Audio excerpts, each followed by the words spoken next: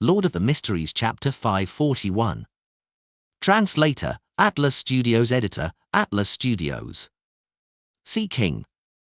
Upon hearing the name to John Cotman sequence, the first thing Klein thought of was the complete honorific name of the Lord of Storms, the King of the Skies, the Emperor of the Seas, the Lord of Calamity, the God of Storms. Sequence 3 is Sea King. Sequence 0 contains the elements of Sea Emperor, so it does match well. I wonder what Sequence 0 of the Storm Pathway is called. Klein looked out the window again and saw that, although the weather was still gloomy, the morning sun was up. The sound of the tide had retreated, and the rain had stopped. He pulled back his thoughts and analyzed the situation from the information that Danitz had revealed. The potion name is Sea King, which means that the corresponding Sequence 3 demigods, saints, have to act as a Sea King. And all acting has one premise, which is that one possesses all the powers needed. As a Sea King, he would definitely be a powerful ruler of the seas that he controls even if there's a distance limitation.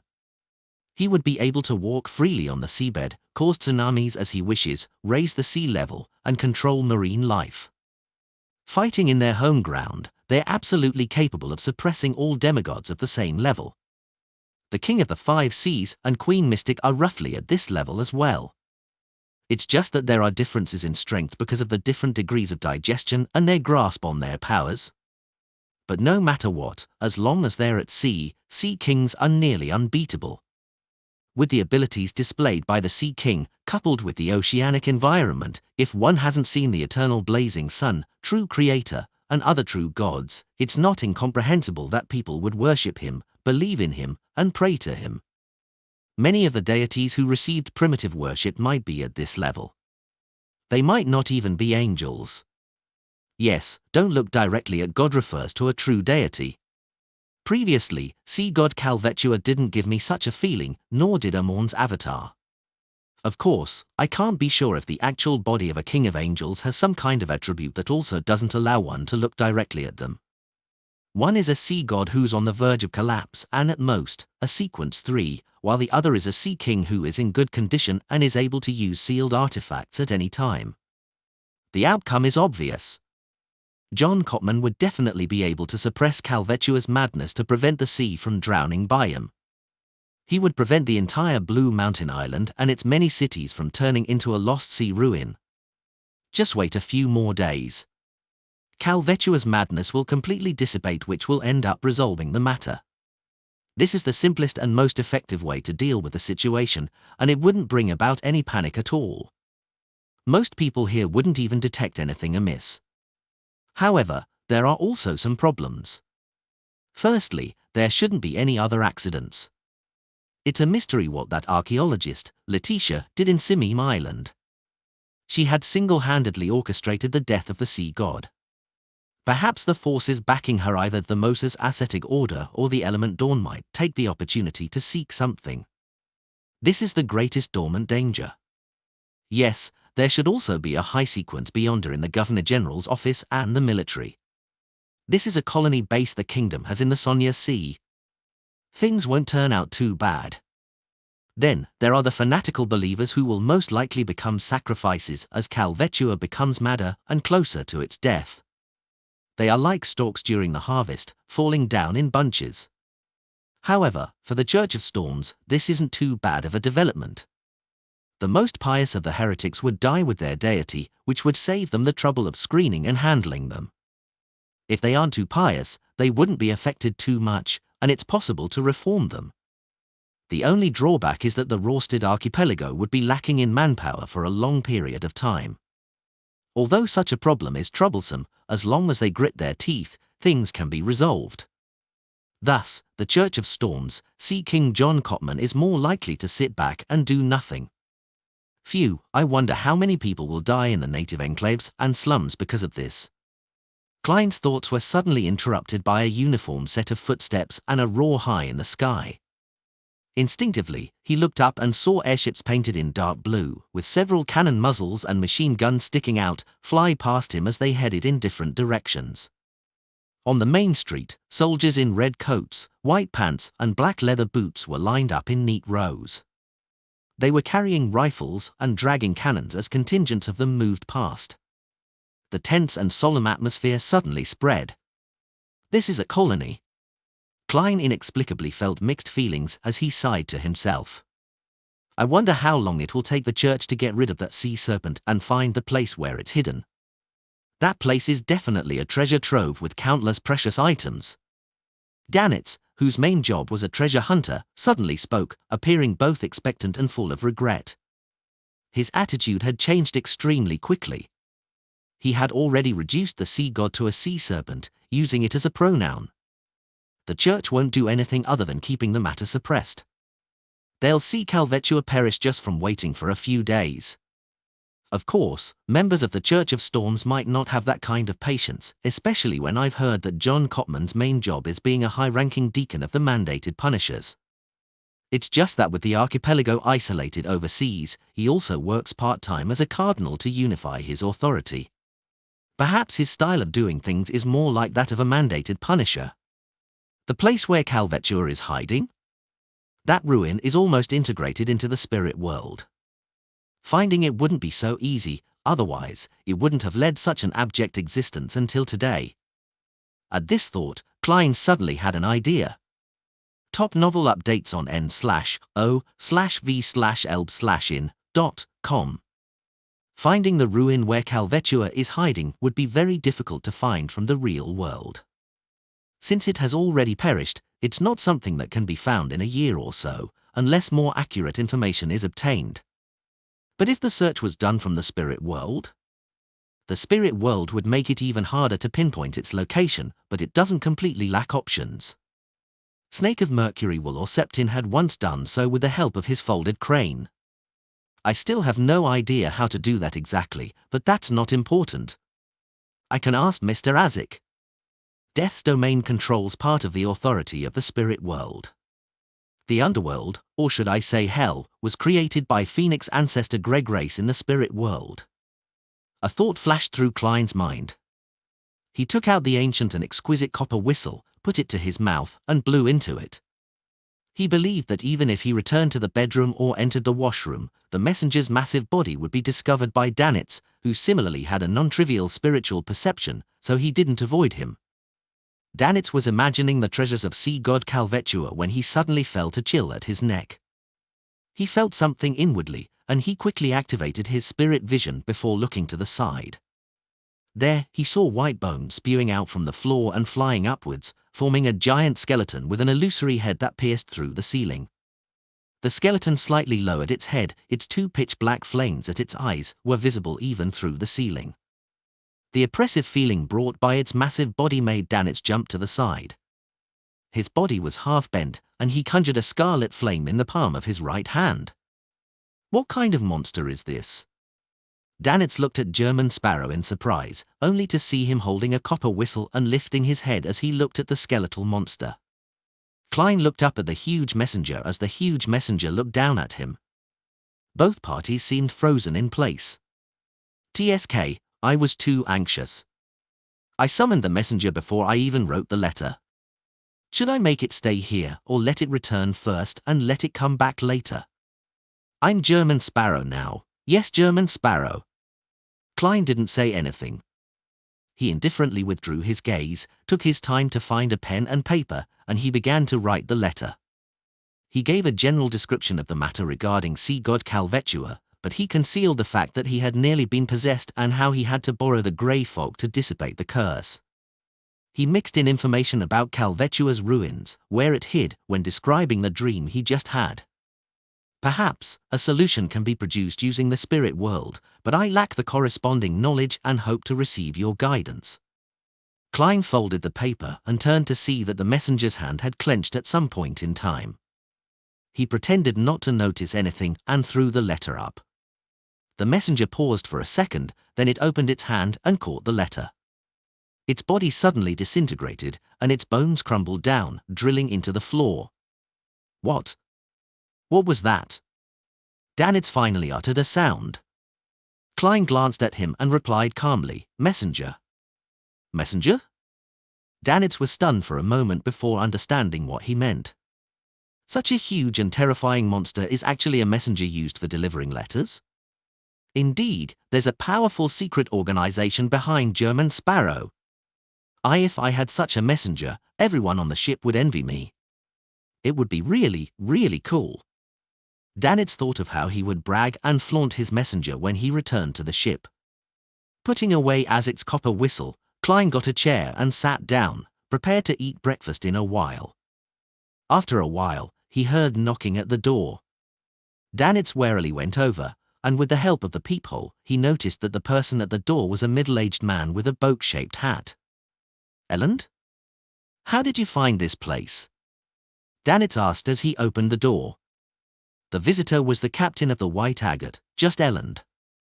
With wrinkles at the corner of his eyes, Elend looked into the room and chuckled. "When you were checking into this hotel, you used German Sparrow's name for the registration. It's easy with a look. That's because this identity is quite proper and innocent. Besides, in the eyes of the Church of Storms, I belong to the military." Klein slowly stood up and said to Elend, "What happened?" Elend pointed outside and said, "I am met with an accident, but it's not a big problem. The military has joined forces with the church, and they're currently conducting a search and arrest operation throughout the city. They're searching for a few powerful beyonders who are archaeologists in name. In order to find the target as soon as possible, the military has used all their resources, but it's still not enough for such a large city. They believe that although you're of unknown origin, you're very friendly to us. They hope you can help with the search and prevent any accidents from happening. The corresponding remuneration will be available after the matter. This is all thanks to you for exaggerating my degree of friendliness. That is to say, after the Church of the Goddess and the Church of Steam and Machinery, I can once again receive money from the military?" For a moment, Klein felt mixed feelings. Seeing that he didn't answer immediately, Elend added, "Although there won't be any major problems, the earlier we find the target, the earlier we can control the corresponding disaster. And perhaps that might save a few more people." Klein fell silent for a moment before gently nodding. "Okay." Lord of the Mysteries Chapter 542. Translator, Atlas Studios. Editor, Atlas Studios. Seeing German Sparrow put on his coat and hat and pick up his cane, Danitz recalled that he had apparently been forgotten. He coughed once, and under the gaze of two pairs of eyes, he said, Do I need to follow? It's best not to. Who knows what would happen? Before this, we had only stopped at Banzi Harbor, but we ended up encountering a rather strange situation. Last night, I brought German Sparrow to visit the Resistance's liaison and ended up being involved with the Sea God's curse. Today, if I were to follow this madman to search for Letitia and the other archaeologists, then who knows what would happen? Danitz looked down and glanced down at his left arm, which was still tied with a splint. In a matter of days, he felt that he had encountered more events than he had in months or even half a year. "You can stay here, but someone will be here for the sweep later." Elend laughed. "Someone will sweep this area? And then the great pirate Blazing would be caught and turned into gold pounds?" Danitz frowned and laughed dryly. "Aside from the reward, there aren't many opportunities to earn money from the military. I'm very willing to give it a try. The only problem is that you'll have to wait a few minutes. I'll don a disguise, Mr. Captain. I don't want to put you on the spot by causing unnecessary misunderstandings. If I don't disguise myself, for a great pirate like myself to engage in operations with the military and the church, it will only result in me being captured immediately." Danitz imagined himself being pressed down, having a knee crushing his back, struggling like a catfish. After thinking for a few seconds, Elend took out an iron black mask from his inside pocket and tossed it over. "Just put it on. I will explain the rest. Yes, there's no need to waste time on useless disguises." Klein evaluated inwardly. Without a word, he turned the handle and walked out of the room.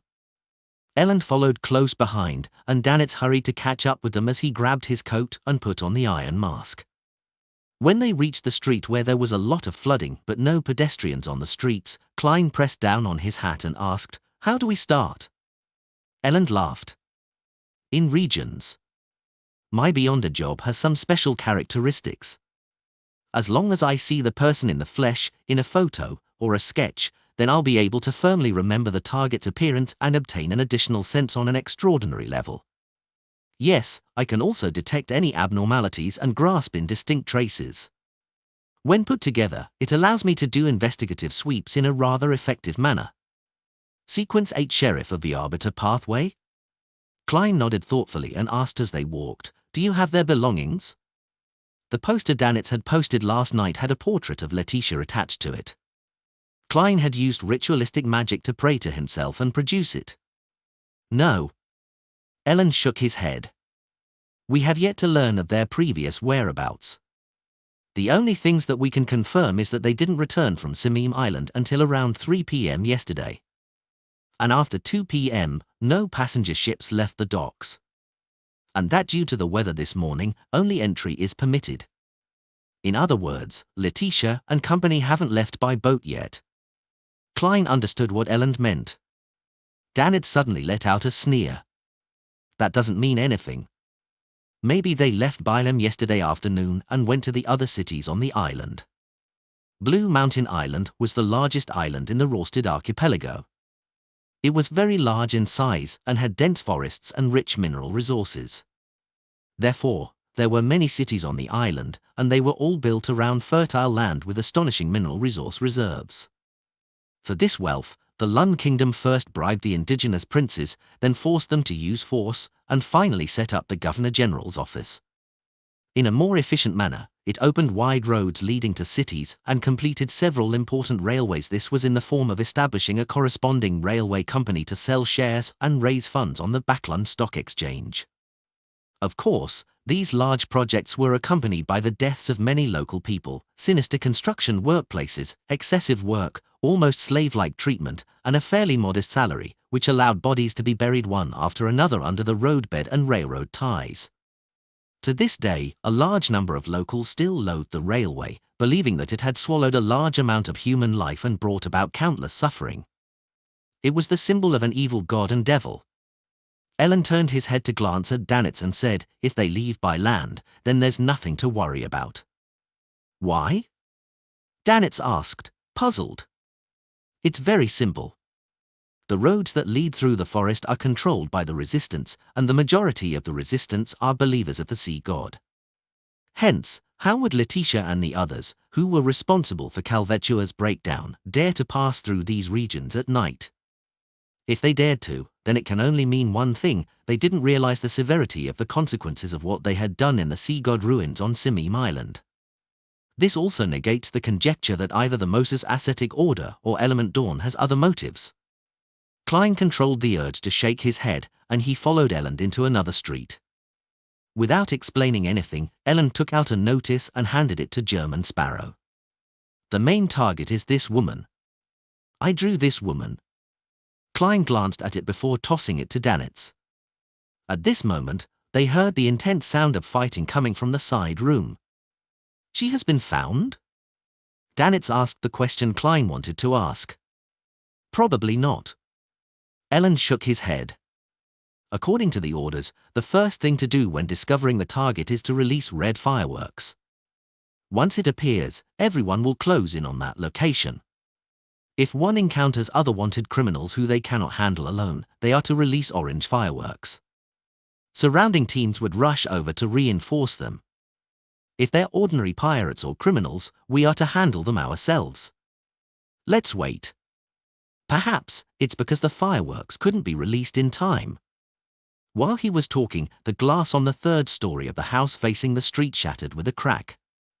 A bear-like brawny man jumped down. His speed was extremely fast as he ran into the distance like a cheetah. At this moment, an enormous shadow enveloped him, and gatling sounds came from the sky above. The brawny man's body was almost torn apart by the machine gun fire as he fell to the ground without putting up any resistance. Blood flowed out and dyed the ground red. If the residents weren't forbidden to leave their homes, then they would have screamed. At some point in time, the airship had floated over, but it didn't stop and had turned toward another direction. "Goltat!" Danitz recognized the victim. Seeing German Sparrow turn his head over, he forced a smile and said, "This is the leader of a pirate crew. He's from Faysac, with a bounty of £950. Faceack. So they really are savages. He actually ran on a curfewed street, completely unaware to be on guard of attacks from above. That's right. Some pirate spent the entire night in a drunken stupor. They have no idea that even airships have been dispatched. If he had planned his escape route, then he might have been able to dodge the machine gun fire. Klein looked away and watched the monster in dark blue paint fly over the roof. When Dannett saw the pirate's outcome, he was grateful that he had followed German out. Seeing that the alert over here had been lifted, Ellen didn't linger any longer and led Klein and Dannett to the area that he was in charge of. After walking quickly for 5 or 6 minutes, they saw a barricade at the intersection in front of them. Guns were mounted and cannons were set up. Lun soldiers in red uniforms stood guard over the area in silence. On the other side of the barricade, 20 to 30 corpses lay scattered on the ground, forming a vanguard formation. Their clothes were tattered and their faces gaunt, clearly indicating that they were natives. A little further away, several young native children were hiding in the corner. They were quietly looking at them in fear. Their eyes were dark and their faces were dirty. Klein and company fell silent for a few seconds before circling around the area. Backlund, Sherwood Borough. Force lifted the ceramic cup from the table and felt the heat. She roused herself and quietly waited for any changes. The temperature of the hot water dropped rapidly, and a thin layer of ice appeared on the surface of the liquid. White frost appeared on the rim of the cup. I'm a trickmaster now. Force closed her eyes in delight. She didn't waste any time after receiving the Spirit Eater's stomach pouch, immediately concocting the potion and completing the advancement. She obtained quite a number of spells with lower potency. Among them, Force favorites were Fog, Wind, Flash, Freezing, Electric Shock, and Tumble, which made people slip. Only at this point did she feel that she was a complete beyonder. She was no longer someone who could only pass through walls or rely solely on ritualistic magic. At almost noon, Elland, with the help of Klein and Dannett, had completed most of the investigation. Let's eat some bread and drink some water before continuing. He took off his boat-shaped hat and spoke with parched lips. Klein was about to nod when he saw an orange firework fly into the air not far away. Discover new chapters at novelbin.com. Without hesitation, Elland put on his hat and ran in that direction. I'll go and support them. Orange means other wanted criminals that cannot be dealt with. Who could it be? Dannett said to himself with interest. He switched to a gait of raising his legs high as he proceeded forward, hoping that the battle would be over before he arrived. Then, he saw German Sparrow follow behind just Elland, leaving him alone by himself. Glancing at the dark blue monster flying in his direction, Dannett let out a hollow laugh and quickened his pace. 2 minutes later, they arrived at their destination and saw a house with a lawn facing the street. 3 or 4 military personnel were lying on the ground. Their faces were pale, and their bodies were trembling as if they had been thrown into a frozen lake. The more Klein walked in that direction, the colder it felt. It was as if he had arrived in the polar regions. Soon, he discovered that the ditches outside the house were filled with thick snow. Just then, a burst of female laughter came from inside the house at varying pitches, alternating between craziness and strangeness. Ha ha ha. Gya ha ha ha ha. Ha ha ha. Gya ha ha ha ha. Dannett couldn't help but stop and touch his neck, which was covered in goosebumps, with his right hand. With a clanging sound, the window opened and a charred body flew out. It landed hard on the ground, as if it were caught in an inferno. With just a glance, Klein was able to recognize through his spiritual intuition that this was one of the 3 male adventurers who had followed Letitia. Lord of the Mysteries Chapter 543. Translator, Atlas Studios. Editor, Atlas Studios. The target appears to have been found. Klein looked away and made a rough judgment. All new stories at n0v/b/n.com. As there were no portraits, the dead adventurer's face was burned black, which meant that Elland clearly didn't recognize this as one of their targets. After observing the situation and listening to the creepy laughter for a few seconds, he pointed to the 3 or 4 military personnel lying outside the house. "Drag them back first, then wait for the other teams to arrive before launching our attack." Or. He hesitated for a moment, then he raised his head to look at the approaching dark blue airship. Without another word, and without instructing Klein and Danitz, Elend ran to the unconscious military personnel whose faces were purple. Tap. Tap. Tap. The closer he got, the weaker his steps became. In the end, his body became stiff and every step he took became extremely difficult.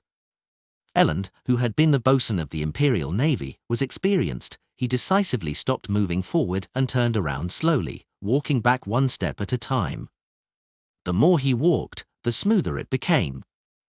However, he was still shaking uncontrollably. His eyebrows and temples were covered in a thin layer of frost.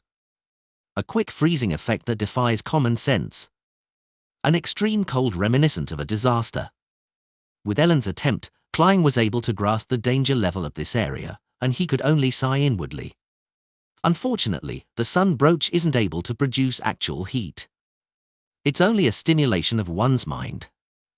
Although it can make a body generate clear effects, it will only allow a person to withstand this cold for 3 to 4 seconds at most. Looking at Elend's chattering teeth and how he was unable to open his mouth despite wanting to say something, Klein's gaze swept over Danitz. He threw his cane and said in a low voice, "Fire." Fire? Danitz was stunned at first, but he quickly understood German Sparrow. He had also witnessed the entire process of Elend's failure. A scarlet fireball that couldn't be considered bright formed on Danitz's right palm, and he threw it towards the flanks of the military personnel. The fireball traveled for nearly 20 meters and then landed on the ground without creating an explosive sound. Instead, it quietly rose into the air. The scarlet pillar of fire emitted sizzling sounds as it continuously shrank and quickly dimmed. Suddenly, it expanded, as if it was in a desperate struggle before it perished. Klein, wearing a black tweed coat, jumped out and landed right next to the military personnel. He bent down and reached out with both hands and grabbed the man's clothes. Then, he pushed his feet against the ground, exerted strength at his waist, and threw the man out. The military personnel immediately flew into the air, smoothly flying out before landing 10 meters away from the area, escaping the region with the coldest chill. After doing this, Klein snapped his fingers and lit a match in his pocket before the chill seeped into his body. The scarlet streams of flames gushed out like water, instantly enveloping him. By the time everything faded, Klein had disappeared from his location. Flames leaked out, flickering and extinguishing from time to time. With the help of Danitz's fireballs and his own matches, Klein constantly phased around in the extremely cold area, easily throwing out several military personnel. After 2 to 3 attempts, he carried the last member of the military back to his original position. Elend had clearly recovered as he gave a thumbs up. "I'm very glad and honored to have made the decision to ask for your help today. Captain, I like your tactful praises. Also, remember to raise the remuneration." Klein nodded politely, half-turned, and looked at the open windows of the house. He heard the laughter grow stranger. Danitz pursed his lips to the side and silently cursed Elend. "Did you not see the contribution I made? Although my fireball has become something akin to a prop for a magic show, it still made actual contributions. This guy's nickname is just Elend, but he's not just at all." As he muttered, a shadow loomed over the area, and the airship had arrived in the air opposite them. "Evacuate the people in the surrounding houses," an officer shouted from the airship. After Elend and 2 other teams cleared several nearby buildings, the airship lowered its altitude and adjusted its cannon muzzles. Boom! Boom! Boom! The cannons fired continuously, bombarding the house which was still filled with creepy laughter. Hearing the explosions and seeing the flashes of flames, Klein sighed as he held his cane. This is the firepower bombardment he advocated. He had once proposed it in Tingen City but was unable to put it into practice. And today, however, the overseas colonists were producing the real scene before him. Elend and the others stood guard in different positions under the deafening sound of the cannons, so as to prevent the people or perhaps monsters inside from breaking out. Soon the house collapsed, and smoke rose from the piles of masonry. All the snow and ice was gone. Suddenly, a thick bolt of lightning flashed, openly striking the airship. Klein frowned. He saw that the airship was completely still and heard a steam boiler produce a jarring sound. The dark blue monster in the sky lost some control. Significant amounts of smoke began to billow out as it began descending to the side. Seems like they're being shielded by ammunition and being protected by an outer layer of air. I thought it would cause an explosion, blasting the airship to pieces. Klein turned his full attention back to the collapsed house. When he initially felt the extreme coldness and saw the male adventurer's charred body, he thought he had met another demonison who grasped the witch potion formula. Having dealt with demonesses several times, he knew that Beyondus of this pathway could control ice and black flames from Sequence 7. But that flash of lightning had made him reject this judgment. He believed that Letitia was indeed a member of the Moses Ascetic Order or Element Dawn, a real woman. The moment Klein arrived at this conclusion, the pile of bricks and wood were immediately lifted away. The bright red and charred figure crawled out, with its elbows used to prop it up from the ground. She was a female and Letitia's original appearance could barely be recognized. This made Elend and the others shocked to discover that they had already found their target.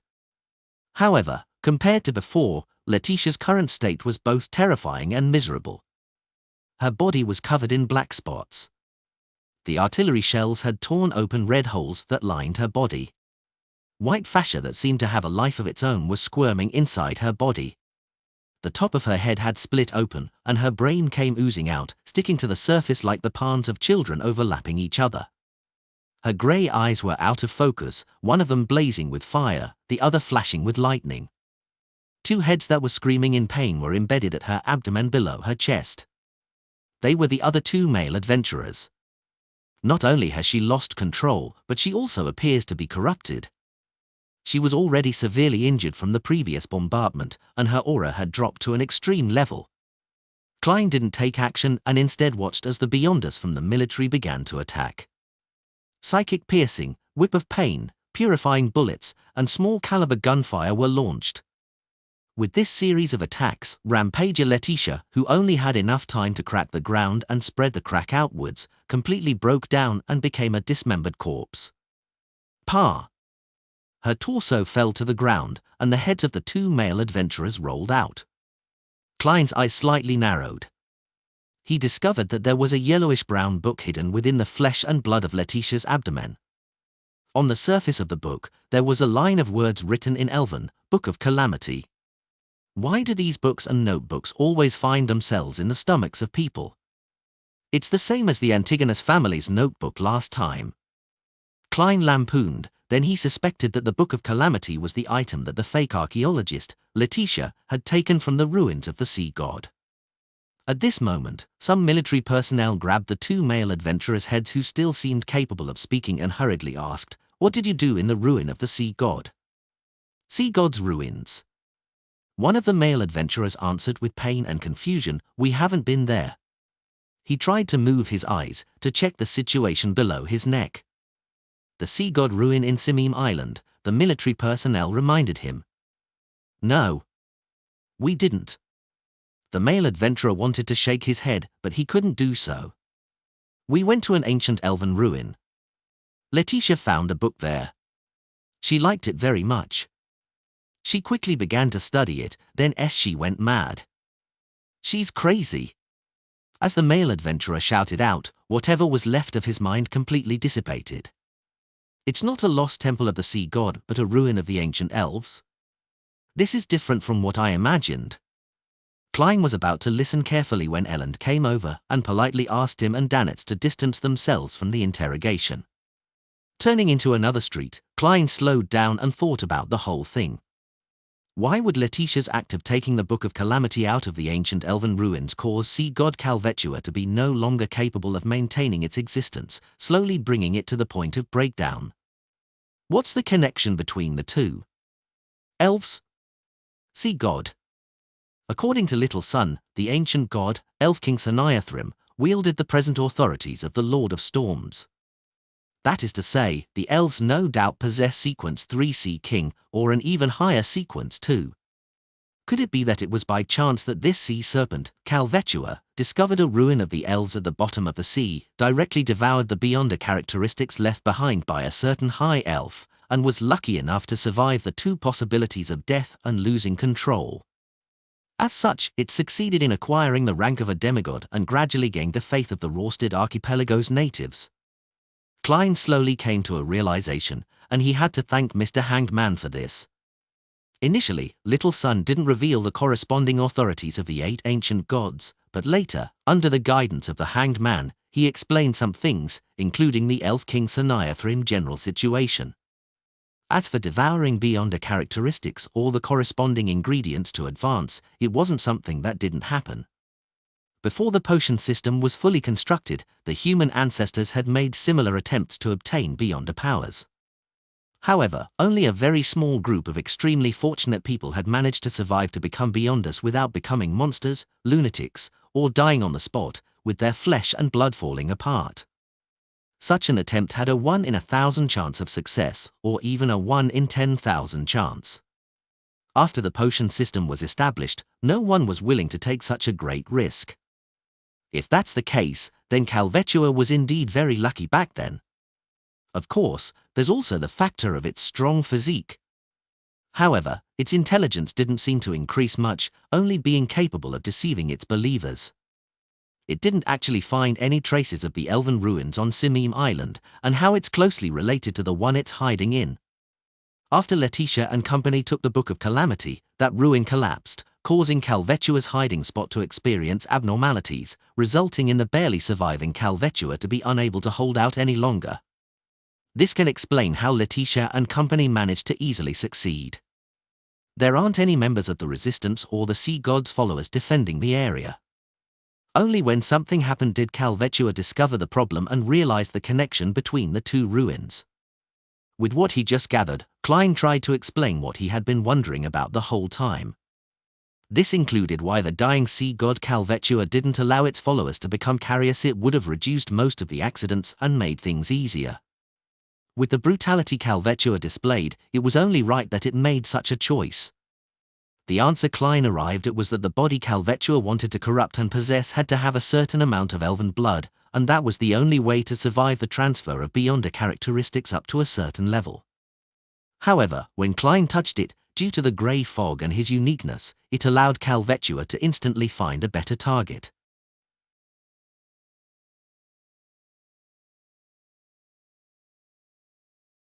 Lord of the Mysteries Chapter 544.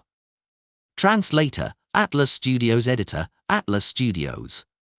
Klein had just sorted out his thoughts when Ellen caught up with the 2 and said with a smile, "We've found the target, the investigation is over. I'll bring you back to the hotel first, and I'll bring the remuneration in 2 days. Also, it's best if you don't go out today."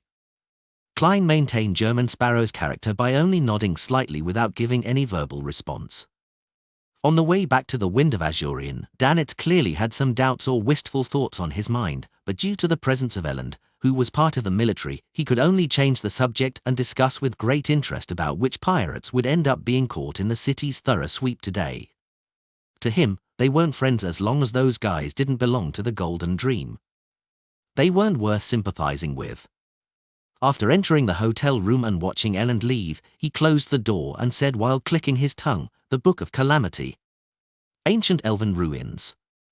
This really is an interesting matter, but how did the elves end up like devils? Just by casually taking their book, a casual flip through it had caused that woman to go insane and lose control. What kind of image do you have of elves? Living in the mountains and seas, specializing in cooking, creatures who enjoy nature.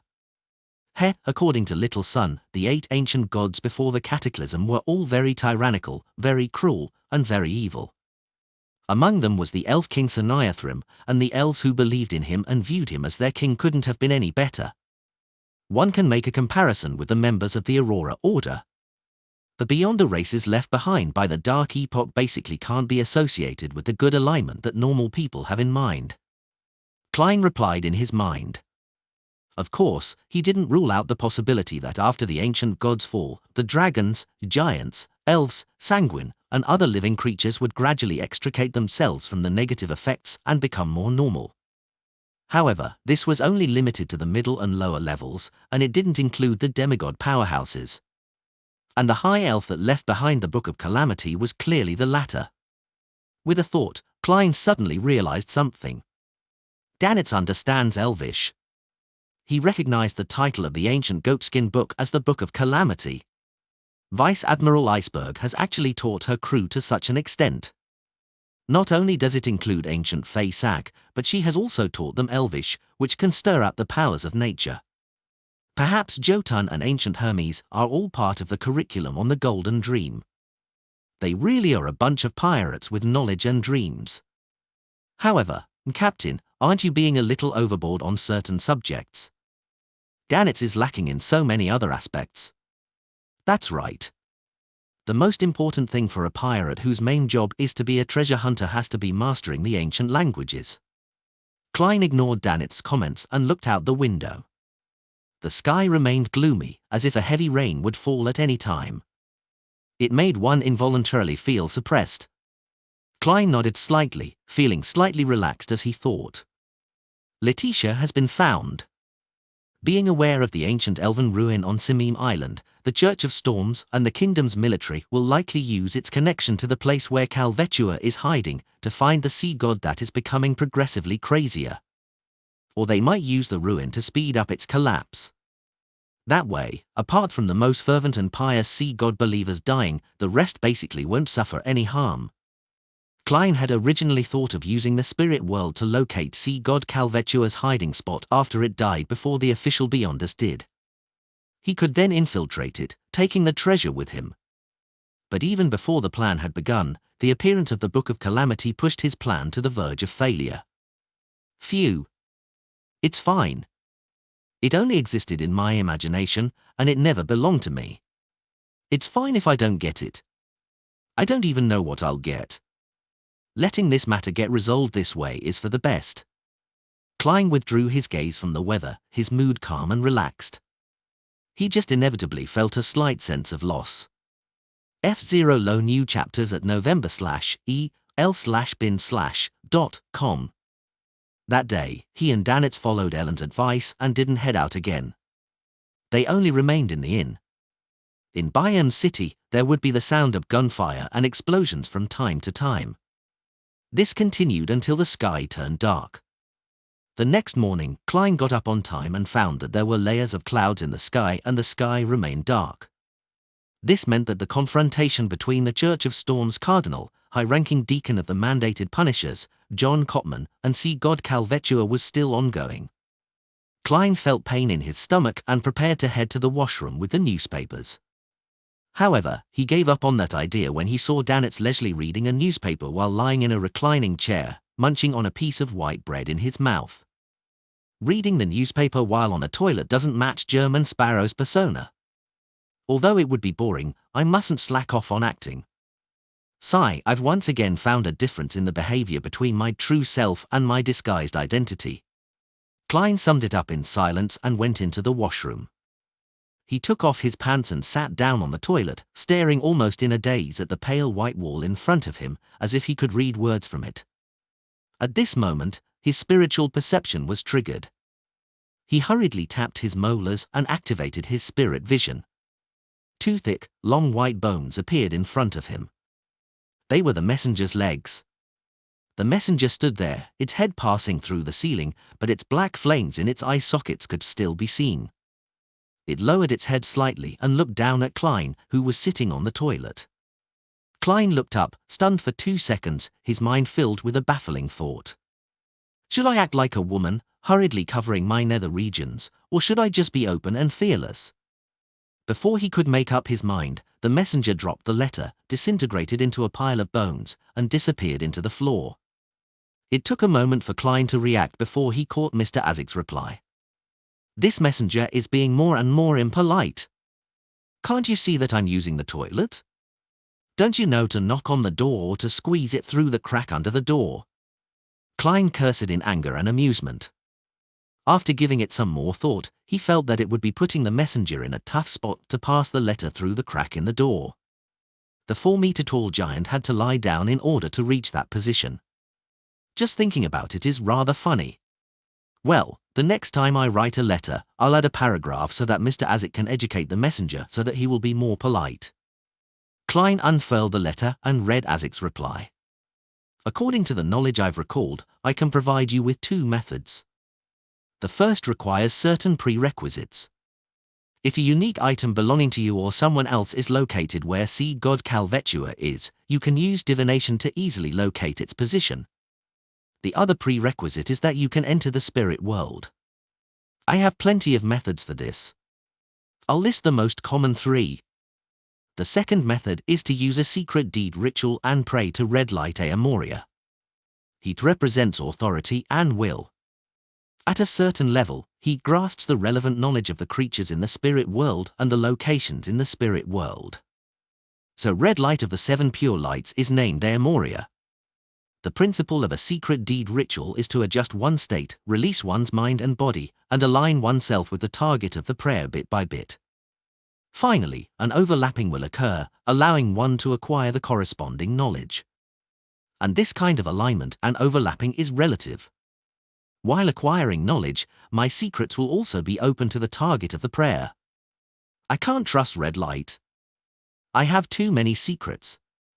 Klein's first reaction was to rule out the second approach. As for the first solution, there was also the chance of failure. Klein didn't have any unique items located where seed god Calvetua hid itself. Either I use the help of the resistance and send something to Calvetua, or I'll have to find the original owner of an item sacrificed to seed god from its believer. Furthermore, it has to be unique. Send something to Calvetua. As he thought, Klein suddenly had an idea. He braced himself and considered it over and over again, thinking that there was a certain probability of success. After finishing his deed in the washroom, Klein washed his hands, took 4 steps counterclockwise, and went above the grey fog. He planned on attempting divination and received a revelation that there was danger, but it was manageable as long as it was handled properly. With all of this done, he returned to the living room and walked towards the reclining chair. Danitz immediately sat up and said with a dry laugh, "Is there something? Do you know the words to the prayer relating to the sea god?" Klein asked with an unperturbed tone. Danitz spread out his hands and suddenly hissed. "Dog's hit." He softly cursed his injured arm and switched to smiling. "Yes.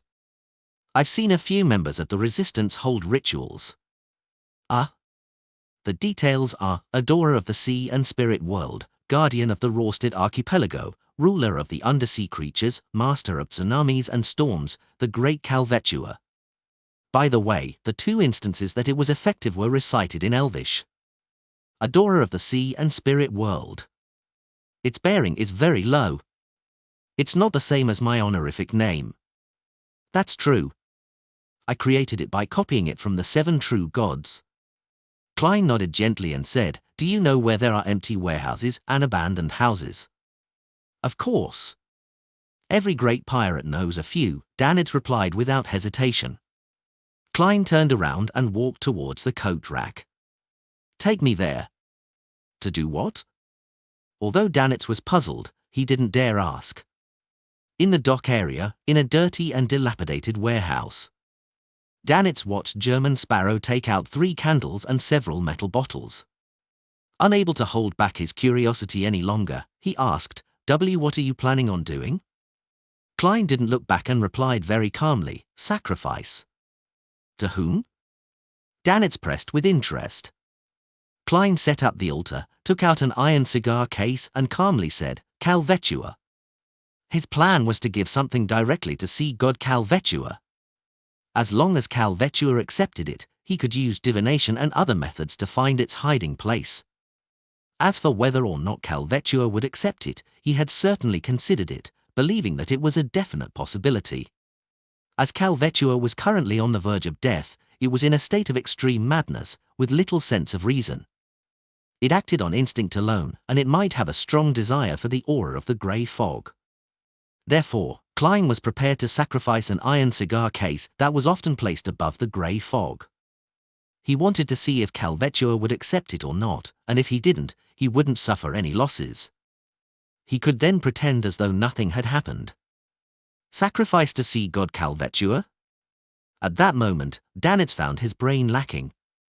He couldn't comprehend what was on German Sparrow's mind. Are you crazy? How could it accept your sacrifice? Even if it's accepted, what would be the point? It's dying. And it's very dangerous. Danitz blurted out. Immediately, he added inwardly, no, German Sparrow isn't crazy because he has always been crazy. Klein glanced at him and simply said, in this domain, I'm an expert. When it comes to sacrificial rituals, I'm an expert. Klein wasn't modest about this.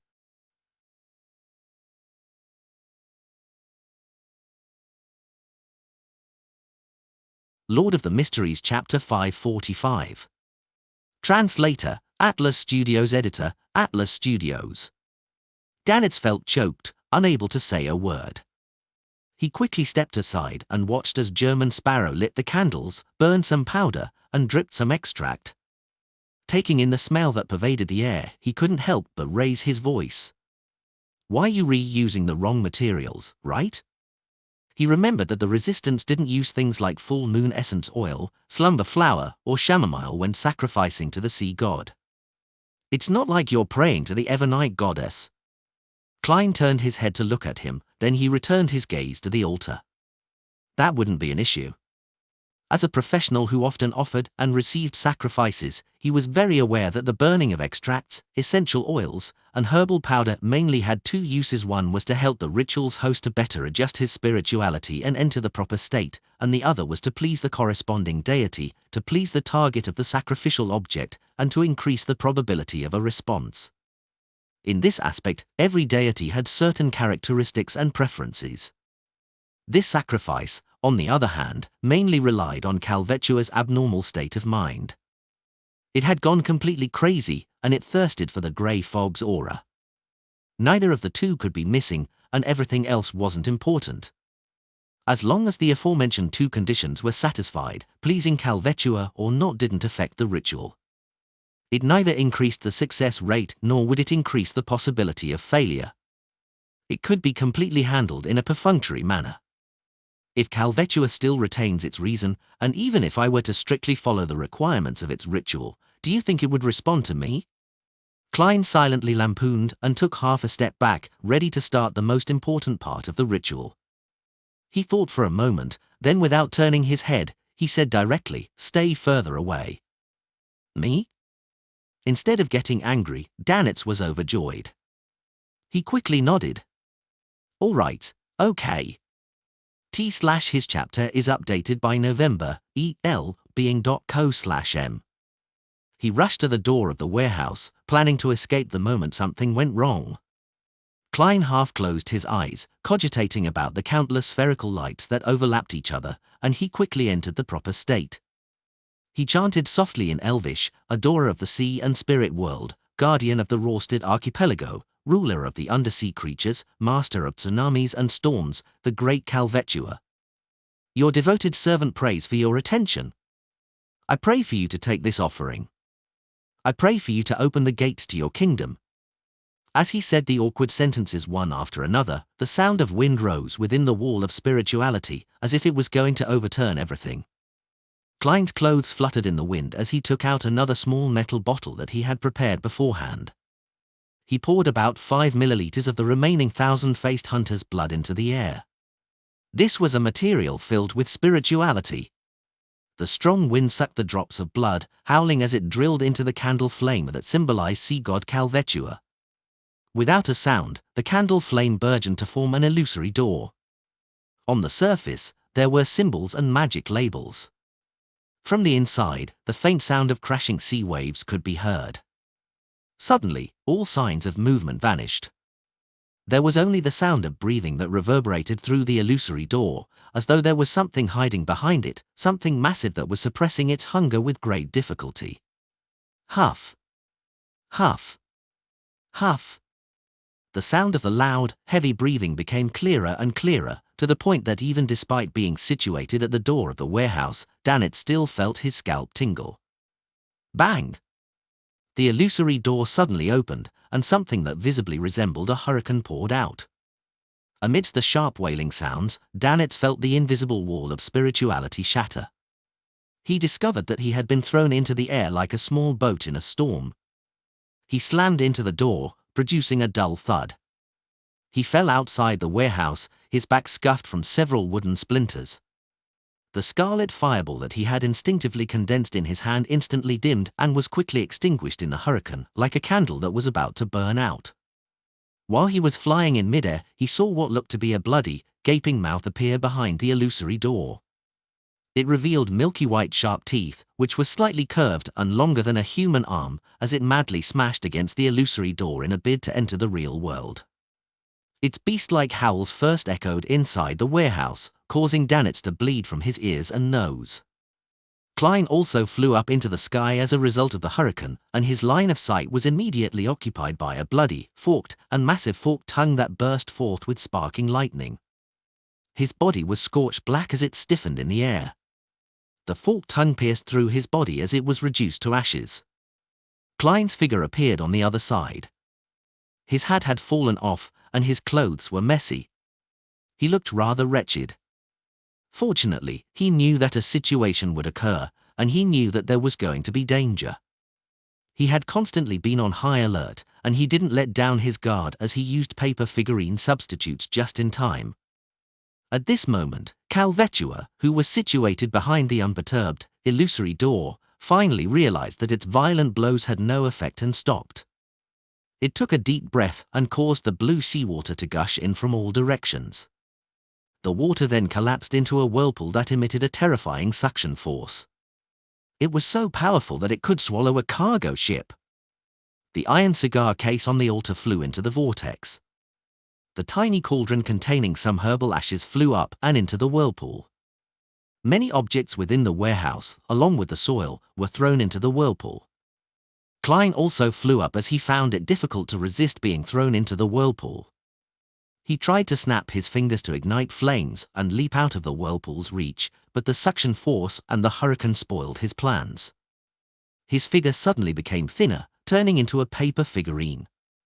As the paper figurine fell into the whirlpool, Klein, who had emerged from another position, once again soared into the air, unable to extricate himself from the terrifying suction force. At this critical moment, he no longer hesitated. He made the black glove he wore on his left palm turn pale as it was tinged with a slightly dark green color.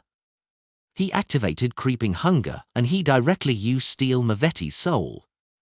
Klein's body suddenly grew heavy as he pushed forward with his left palm. An ice wall, that wasn't too thick, solidified in front of him, helping him temporarily isolate Sea God's whirlpool.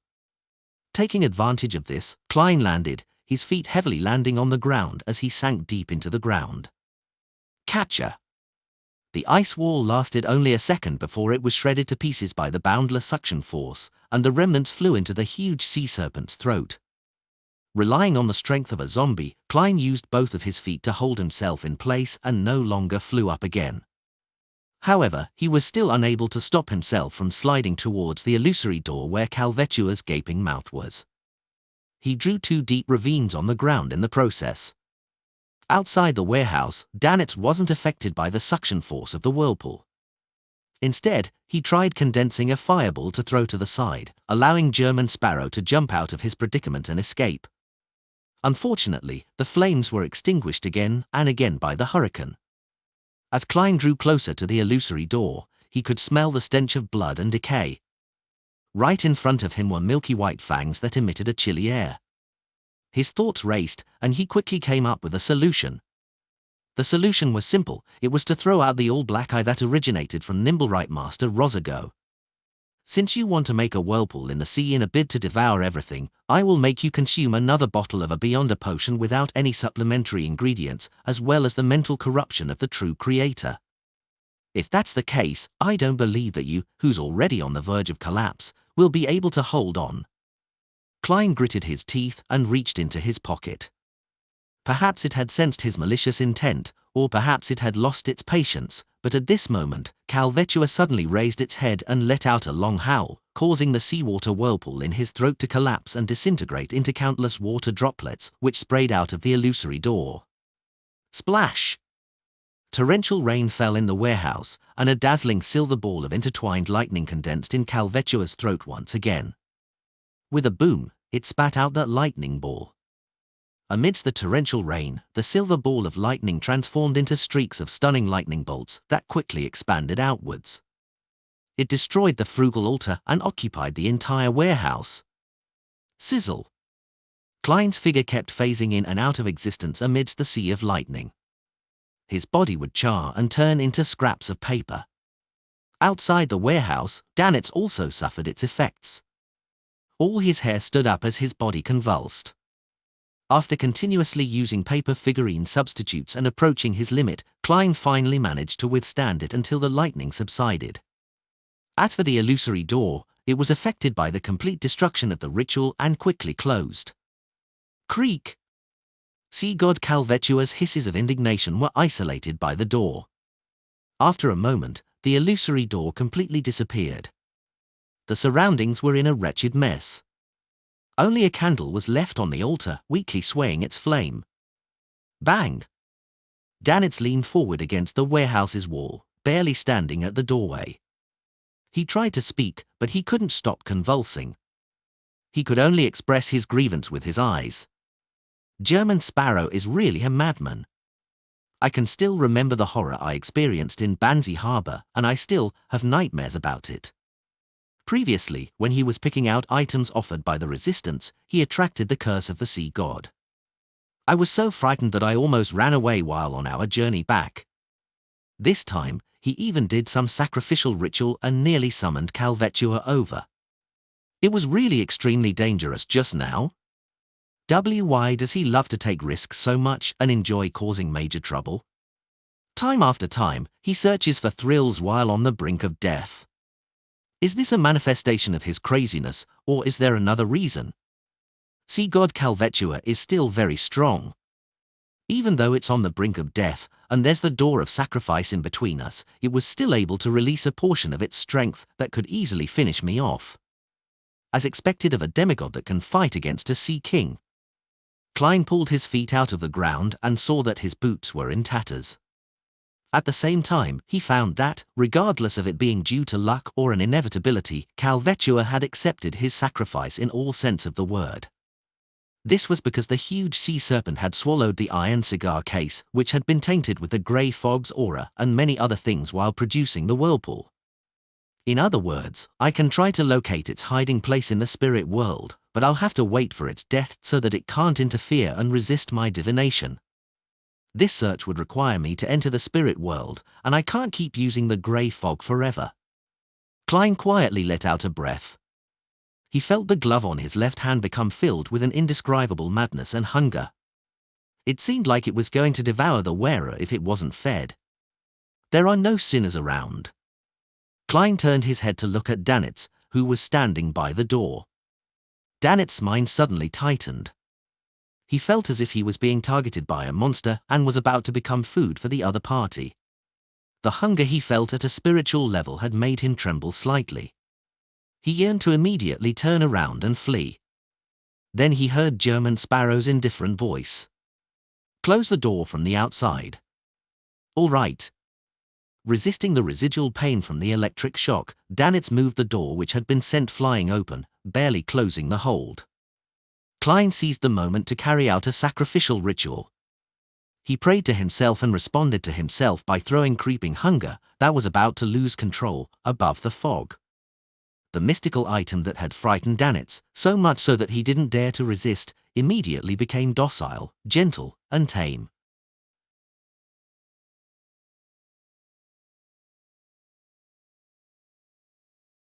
Lord of the Mysteries Chapter 546. Translator, Atlas Studios. Editor, Atlas Studios.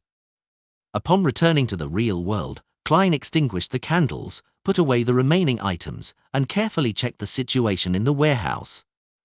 Luckily for him, the whirlpool of seawater created by Calvetua had completely wiped the area clean, leaving only the subsequent sprays of rain, the blackened patches from the lightning strikes, and sparse piles of ash, as well as the ravines produced by Klein's 2 feet.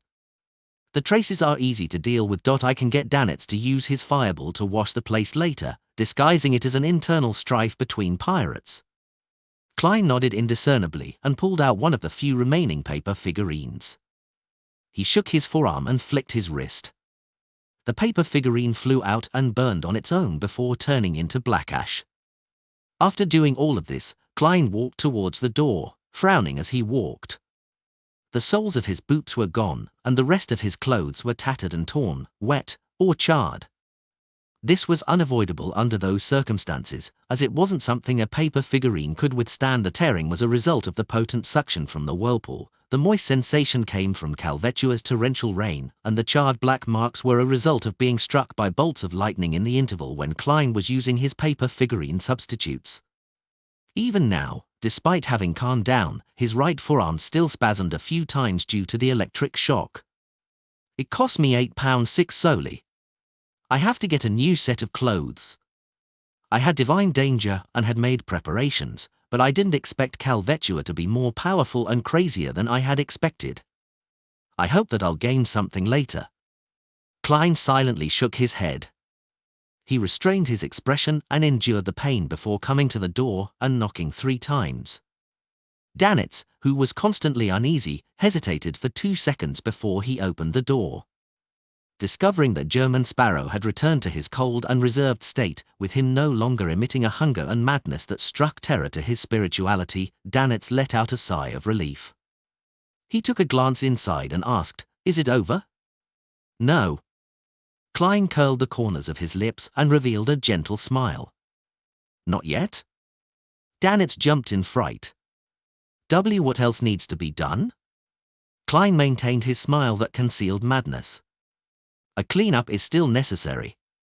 That's basic courtesy." "A clean-up?" Danitz was stunned. Raising his right hand, he pointed at himself and said, "Me?" The corners of Klein's mouth widened.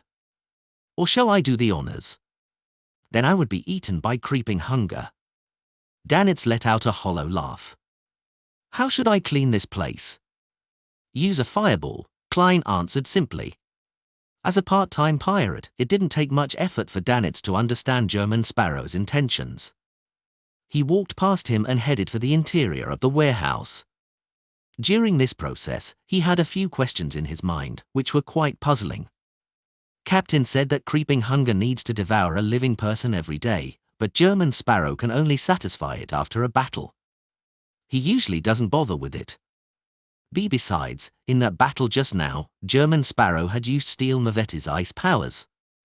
He didn't feed it after. Strange. What secret lies behind this? A seal of a certain level? Or, can it be that the organization behind him is capable of sealing creeping hunger? As Danitz cleaned the warehouse, Klein stood outside, looking up at the overhanging dark clouds, looking forward to what would happen next.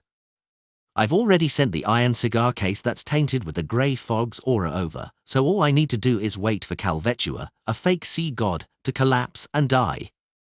I hope the Beyonders of the Church of Storms and the Kingdom's military won't have the time to find it in time, or leave behind some items of certain value that they think little of." Klein slowly took in a deep breath, listening to the dull bombardment sounds coming from behind him. In a hotel, Alger stood at the window, staring out at the overcast sky. "I received the Sanguine's anesthetic gas not long after the last tarot gathering. I was prepared to go out to sea to gather ingredients, but a week has passed, and I'm still stuck in Bylem." The corners of his mouth twitched as he shook his head. First, there was the incident of the world hunting Steel Mavetti. It earned him quite a sizable amount of money, and then he had to wait for the reward.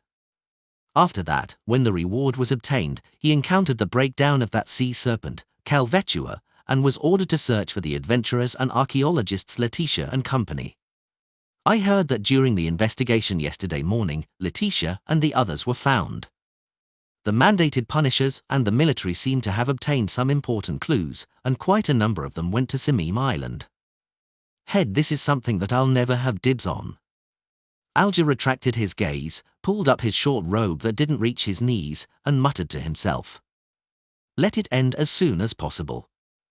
Once Calvetua was completely dead and the tsunami was no longer a latent risk, he could leave the harbor. After leaving the city of generosity, Bayam, he could work at advancing to sequence 6 Wind Blessed. As his mind whirred, Alger's heart skipped a beat and he turned around to look out the window. He saw the clouds high in the sky quickly dissipate, with the crimson moon quietly hanging in the sky. Klein slept until midnight, when he was suddenly jolted awake. He had vaguely sensed something. He rolled out of bed, went to the window, and pulled back the curtains. Crimson moonlight shone in, covering everything like frost. It was cold and dreamy. Klein looked out and saw that the clouds which hung low had disappeared. The bright crimson moon was high in the sky amidst the sparse stars. This means that the confrontation between the sea god and sea king has ended? Klein pondered for 2 seconds, retracted his gaze, closed the curtain, took 4 steps counterclockwise, and went above the grey fog. He sat at the end of the long, mottled table, took out a gold coin, and began to recite a divination statement in a low voice. Calvetua is completely dead. After he repeated this 7 times, he flicked the gold coin and watched it leap upwards and tumble down. The gold coin landed in Klein's palm, and the king's head faced up. It meant a positive result. It meant that sea god Calvetua was completely dead. As expected, the ancient elven ruins on Simim Island and the hiding place which Calvetua used to maintain its existence are closely connected. The mandated punishers and the military have just received the Book of Calamity, and since they only learned about the ruins for a little more than a day before, Calvetua couldn't hold out much longer. I thought it could forcibly survive for 2 or 3 more days. Klein sighed and tried to divine whether the official Beyonders had already entered Calvetua's hiding place. Unfortunately, due to the lack of information, his divination failed, and he was unable to obtain any revelations. After thinking for a while, Klein changed his angle, undid his spirit pendulum, and began to divine if it was dangerous for him to search and explore Calvetua's hiding place. As this involved himself, he quickly received a conclusion. The topaz pendant was rotating counterclockwise at a not-so-fast frequency and low amplitude. It's dangerous, but it's acceptable. The danger is even less than the sacrificial ritual. Klein nodded gently, returned to the real world, and began his preparations for his operation. He locked the bedroom door first, then he arranged the ritual to summon himself. Once again entering above the grey fog, Klein picked up the Dark Emperor card and placed it inside his spirit body. All of a sudden, he turned corporeal as if he was of flesh and blood. The surrounding black fog stuck to the surface of his body and formed a majestic aura. It was as if he was entirely clad in physical armor, but on his head was a gorgeous pitch-black crown. Looking at the human-skinned glove on the table, Klein hesitated to put it on. Above the grey fog, creeping hunger was almost in a sealed state. It didn't dare to make any unusual movements, but once it left the area, the uncontrollable hunger would cause harm to its wielder, whether they were alive or in spirit body form. Amidst Klein's considerations was whether the Dark Emperor's high level could suppress the creeping hunger inside his spirit body and keep it normal. I'll give it a try. If it doesn't work, I'll end the summon and return here. This will hardly require any time, and there's no danger. Klein picked up creeping hunger and put it on over the iron black armor gauntlet. He didn't hesitate any longer and stepped into the door of summoning. With the help of the expanding candle flame, he arrived in the real world. Without being careless, Klein's first reaction was to check the state of creeping hunger. He found it calm and submissive, subservient to the high level of the Dark Emperor. Not bad. With a sigh of relief, Klein placed the mystical items, such as Azek's copper whistle, the biological poison bottle, and the sun brooch, into his body one by one. Finally he picked up his black hardwood cane and prepared to use it to search for his lost iron cigarette case that had been tainted with the grey fog's aura. Of course, in order to find the place where Calvetua was hiding, one had to first enter the spirit world and pinpoint the location from within. Otherwise, it would only fail. As for how to enter the spirit world, Klein didn't consider the 3 methods provided by Mr. Azek. As a spirit body with intelligence and the ability to think, how was he not able to find the spirit world and enter it? He calmed down a little and recalled the scene of countless spherical light. His body and mind quickly became tranquil. His thoughts gradually became empty as his consciousness gradually extended and expanded. He soon discovered that he was surrounded by indescribable illusory, transparent things. All the colors became bright, distinct, but overlapping, and the grey fog had grown so faint that it seemed to cover everything in an ethereal manner. In the depths, high up in the sky, there were 7 rays of lustrous brilliances that shone with different colors. They seemed to possess life, and they contained immense knowledge. This was the spirit world. It completely overlapped with reality and was omnipresent. If I happen to encounter the mandated punishers or military personnel, I will immediately end the summoning and return above the grey fog. Klein took a step forward. After easily entering the spirit world, he felt his body become illusory. Find news stories on november/elbin.com. The black cloak behind him fluttered up slightly, and the hardwood cane in his hand stood upright. He said in a low, dignified voice, "The location of my unique iron cigar case." While chanting, Klein felt tense for a baffling reason. In the saturated and distinct colors of his surroundings, pairs of indifferent and eerie eyes glanced over. After repeating it 7 times, Klein released his grip and waited for the revelation. The black hardwood cane floating forward at an adequate speed which was neither too fast or slow. Klein followed it, flying through the real, the illusory, the strange, and mysterious spirit world. Here, if he lost his bearings, it was very easy to end up completely lost and never be able to leave again. Of course, there wasn't a problem for Klein. If he really got lost, he could end the summoning and return directly to the space above the grey fog. Klein chased after the black cane, which was sometimes thrown and sometimes dropped, shuttling back and forth between distinct and overlapping colors. He passed by half-hidden spirit world creatures that couldn't be accurately described, and it was hard to know how far he had traveled. Suddenly, he saw an eye. It was round, with clear blacks and whites. The eye looked at him without blinking. There was no head, nor was there a corresponding body.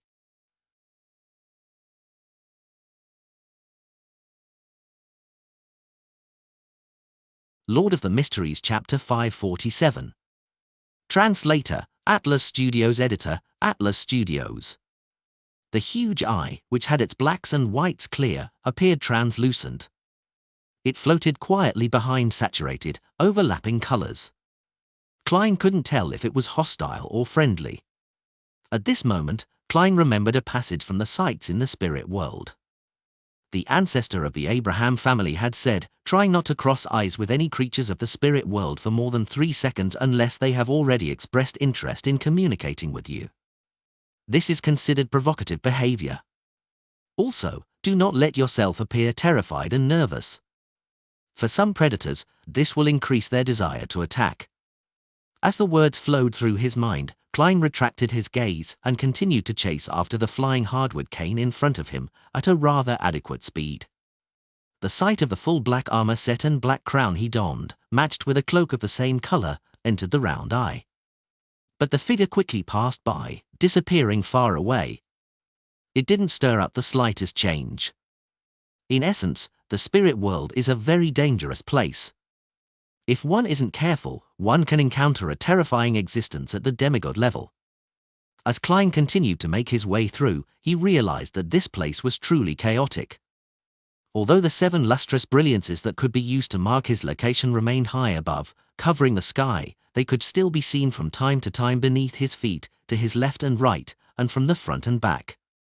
If not for his black cane, Klein wouldn't have been able to determine his bearings. Suddenly, through the faint fog of the void, he saw, on his left based on a normal human being's concept of left, a floating castle. It was entirely black in color. Its spire towered, and it was covered with vines, extremely reminiscent of a Gothic style. At the top of the castle stood a translucent woman who was almost as tall as the castle. She was wearing a complex, gorgeous, dark, and gloomy black dress. She didn't have a head, and there was a neat cut by her neck. had drooping hands held for blonde heads with red eyes. If one looked closely, they would find that these brilliant-looking heads were exactly the same. When Klein, who was disguised as the Dark Emperor, passed by, the 4 heads the woman carried blinked. Klein didn't respond as he flew forward as though he hadn't seen her. The woman slowly turned her body, letting the heads in her hand watch him depart. What kind of monsters are these? As the thought flashed through Klein's mind, he saw the black cane plummet rapidly. He hurriedly chased after it, once again experiencing the feeling of a free fall. About 8 seconds later, a faintly discernible collapsed building appeared in front of him. Outside of the building floated a spirit world creature which resembled a giant jellyfish. It extended transparent, sticky tentacles and pulled the surrounding area into its own territory. At the end of each tentacle grew a white skull with deep eye sockets. It kept shaking as it floated about with light but slow movements. The black cane passed through the strange creature of the spirit world and hovered in front of the almost illusory collapsed building. Found it? Klein was delighted at first before he solemnly glanced at the giant jellyfish that was waving its skull. He made preparations for battle, but he didn't attack immediately. Instead, he tried to emit the profound dignity that came with the high level of the Dark Emperor card. His eyes indifferently stared at the eye sockets that were deeply recessed. After 3 seconds of frozen silence, Klein said Ancient Hermes in a low voice, "Leave." The tentacles supporting the skulls twitched twice, then, the giant jellyfish slowly floated up, disappearing into the depths of the spirit world. This Dark Emperor card is still very useful. I was already considering throwing Mr. Azek's copper whistle. The descendants of death should still have some standing in the spirit world. Klein breathed a sigh of relief and descended, grabbing the black hardwood cane. Then, he fell into the collapsed building ruin with a sense of anticipation. For him, even if the Church of Storms and the kingdom's military had found this place ahead of him and had taken away the most valuable items, he would still be satisfied as long as there were still some remaining. Even if there's nothing else, it'll be sufficient for me to explore an elven ruins and see what information they left behind. When Klein passed through an ethereal barrier that resembled a curtain, he felt the air around him suddenly become thick and heavy. A shimmering wave of light appeared around him, coming from the deep blue water that filled the area. At the bottom of the sea was an ancient, dark ruin. All the buildings had either collapsed or half collapsed. A huge pillar, carved with strange patterns and symbols, extended out from the middle. It appeared to be heading straight up to the top, as if it had supported the place in the past, but now it was broken and was leaning on the top of a nearby building. Klein recognized this place, as well as the pillar. It was the hiding place of sea god Calvetua, a hidden place where reality blended with the spirit world. At this very moment, an unwilling, pained, angry, and crazed scream echoed in the air. It didn't weaken in the slightest. That scream was precisely the same howl of hatred that Calvetua had let out before its death. It's really dead. Holding the black cane, Klein landed on the greenish-grey stone road in front of the ancient ruins. On both sides of the road stood pillars that were neither thick nor tall, and on them were also strange patterns that were different from the symbols and magic labels from before. At the bottom of each stone pillar, there was a figure sitting beside it. Some of them wore ancient robes, while some wore brown jackets that were fashionable nowadays. As soon as they sensed someone approaching, they raised their swords, axes, and other weapons, stiffly but quickly. They turned to where Klein was, revealing their weathered, greyish-black faces and their shriveled bodies, which were devoid of any flesh or blood. Their eyes, feverish and numb, were fixed on Klein, who was wearing a black crown and black armor. Calvetua's devotees. However, this also means that the Church of Storms and the kingdom's military haven't found this place yet. Klein sighed and injected his spirituality into the sun brooch. He muttered a word in ancient Hermes, holy. He activated the sun brooch's holy oath, and through the corresponding word in ancient Hermes, he temporarily added a holy attribute to the damage he dealt with his attacks. Pa! Klein flicked his wrist and threw his cane. He bent his body slightly and charged towards the first sea god guard who came rushing over. While running at high speed, Klein suddenly turned left and dodged the enemy's axe. He then swung his arm backwards and used his cane to draw a clear grayish-white crack on the enemy's body. Pure golden flame silently rose from within the crack, wrapping around the sea god guard and burning it until it was on the verge of collapse. Bam! Klein exerted strength into his feet and stomped past the enemy. Behind him, the completely desiccated sea god guard finally collapsed, turning into ashes within the golden flames. Tap! Tap! Tap! Klein bent his back, quickly moving forward, sometimes to the side, and sometimes diagonally as he passed by each of the sea god guards. At the same time, he brandished his cane, whipping, stabbing, cleaving, and slashing, leaving different marks on the guards that resembled desiccated corpses. Tap! Tap! Tap! Klein passed through the road and arrived in front of the half-collapsed ruins.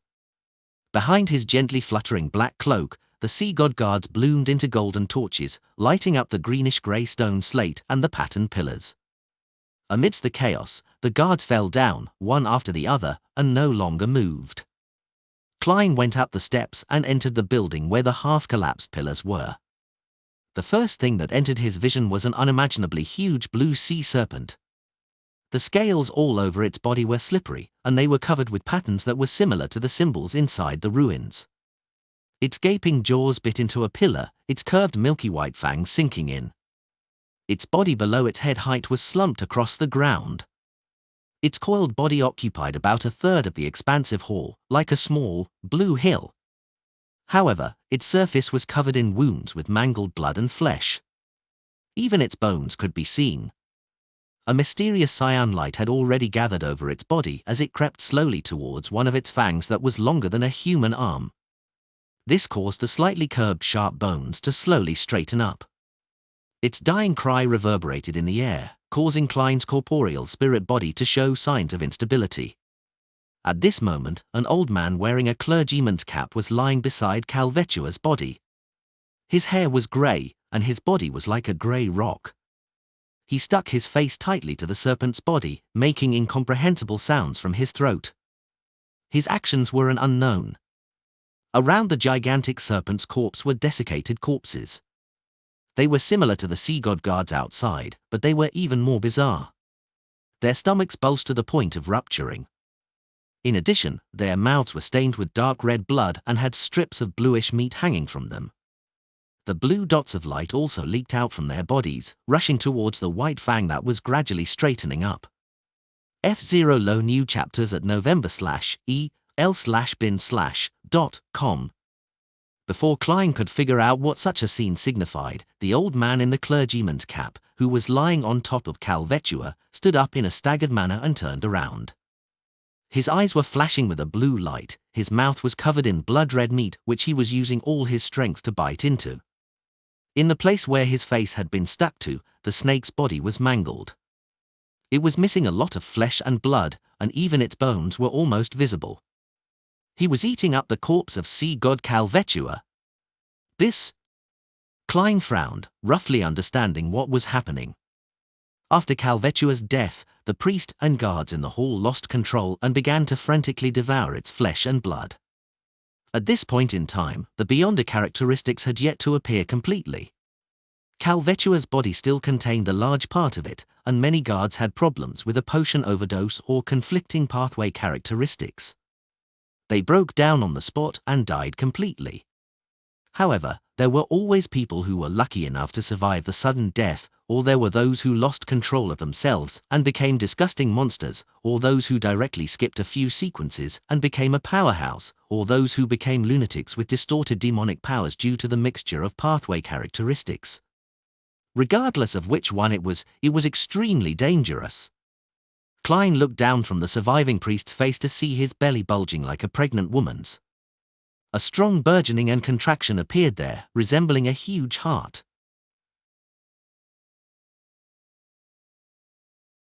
Lord of the Mysteries Chapter 548. Translator, Atlas Studios. Editor, Atlas Studios. In the ruins that was filled with seawater and was half fused with the spirit world, Klein stood at the door of the central hall, wearing full-body black armor. Inside was the gigantic blue serpent's body that was being mutilated for food, and the old priest with his bulging stomach. The latter's skin was a greyish-black, as though it had become desiccated from prolonged exposure to the wind. His eyes flickered with an azure-blue glow as he stared intently at the guest who wore a black crown, as though he was considering where he should start his meal from. Without any hesitation, Klein reached into his body with his right hand and took out a brown translucent bottle. Then, he stretched out his left palm and quickly unscrewed the lid before casually flinging the biological poison bottle to a corner of the hall.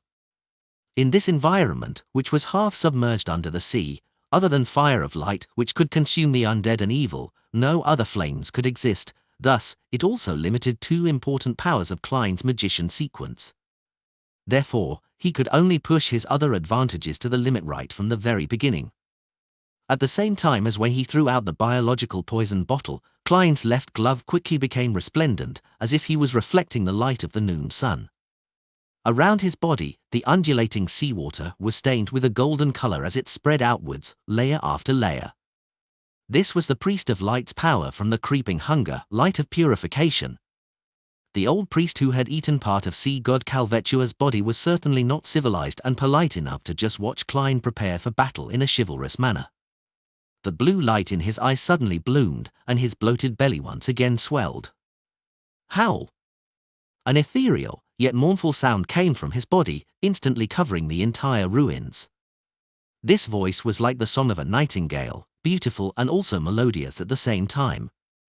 It was also cold and bone-piercing, one that penetrated right to the soul. Klein was frozen in place. Similarly, all his thoughts seemed like they had been blasted by extremely cold waves and instantly froze. The old priest's body swelled up in an instant, as if he was a resurrected Calvetua or a giant that had walked out of a mythical legend. One after another, blue slippery tentacles, all surrounded by silver lightning, emerged from under his ripped robe. They shot out and danced in the air, striking the stunned Klein. Sizzle! With a burst of silver light, Klein was sent flying before falling heavily at the doorway. The black armor on his body dinned instantly and cracked, and he had subconsciously thrown the cane in his hand far away. His mind remained abnormally calm. In a situation where he was almost frozen, he didn't even have the thought of using paper figurine substitutes and had ended up taking on the blow head-on. If it weren't for the Dark Emperor card and Azek's copper whistle, which were simultaneously reinforcing his spirit body, with him essentially being a sequence 6, he would have been seriously injured and even killed instantly. The tentacle surged over again and struck down.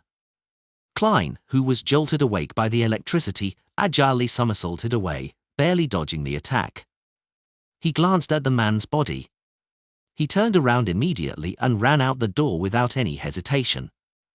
It was a determined and decisive action. Tap! Tap! Tap! As Klein ran and flew as though he was pathetically fleeing for his life, the old priest's silver lightning-enshrouded blue tentacles were chasing him from behind in a bid to pull him back into the hall, but Klein would nimbly change direction, dodging with his agile movements and timely somersaults. Seeing that things weren't going as he wished, the old priest's belly expanded once again, and his cold voice resounded in the ruins. But this time, Klein was prepared. Although his body remained stiff and bogged down, it was soaked by the seawater before turning into a pile of soggy paper. At last, the old priest moved. With heavy but swift steps, he attempted to catch up to his enemy. The colossal figure rushed to the door, and the colossal figure slammed onto the collapsed roof and wall with a bang. The door here was originally large enough for a creature like Calvetua to pass through, but the collapse of the ruins and the madness of this sea god before its death had caused the place to collapse. The collapsed rubble left the door with an opening that was 2 meters tall and 1 meter wide. As for the old priest, whose mind was clearly abnormal, he had slammed right into it, causing him to be stuck. Klein, who had been waiting for this opportunity, stopped and turned around. He half closed his eyes, straightened his back, and spread open his arms. A beam of golden light descended from the sky, pounding the old priest's body directly. Patches of his robe that hung over his body had ignited, and his greyish-black skin and flesh fell to the ground in chunks, melting and evaporating under the pure radiance. It was only then that Klein made out what the oddity in the old priest's belly was. The swelling was intense, especially in several areas, forming the complete outline of 2 eyes and a mouth. It was as if there was someone hiding inside the old priest's stomach, putting their face there in an attempt to escape. Bang! The old priest exerted strength with his legs, which were covered by the black serpent skin, causing him to be thrown backwards from the collapsed door. Rocks were sent flying and the seawater surged. He finally broke away from the pillar of light, but most of his body was covered in hideous wounds caused by the collapse of his flesh. Even his face was filled with signs of melting. Tap! Tap! Tap! The old priest's blue tentacles flailed in the air, bringing with them silver lightning as they lashed at Klein from all directions. The face at his abdomen would occasionally make a sound that made the spirit body quieten down. Klein engaged in either running, somersaulting, circling, or calmly twirling around with his opponent. He would go in the opposite direction when his opponent headed in one, just like a wild dance between two people. During this process, he relied on paper figurine substitutes to withstand the ethereal, yet cold shrieking again and again. Occasionally, he would let out a roar and use a wraith shriek to agitate the old priest, forcefully interrupting the face in his abdomen from producing any sounds. Time passed, second by second, and the crazy, old priest who had been keeping his hands down, suddenly raised them and pressed them against his stomach. He pulled with his arm, forcefully tearing the silhouette of the mouth into a gash. Blue pus gushed out of it as a dense array of sharp teeth grew out. With another roar, the seawater around him gushed towards the mouth, forming the terrifying whirlpool that Calvetua had previously created. Klein, who was dressed as the Dark Emperor, was sucked in, and the lightning tentacles around him were retracted, about to embrace him. Klein didn't panic, and the glove on his left palm quickly transformed, looking as if it was made of pure gold. While floating in midair, he stared at the face on the old priest's abdomen and the seawater whirlpool below him. His eyes suddenly flashed with 2 bolts of lightning. Interrogator's psychic piercing. The old priest suddenly froze as the face in his abdomen wrinkled, and the terrifying suction force from the whirlpool instantly collapsed. In the waves that were rushing backwards, Klein lowered his body and swam through the weak spots like a fish, dodging the random flailing of the blue tentacles. He rushed to the old priest's side amidst the constantly flashing silver lightning, and at some point in time, the color of his gloves had changed to a pale green. The muscles on Klein's back bulged as he threw out 2 punches, striking the old priest's thigh in the vicinity of his knee. Bang! Bang! Bang!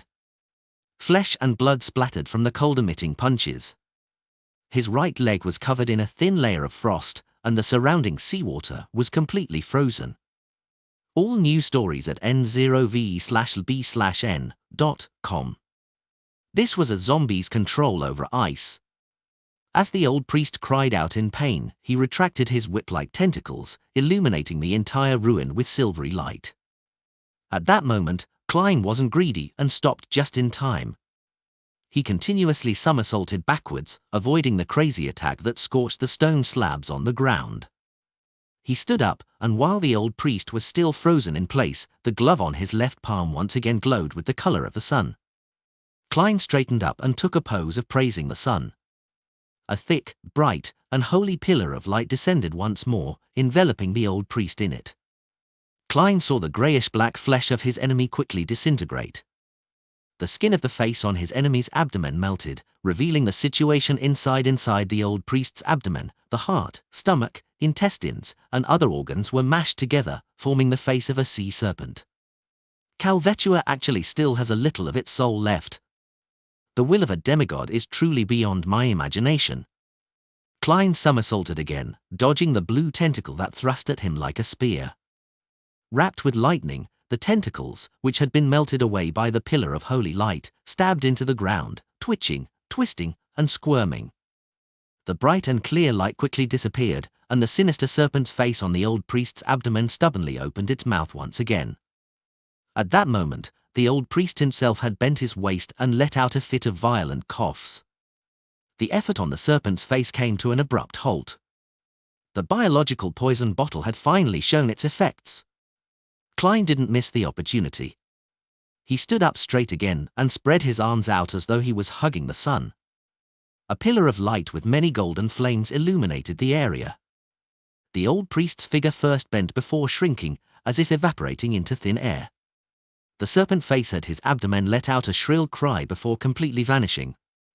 By the time the light dissipated, the old priest had returned to his original size. His bones had almost melted, with pieces of grayish-black flesh still hanging from his body.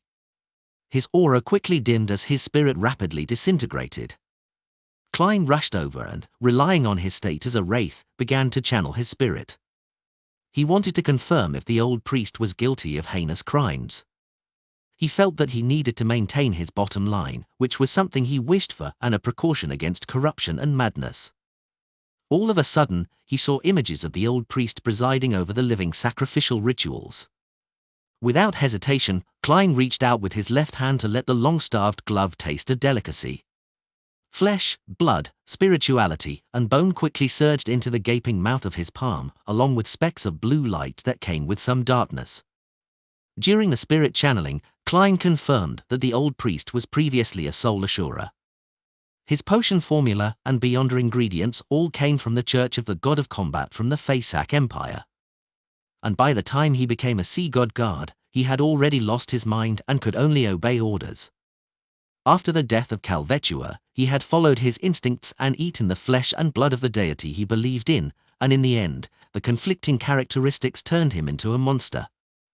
Just as creeping hunger was satiated, all the beyonder characteristics on the ground suddenly stirred, turning into a hurricane and sweeping into the hall before plunging into the white fang that was no longer curved. When Klein looked over, he saw that Calvetua's remnant corpse had completely collapsed into something that resembled mud. As for the serpent fang, which had absorbed all the beyonder characteristics of the area, it had become a short scepter, quietly embedded in a half-collapsed pillar. On the tip of the white scepter, there were many tiny blue gems embedded there. Some of them died in black and others with the light of dawn. Seeing that creeping hunger was satiated, Klein rushed into the hall, cautiously approaching the scepter. Before he really came into contact with the scepter, he heard layers of illusory prayers ringing in his ears, and he saw illusions. He saw worshippers prostrating and praying, as well as members of the resistance crying over the shattered statues of their god. Lord of the Mysteries Chapter 549. Translator, Atlas Studios. Editor, Atlas Studios. As the layered sounds of the illusory pleas rang in his ears, Klein felt as though he possessed a corporeal body. The deepest part of his head throbbed with pain, so much so that he yearned to slam his head into the wall to alleviate the pain with more pain. The scenes of different people praying to him made him feel an uncontrollable and abnormally terrifying sense of dizziness. It was as if he was walking the edge of a deep abyss and could fall down at any moment. It was only because he had his spirit body reinforced with the Dark Emperor card and Azek's copper whistle, as well as being accustomed to being prayed to, which had prevented him from losing control straight away like other non-demigod beyonders. They would have already collapsed to the ground in pain, turning into a monster or erupting into a mess of flesh and blood. All of the beyonder characteristics in this area have combined together to form a sealed artifact with the help of the Serpent Fang. Moreover, the degree of danger and negative effects have far surpassed that of a Grade 2 sealed artifact. Klein didn't rashly move forward but instead took a few steps back and left the area where the praying voices were concentrated to ease the pain and dizziness that would have caused his spirit body to collapse. He stood next to Calvetua's mashed body which resembled slush, and he stared at the white scepter that was embedded in the half-collapsed pillar. He considered how he could take it away. At the same time, he naturally chose a name for the sealed artifact, Sea God Scepter. Yes, from the feelings and reaction just now, I can barely get close to it and pull it out, but I can only last a few seconds. There's no way for me to hold it or use it. However, it doesn't matter. Once I have it in my hand, I'll terminate the summoning ritual and return above the grey fog. There, I can effectively block the thousands of prayers and any of the still unknown negative effects. It will allow me to study it with ease. Klein quickly came up with an idea. In his wraith state, he could instinctively communicate with the spirit world to receive a revelation without the need to toss a coin. Your favorite novels at n/ovl/bin.com. His spiritual intuition told him that doing so wouldn't be too dangerous. After making up his mind, Klein began to clean up the mess and take the opportunity to see what he could find in the ancient elven ruins. He first headed to the corner and picked up the translucent biological poison bottle, screwed the lid back on, and stuffed it into his body. Then, he turned around to find an iron cigar case that was half hidden beneath the slushy remains of Calvetua. This? I thought it had been swallowed by Calvetua and corroded into dregs. Klein clicked his tongue in wonder and quickly walked over. Because he had been left feeling numb from the discharged electric currents from the seawater, he raised his right hand, allowing the iron cigar case to float slowly in the air before landing in his palm.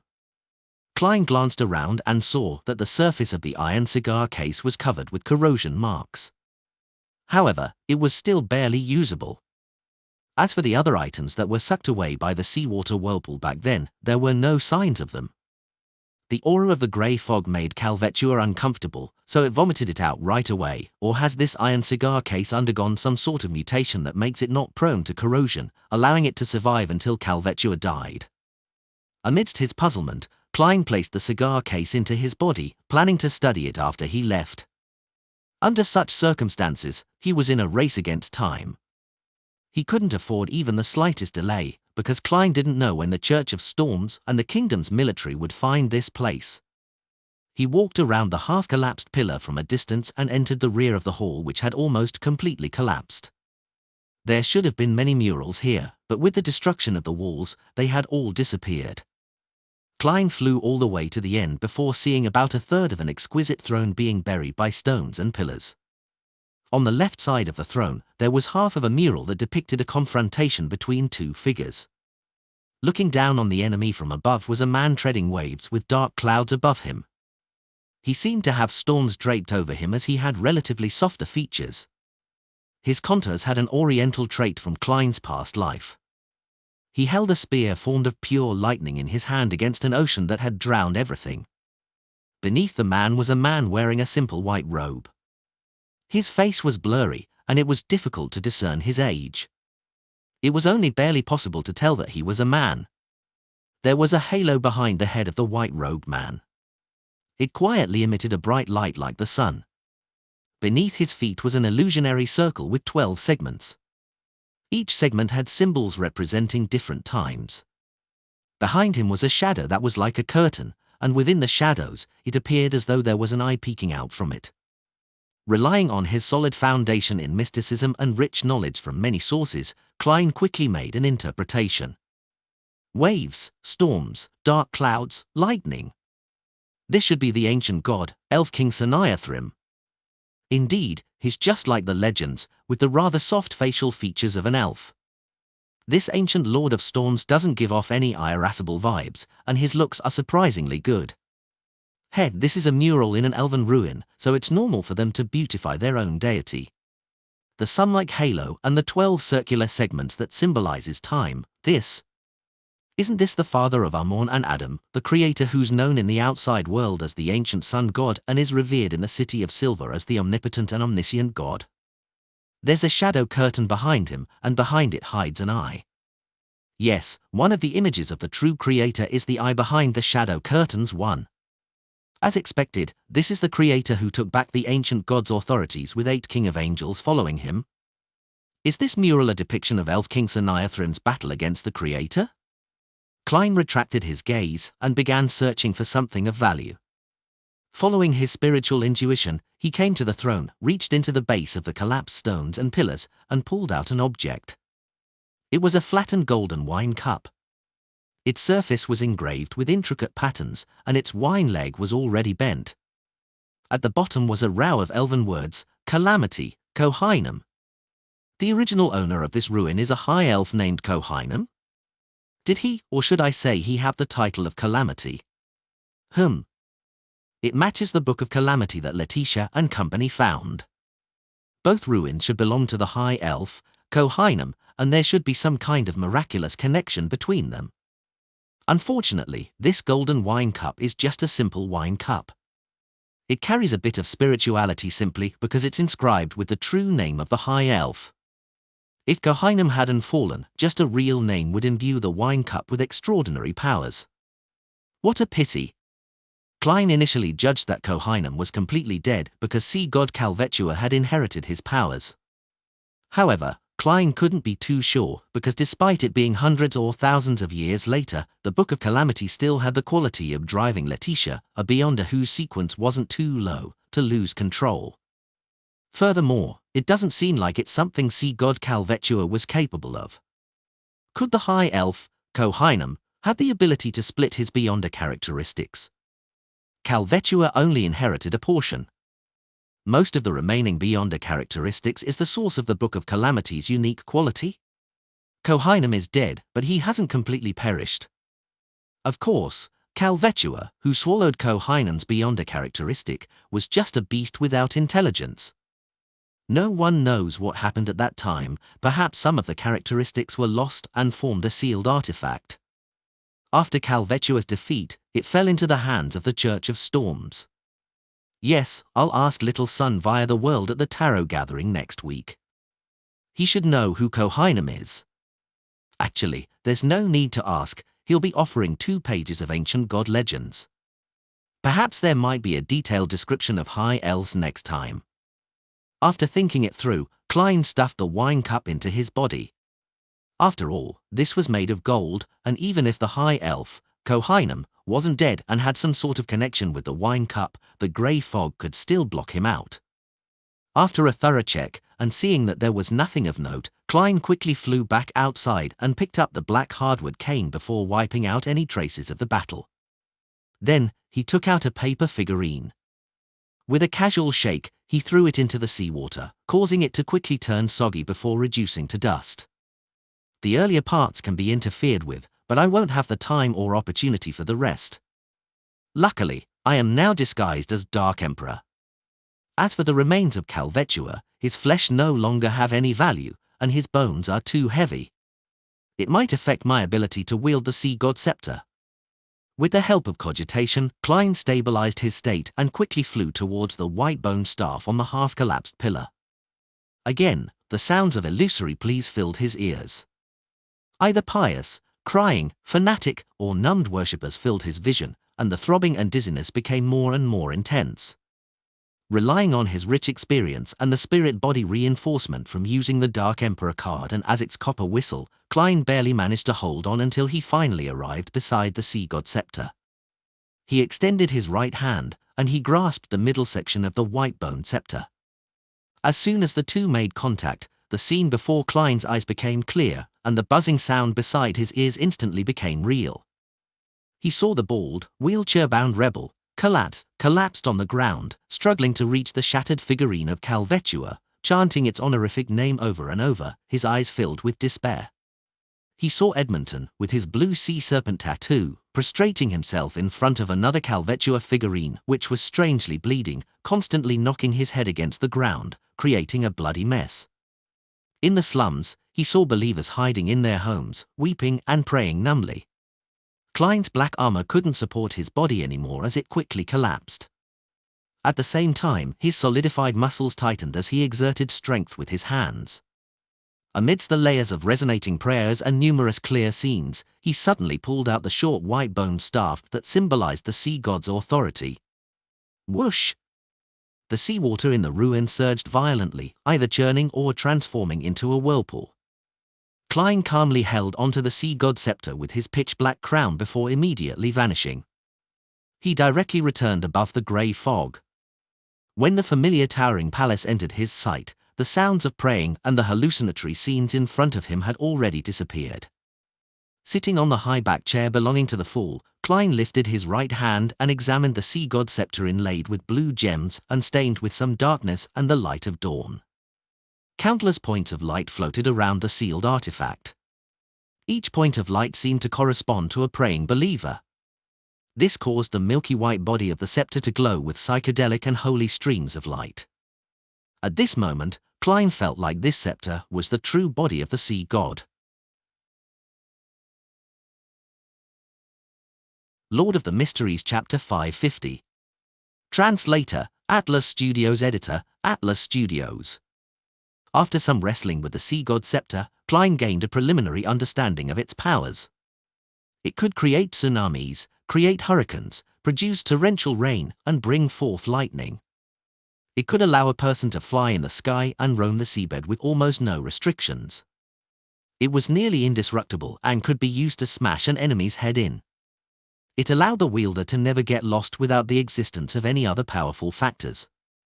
It would provide an unimaginable level of balance, drive many sea creatures to do one's bidding, respond to prayers from believers, and also allow the wielder to obtain the same kind of strength as a sea monster.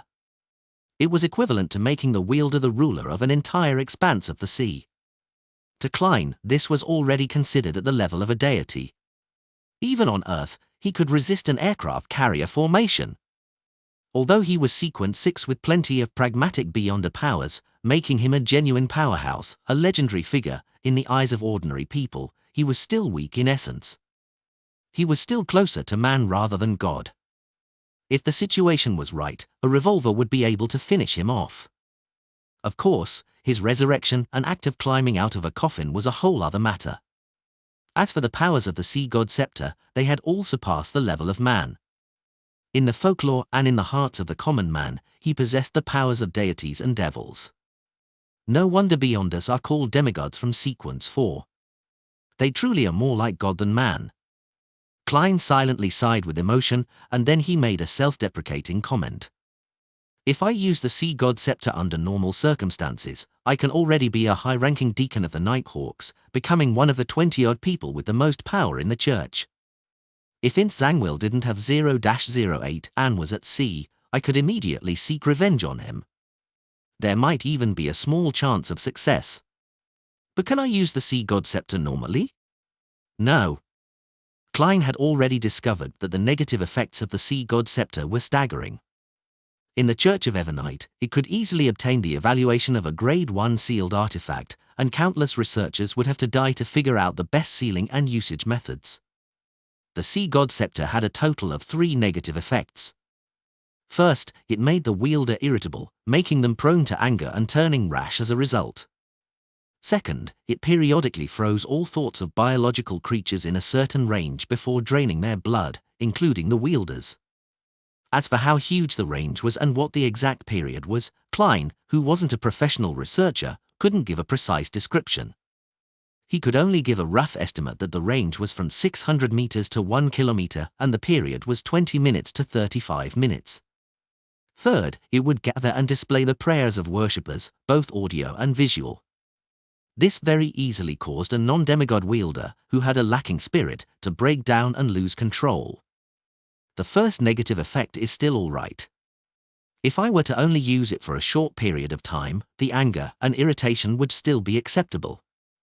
To put it simply, I'll just end things rashly with such a powerful sealed artifact. For the third, there's actually a way to avoid it. The sea god's response to its believers must have a distance limitation. That is to say that beyond the Rorsted archipelago and the nearby sea regions, there would be no signal, so one wouldn't be influenced by it. Yes, if it's constantly placed above the grey fog, I believe this can break the distance limitation. The prayers, voices and scenes would be screened, turning into points of light. It wouldn't affect me in any way. I can then choose whether to reply, who to reply to, and how to reply. And when replying, I can use the powers of the sea god scepter. The biggest problem is the second one. I myself am fine. As Dark Emperor, I'm considered a wraith, I wouldn't have blood, so there's no need to be afraid of being sucked dry. However, the surrounding creatures will be in trouble. After all, it doesn't distinguish between friend and foe. Besides, the frequency is quite unpredictable. It's impossible for me to first discuss with the enemy when I encounter danger about changing our time and place. Klein carefully thought about certain scenarios of him using the sea god scepter, but it all depended on the environment and accurate judgment, so it wasn't very feasible. Phew, could its fate be to stay above the grey fog? When people like Amon attempt to creep up, I'll give them a bashing, no a bolt of lightning. Yes, there's another usage method. When people like Miss Justice and Mr. Hanged Man seek my help, I'm no longer limited to using paper angels. I can provide rain and produce some wind. Of course, this can be done like the purifying powers of the sun brooch, using the paper angel as a vessel. On some serious thought, I can fully appear like a true demigod above the grey fog, with the help of the sea god scepter. Klein's mood gradually became better, as he had discovered that the sea god scepter wasn't completely unusable at the moment. It opened up many more options and avenues for him. He withdrew his attention and once again looked at the white bone scepter with the blue gems embedded at the top. He pondered over another question, and that was whether or not he should respond to the prayers of the followers of the sea god. Calvetua is already dead. There's no need to give those people another target of their faith. But even if the living priests and high-ranking members of the resistance notice the abnormality and no longer receive any responses, they still wouldn't accept the worst outcome for a long period of time. People will often hold out hope and are accustomed to comforting themselves and hypnotizing themselves. This is especially the case when they're in a perilous situation with no hope to be seen. Just like the city of Silver, after 2,000 years, they're still consecrating the Creator, believing that they had been abandoned and that they would receive a response one day. That is to say that the fervent believers of the sea god will not stop their live sacrifices just because they didn't receive a response, being unconvinced that Calvetua has already perished. Instead, they will become worse, hoping to gain the favor of their god. Without years of promotions and setbacks, it will be difficult for them to realize the truth. Without the support of a native deity like Calvetua, the resistance would probably fall entirely into Phasax or Intiz's camp. At that time, they would most likely be driven to do inhuman things, such as attacking places where civilians gather, or to make children who still retain their innocence act as meat shields. I need to give them some guidance. I need to tell them what the correct way of practicing their faith is, but I should only help them without burdening myself. I'm not responsible for saving their fates. Klein gently rapped the edge of the long, mottled table and suddenly chuckled. Wasn't I supposed to act? Sea god Calvetua is quite a good target. I wonder if I'll get any feedback with the grey fog's interference. Heh, I have to give it a try to figure it out. Klein quickly made his decision, feeling strangely refreshed. He deliberated for a moment. First, he conjured a necessary scene, then he held onto the sea god scepter, spreading out his spirituality before touching one of the points of light. In a hidden cave in the forest of Blue Mountain Island. The bald rebel, Kalat, fell from his wheelchair, his eyes filled with despair and confusion as he crawled towards the shattered figurine of Calvetua in front of him. He vaguely sensed something, but he was unwilling to believe it. This meant that all of his persistence, all of his sacrifices, and all of his pain would become meaningless. No. He screamed silently as he constantly muttered the honorific name of sea god Calvetua in an attempt to get a response from the deity. With his elbows on the ground, his fingers reached into the soil as he moved towards the front of the shattered figurine 1 inch at a time. He picked up the head of the sea serpent that was carved out of stone, and he found that its eyes had collapsed inwardly to become a strange black hole, and its fangs were falling off one after another. Kalat seemed to freeze, the light in his eyes seemingly vanishing. It was at this moment that he suddenly saw a blurry figure. Behind the figure was a dark blue tsunami surging into the sky and streaks of silver lightning that branched out like tree branches. Amidst his shock, Kalat instinctively lowered his head, an unimaginable sense of joy surging inside him. He saw that the figure's feet were surrounded by waves, and there were hurricanes swirling around him. The figure was majestic and holy, high and almighty. Then, he heard a calm and magnificent voice. I have returned. As his voice echoed in the air, Kalat teared up for some inexplicable reason. 10 minutes after Klein left the bottom of the sea ruin, which was half-merged with the spirit world. The seawater that filled this place suddenly churned and flowed backward. In just 20 to 30 seconds, the inside of the elven ruin was so dry that it resembled dry land. A fresh hurricane blew in, bringing in breathable gas. One figure after another descended from the hurricane, and leading them was a tall and brawny middle-aged man. He appeared to be in his 40s with a face with firm and deep lines. His accentuated muscles filled with loose storm priest robes. He was none other than the Church of Storm's Cardinal, Archbishop of the Roasted Sea, high-ranking deacon of the mandated Punishers, Sea King John Cotman. He had a pair of deep blue eyes, and his hair of the same color was twice as thick as a normal person's. They were like small worms or tentacles. Behind John Cotman were a number of mandated punishers and military personnel. They examined their surroundings expectantly and cautiously, not letting their guard down because of the demigod's protection up ahead. At this moment, they heard a snort, and they were immediately swept up by a hurricane, arriving at the doorway of the ruin in one fell swoop. They saw a huge sea serpent reduced to a sludge of flesh and blood, with its bone exposed. Other than that, there was nothing else. "Who is it?" John Cotman suppressed his anger and growled. As he shouted these words, a sea wave crashed down from above.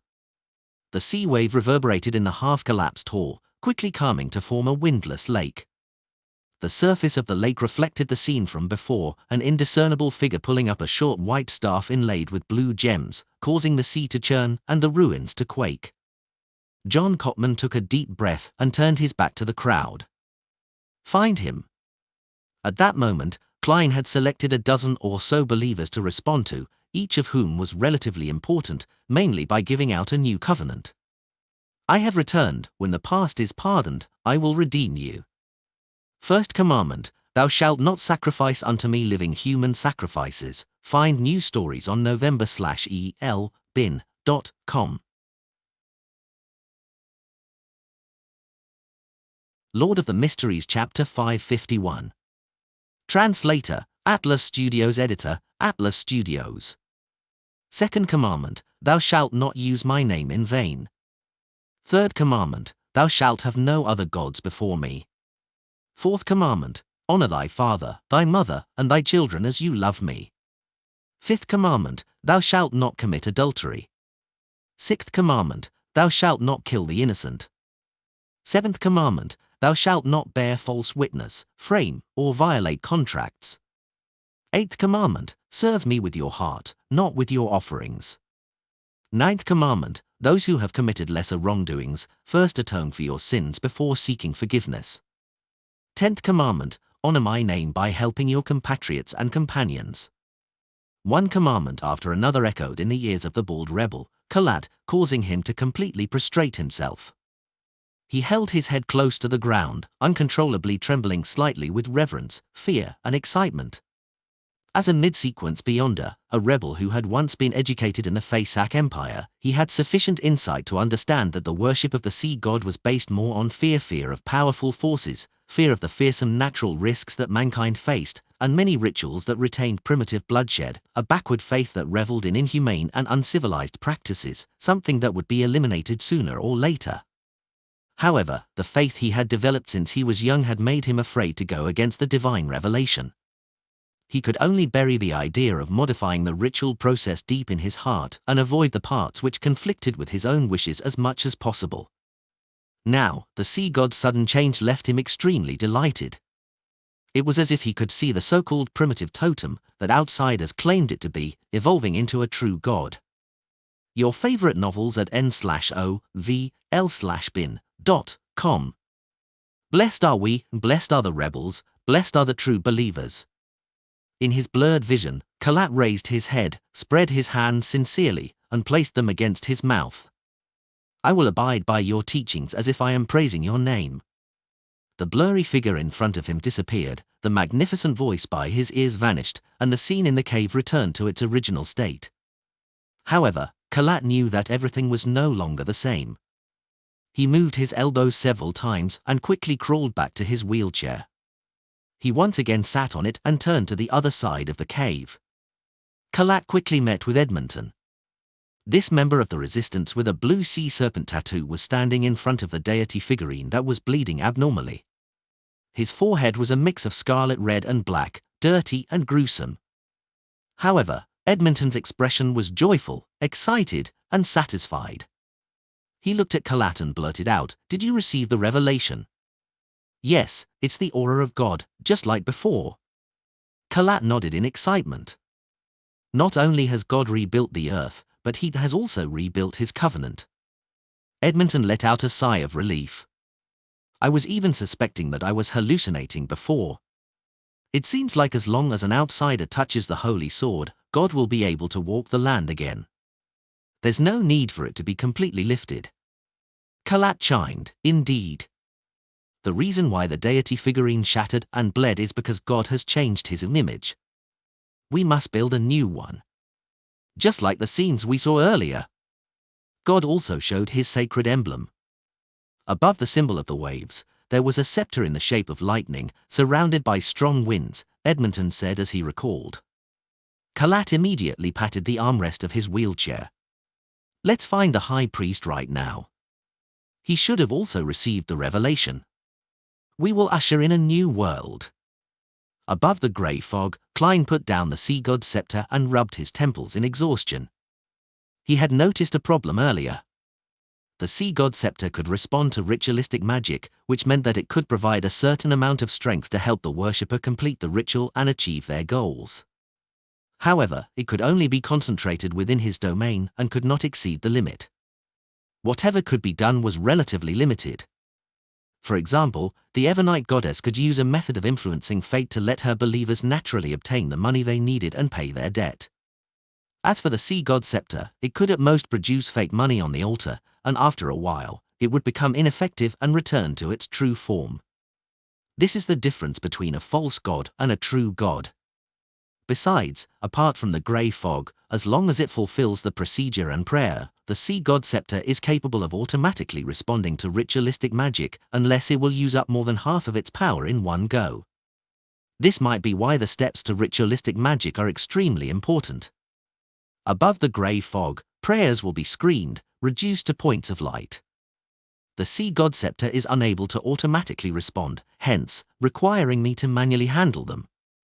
This makes it relatively troublesome. It's impossible for me to stay here all day.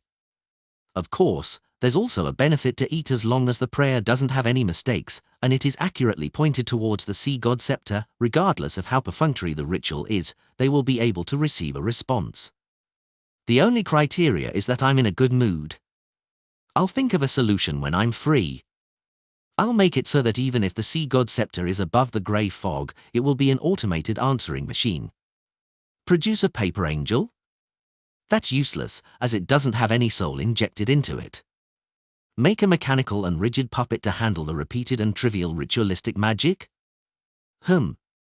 I wonder if a nimble right master has powers related to this. At the very least, Rozigo only showed traits of controlling a person like a puppet.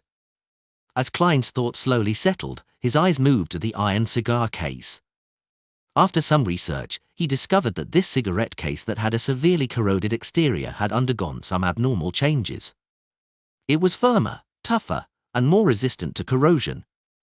However, it was still within a comprehensible and acceptable range of normal humans. It isn't equipped with any special properties. However, if it were placed here for a few years, decades, or even longer where it holds beyond characteristics and mystical items, perhaps it could really evolve into a sealing case whose effects would gradually fade one day. The corner of Klein's mouth twitched, and he turned his head to look at the junk pile in the corner. They were covered by the grey fog, almost blending in with the surroundings. Heh. Klein laughed dryly and looked away. He fiddled with the crushed gold and wine cup again, confirming that there was nothing wrong with it. After doing all this, he entered the real world and summoned himself once more to bring the sun brooch and other items back to his room in the inn. At this very moment, the clouds in the sky had disappeared, and the moon was scattering its crimson tranquility. The entire city of generosity, Bayam, remained asleep in its dreams.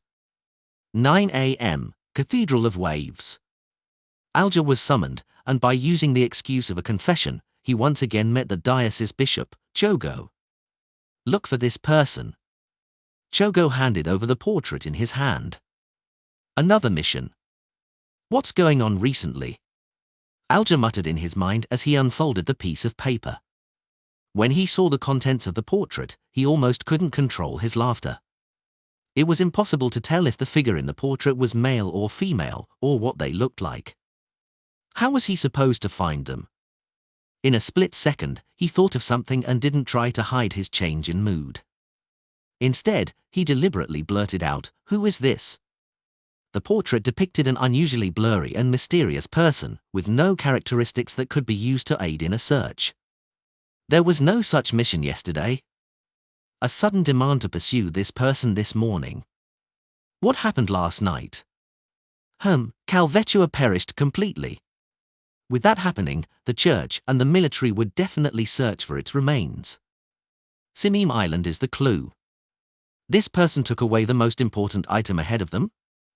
Who is this person? Alja's heart skipped a beat, and he almost didn't dare meet Chogo's eyes. Chogo nodded. A dirty, despicable thief. He may be from Intis or Faysak, and he may belong to the Church of the Eternal Blazing Sun or the Church of the God of Combat.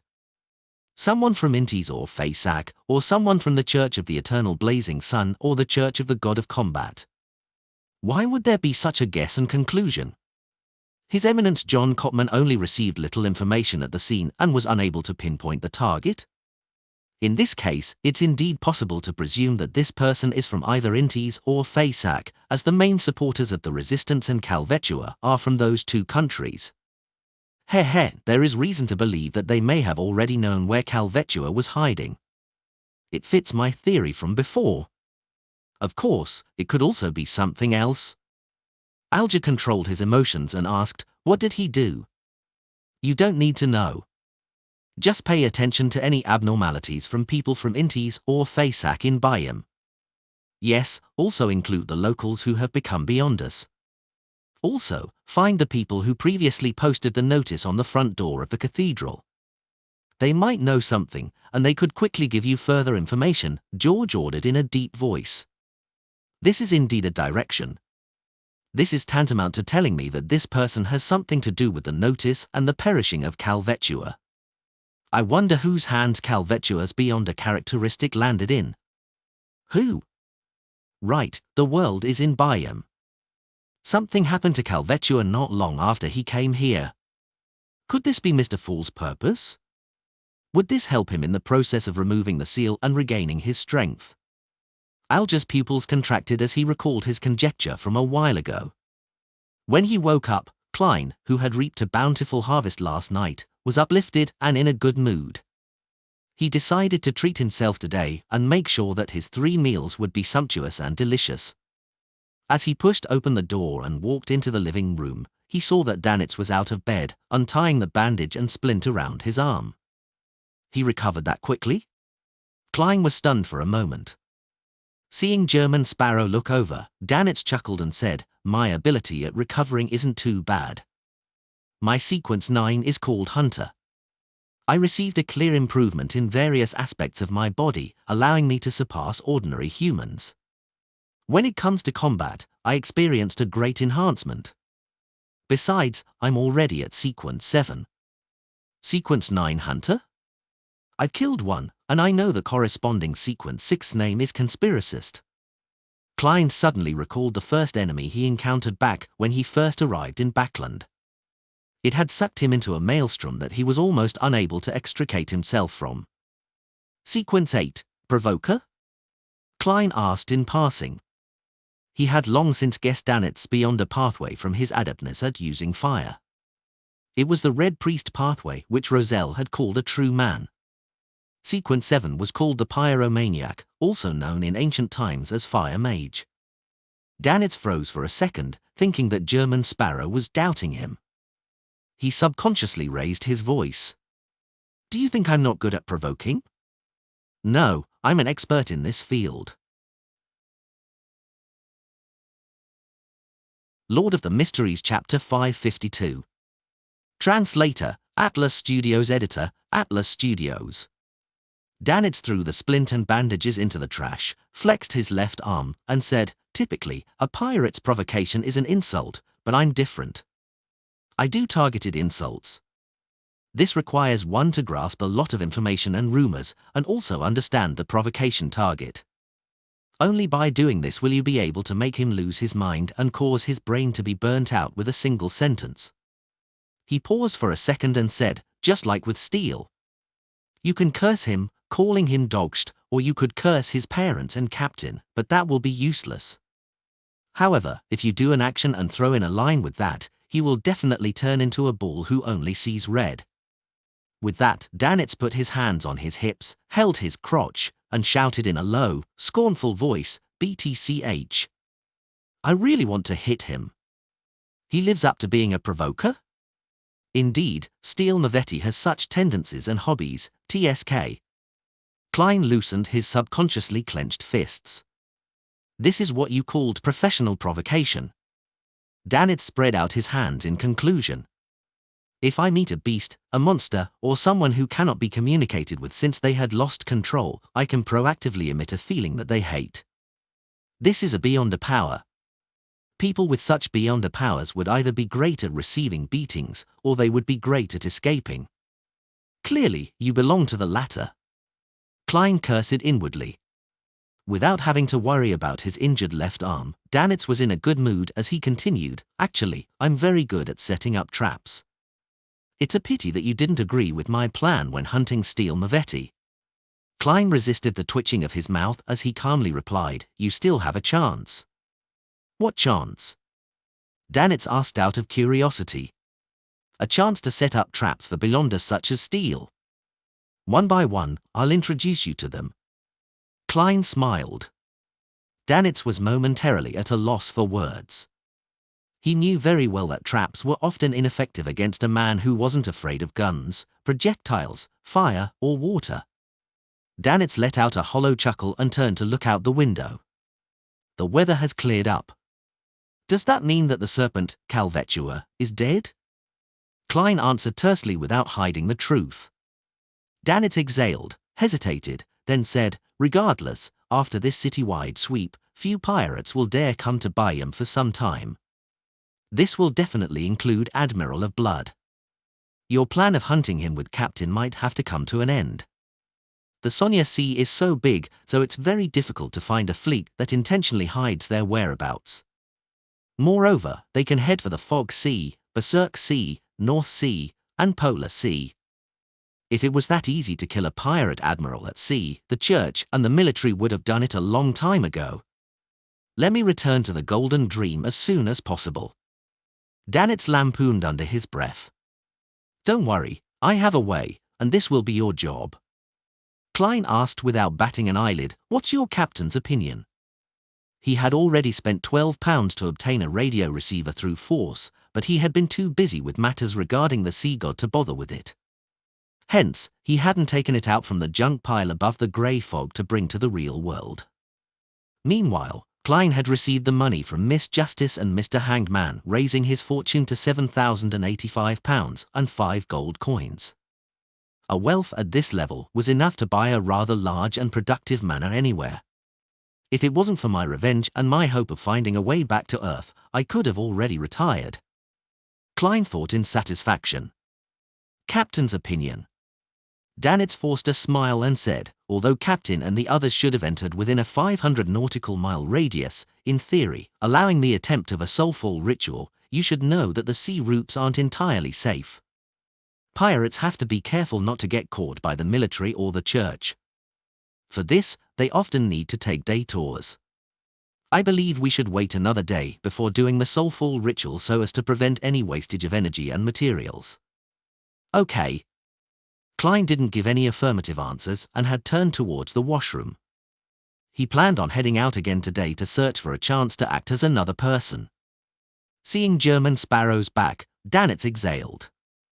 "I must first contact Captain in private and persuade her to let me return to the Golden Dream before I can use the soulful ritual in front of you. German Sparrow is someone who likes to head out. I have plenty of opportunities and space. Hehe, don't tell me that he enjoys shopping?" Danitz thought, curling his lips. After leaving the Cathedral of Waves, Alger Wilson went straight for the Ralph Trading Company in Reflection and found the owner, who was reading a newspaper. He was well aware that this middle-aged man, in formal attire, a bow tie, and glasses, was a veteran pirate. He supported the resistance in secret and reverently worshipped sea god Calvetua. "What is it, our captain of a ghost ship?" Ralph put down the newspaper, crossed his right foot over his left, and smiled leisurely. He was an illegitimate child. His father was an adventurer of Lun and Faysac blood, and his mother was a native. He had made his fortune by becoming a pirate, then being a merchant that did business with both pirates and the officials. He established a vast network of connections that provided him with help at the Governor General's office, the City Council, and the police station.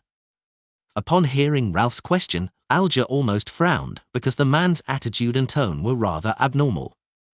This abnormality was a state that wasn't in accordance with Alger's expectations. In his opinion, after the fall of sea god Calvetua, he was certain that there would definitely be bad omens in the Rorsted archipelago. The pious believers would definitely sense that something was amiss, either feeling apprehensive or downcast, so how could they still be so relaxed and natural?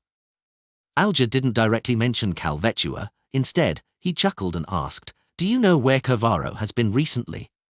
Covaro was the pirate captain who possessed the beyonder characteristic of the sanguine baron. It was said that he was once a sailor aboard the Dark Emperor, and that he was part of the periphery forces of the King of the Five Seas, Nast. Who knows? But he's surely not in Bayem, otherwise he would have been caught in the raids in the past 2 days. Ralph shrugged his shoulders. I heard that his boat went south. Alger actually had an appointment with Covaro on this matter, and he was only using it as a way to start the conversation. Of course, he was well aware that to avoid the tsunami in the waters of the Rorsted archipelago, Covaro had definitely gone far away and would take some time before he returned to Bayem. However, Alger wasn't too anxious, as he already knew that Mr. Moon had been given an acceptance draft. If he withdrew the sum before its maturity, he would receive a discounted value and lose a large amount of interest. He deliberately nodded his head and said, "Got it, thank you for telling me." At this point, Alger pretended to be unaware of what happened as he asked, "I heard that many sea god figurines in many places shattered by themselves?" He hadn't witnessed any instances of this himself, but he could make a reasonable deduction based on the church's archives. In many of the colonial islands and countries of the southern continent, more than 1 or 2 false gods like Calvetua had been finished off by the 7 churches. What happened after their deaths had already long been recorded in the archives. Ralph calmly nodded. Yes, there was such a thing. But that's not bad news. His expression turned fervent. Because God has appeared over the land once again in a new image. God has reappeared over the land once again with a new image? Alger's eyes remained fixed on him, and he felt that this was both reasonable but also unexpected. Judging from the Church of Storm's reaction, he was certain that Calvetua was already dead. Then which sea god was responding to the believers now? Connecting it with his previous judgment, he quickly came up with a bold idea. Is it an embodiment of Mr. Fool? He used sea god Calvetua's perishing to create a new identity? He can release his powers through the seal to directly affect an identity in the real world? Is this the real reason for the world to come to Bayem? Hiss, Mr. Fool really does things with pomp. Alger secretly swallowed his saliva and suppressed his excitement. In the Wind of Azurian, Klein, who had yet to leave, saw the stack of cash Captain Ellen handed him. Here is your reward for a total of £100. He didn't mention how much German Sparrow and Danitz each received, but he gave a total amount. As for how exactly they would split the reward, that was something he left to them. The military is really generous. Klein silently mused as he received the thick stack of cash, instinctively taking out 2 £5 notes and tossing them to Danitz. He lowered his wrist and finally drew another 2 £10 notes in an expressionless manner. German Sparrow is still rather just, far more just than just Elland. Danitz put away the reward in pleasant surprise. His wallet that had slimmed down quite significantly over the past couple of days had finally been replenished. Glancing at German Sparrow in his new clothes, Elland asked, after some deliberation, with his boat-shaped hat in hand, "News from the Church of Storms has revealed that the person who posted the notices on the cathedral's door, informing them of the problem between Letitia and sea god Calvetua, was Blazing Danitz. What do you think about that?" He stared straight into Danitz's eyes and waited for an answer. "Harvar." Danitz gave a hollow chuckle. "I don't know him." Klein was silent for 2 seconds before saying, "While fulfilling a dead adventurer's wish, I came across Letitia and her companions at the inn. Snakes invaded our place in the middle of the night, but they easily resolved it.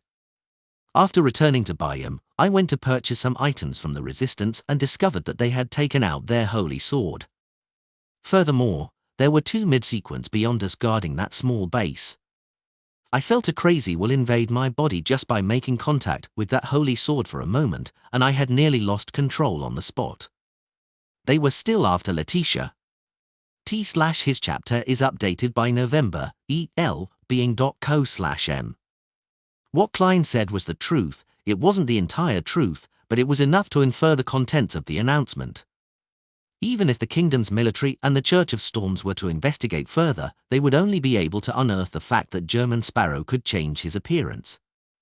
After listening carefully, Ellen sighed and smiled. If there are such things in the future, you don't have to post notices in the middle of the night. You can come find me directly. This will allow you to reap even greater rewards. He stood up, put on his hat, and said to Danitz, I heard that the bounty for blazing is going to rise again. Lord of the Mysteries Chapter 553. Translator, Atlas Studios. Editor, Atlas Studios. Bounty. The muscles in Danitz's cheek twitched as he forced a smile, pretending that he wasn't blazing and that he didn't care. When Ellen left, he turned sharply to face German Sparrow and said, I think we should move to another inn. No, we'd better leave Byam as soon as possible. If I'm worth a bounty of more than £5,000, I won't be safe anywhere. The pirates and adventurers who are at the same level as me would definitely rush over like sharks smelling blood. Pray that they can finish off while also proving themselves, and giving them a high bounty are always very popular. They're worth no less than treasure. Danitz suppressed even more of his inward shouting. Klein didn't agree or disagree, he slowly smiled.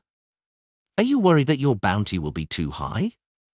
Danitz nodded heavily, finally feeling as though the madman, German Sparrow, was finally saying something sensible.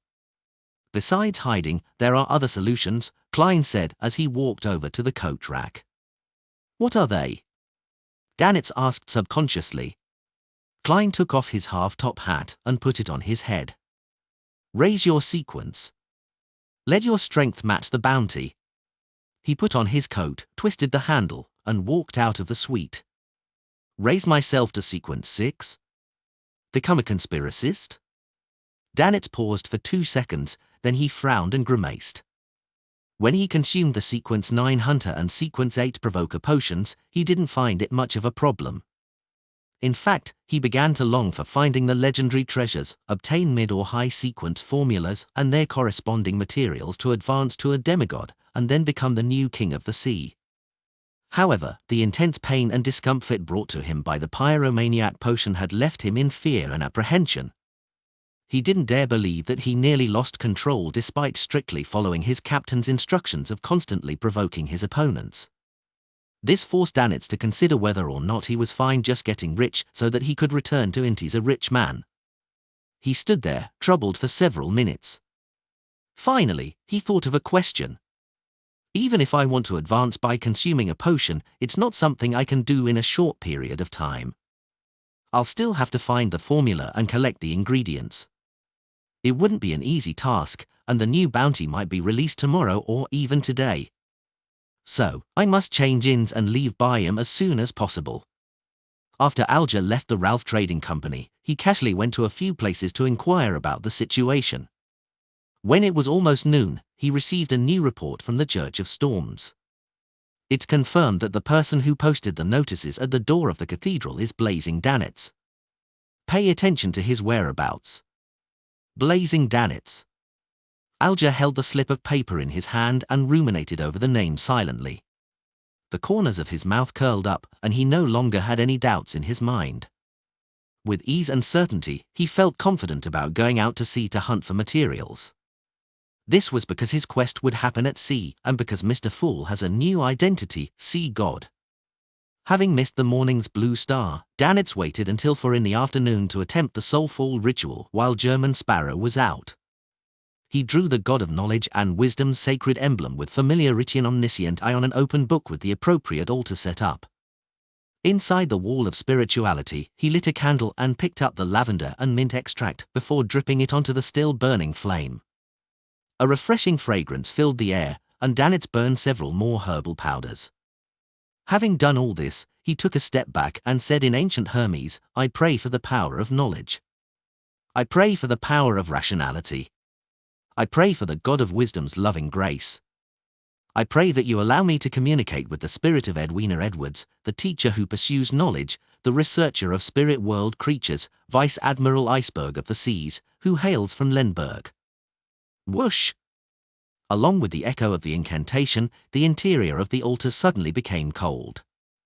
Apart from the 3 candles, the remaining brass dagger, the salt plate, the bottle of extract, and the fountain pen and paper all floated in midair. Danitz waited nervously, not knowing what was going to happen next. After nearly 20 seconds, the flames of the 3 candles began to sway, coloring the candles in a pale green color. Danitz's body suddenly stiffened. He felt an icy chill invade his body in an irresistible manner. He saw his feet move uncontrollably, and he took a step forward.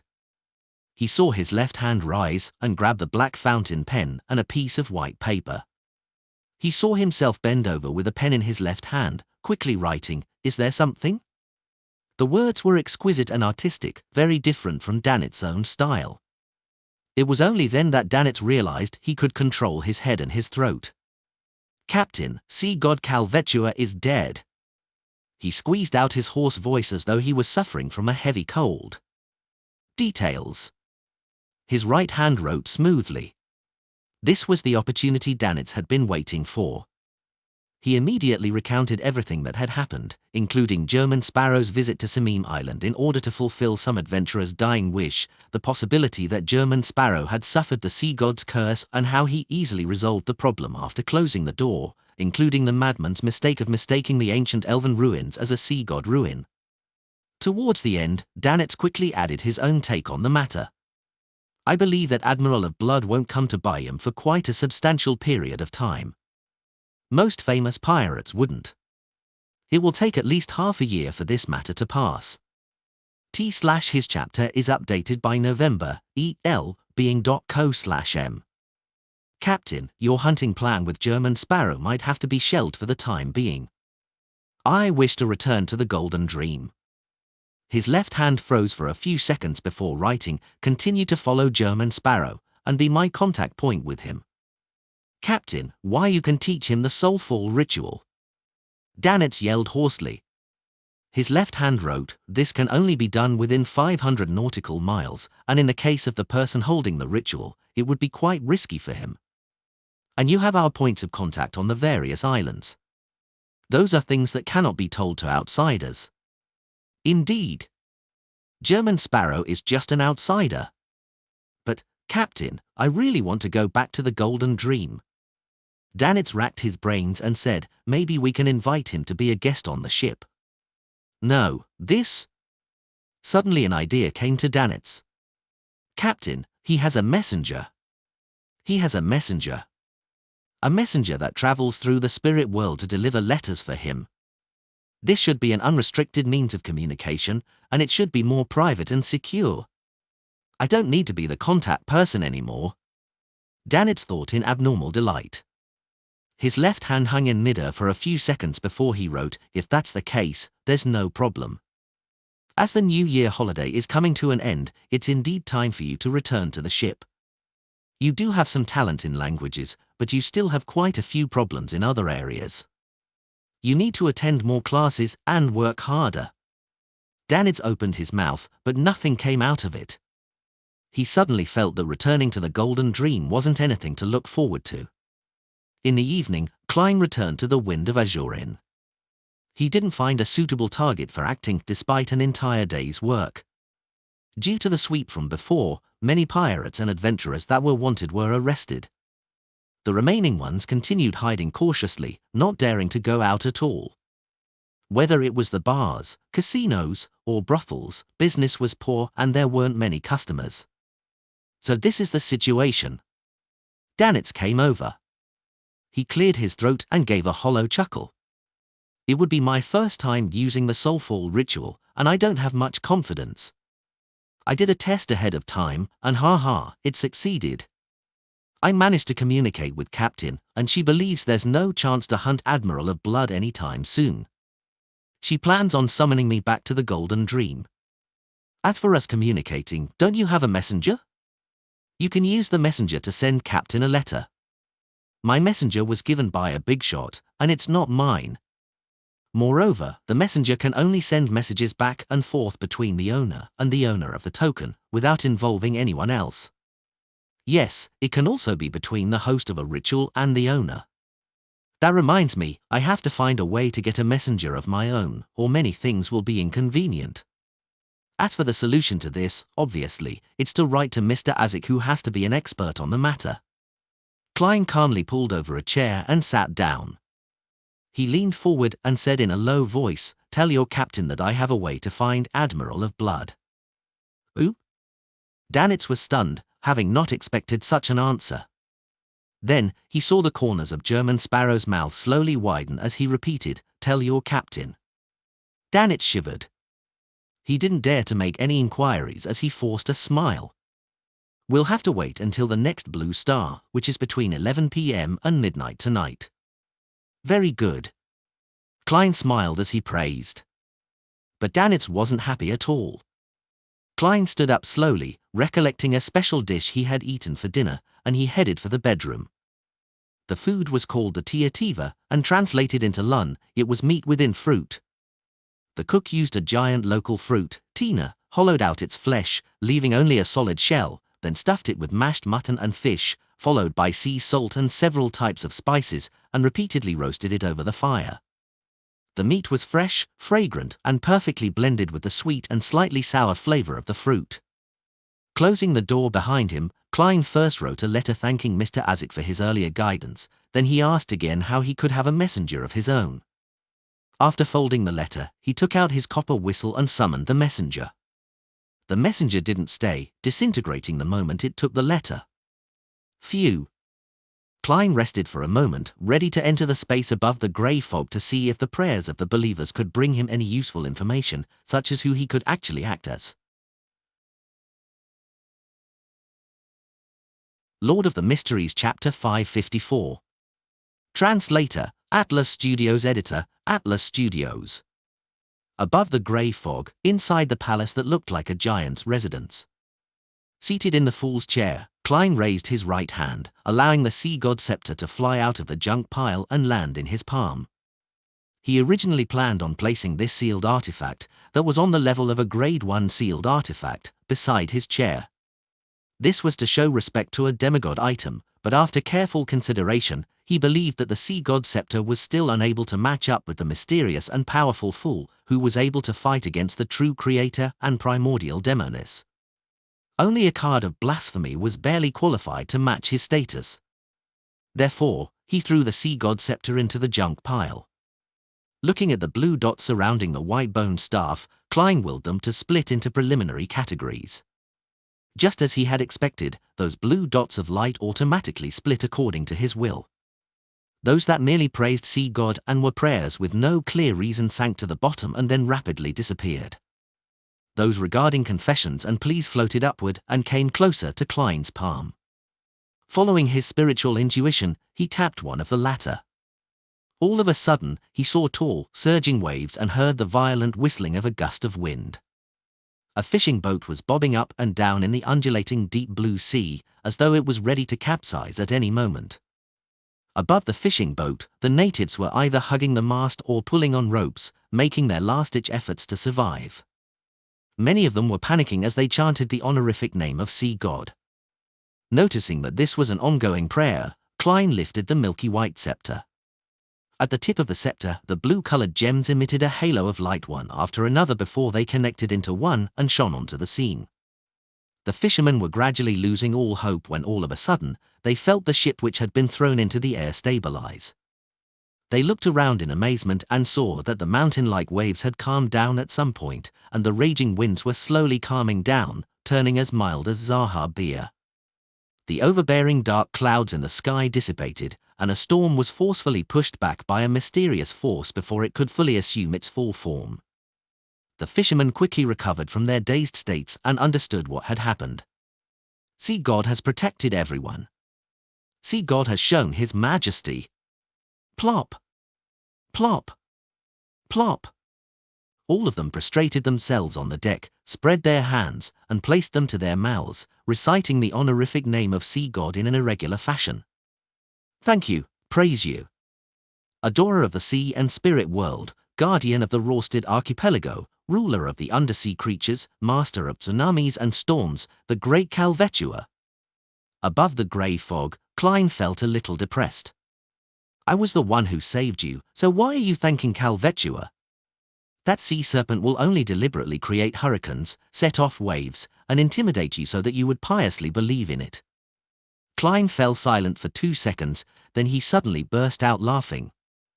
Calvetua is already dead, and the current Calvetua is another one of my identities. Why should I be in a bad mood when people are thanking my other identity? This is something a faceless has to take note of when acting for real. To fully immerse oneself in the role, treating all emotions one receives as their own, but also never forgetting who they really are. This is difficult to accomplish. Failure to pay attention to it can result in an abnormal state of mind. And once a beyonder state of mind becomes abnormal, they won't be far from losing control. After thinking for a while, Klein let out a sigh and chuckled to himself. Acting the role of sea god has been quite rewarding after all. Although such acting doesn't provide feedback due to the grey fog screening and isolation, nor does it facilitate the digestion of the faceless potion, it can provide me with experience and lessons, helping me figure out a safer and more effective way of acting. Wrapping up his thoughts, Klein spread his spirituality to another point of light. Top novel updates on n/o/v/elb/in.com. This time, the plea came from under a bridge. A woman with tattered clothes and a festering body was leaning against a corner, mumbling the honorific name of sea god as she made her final confession.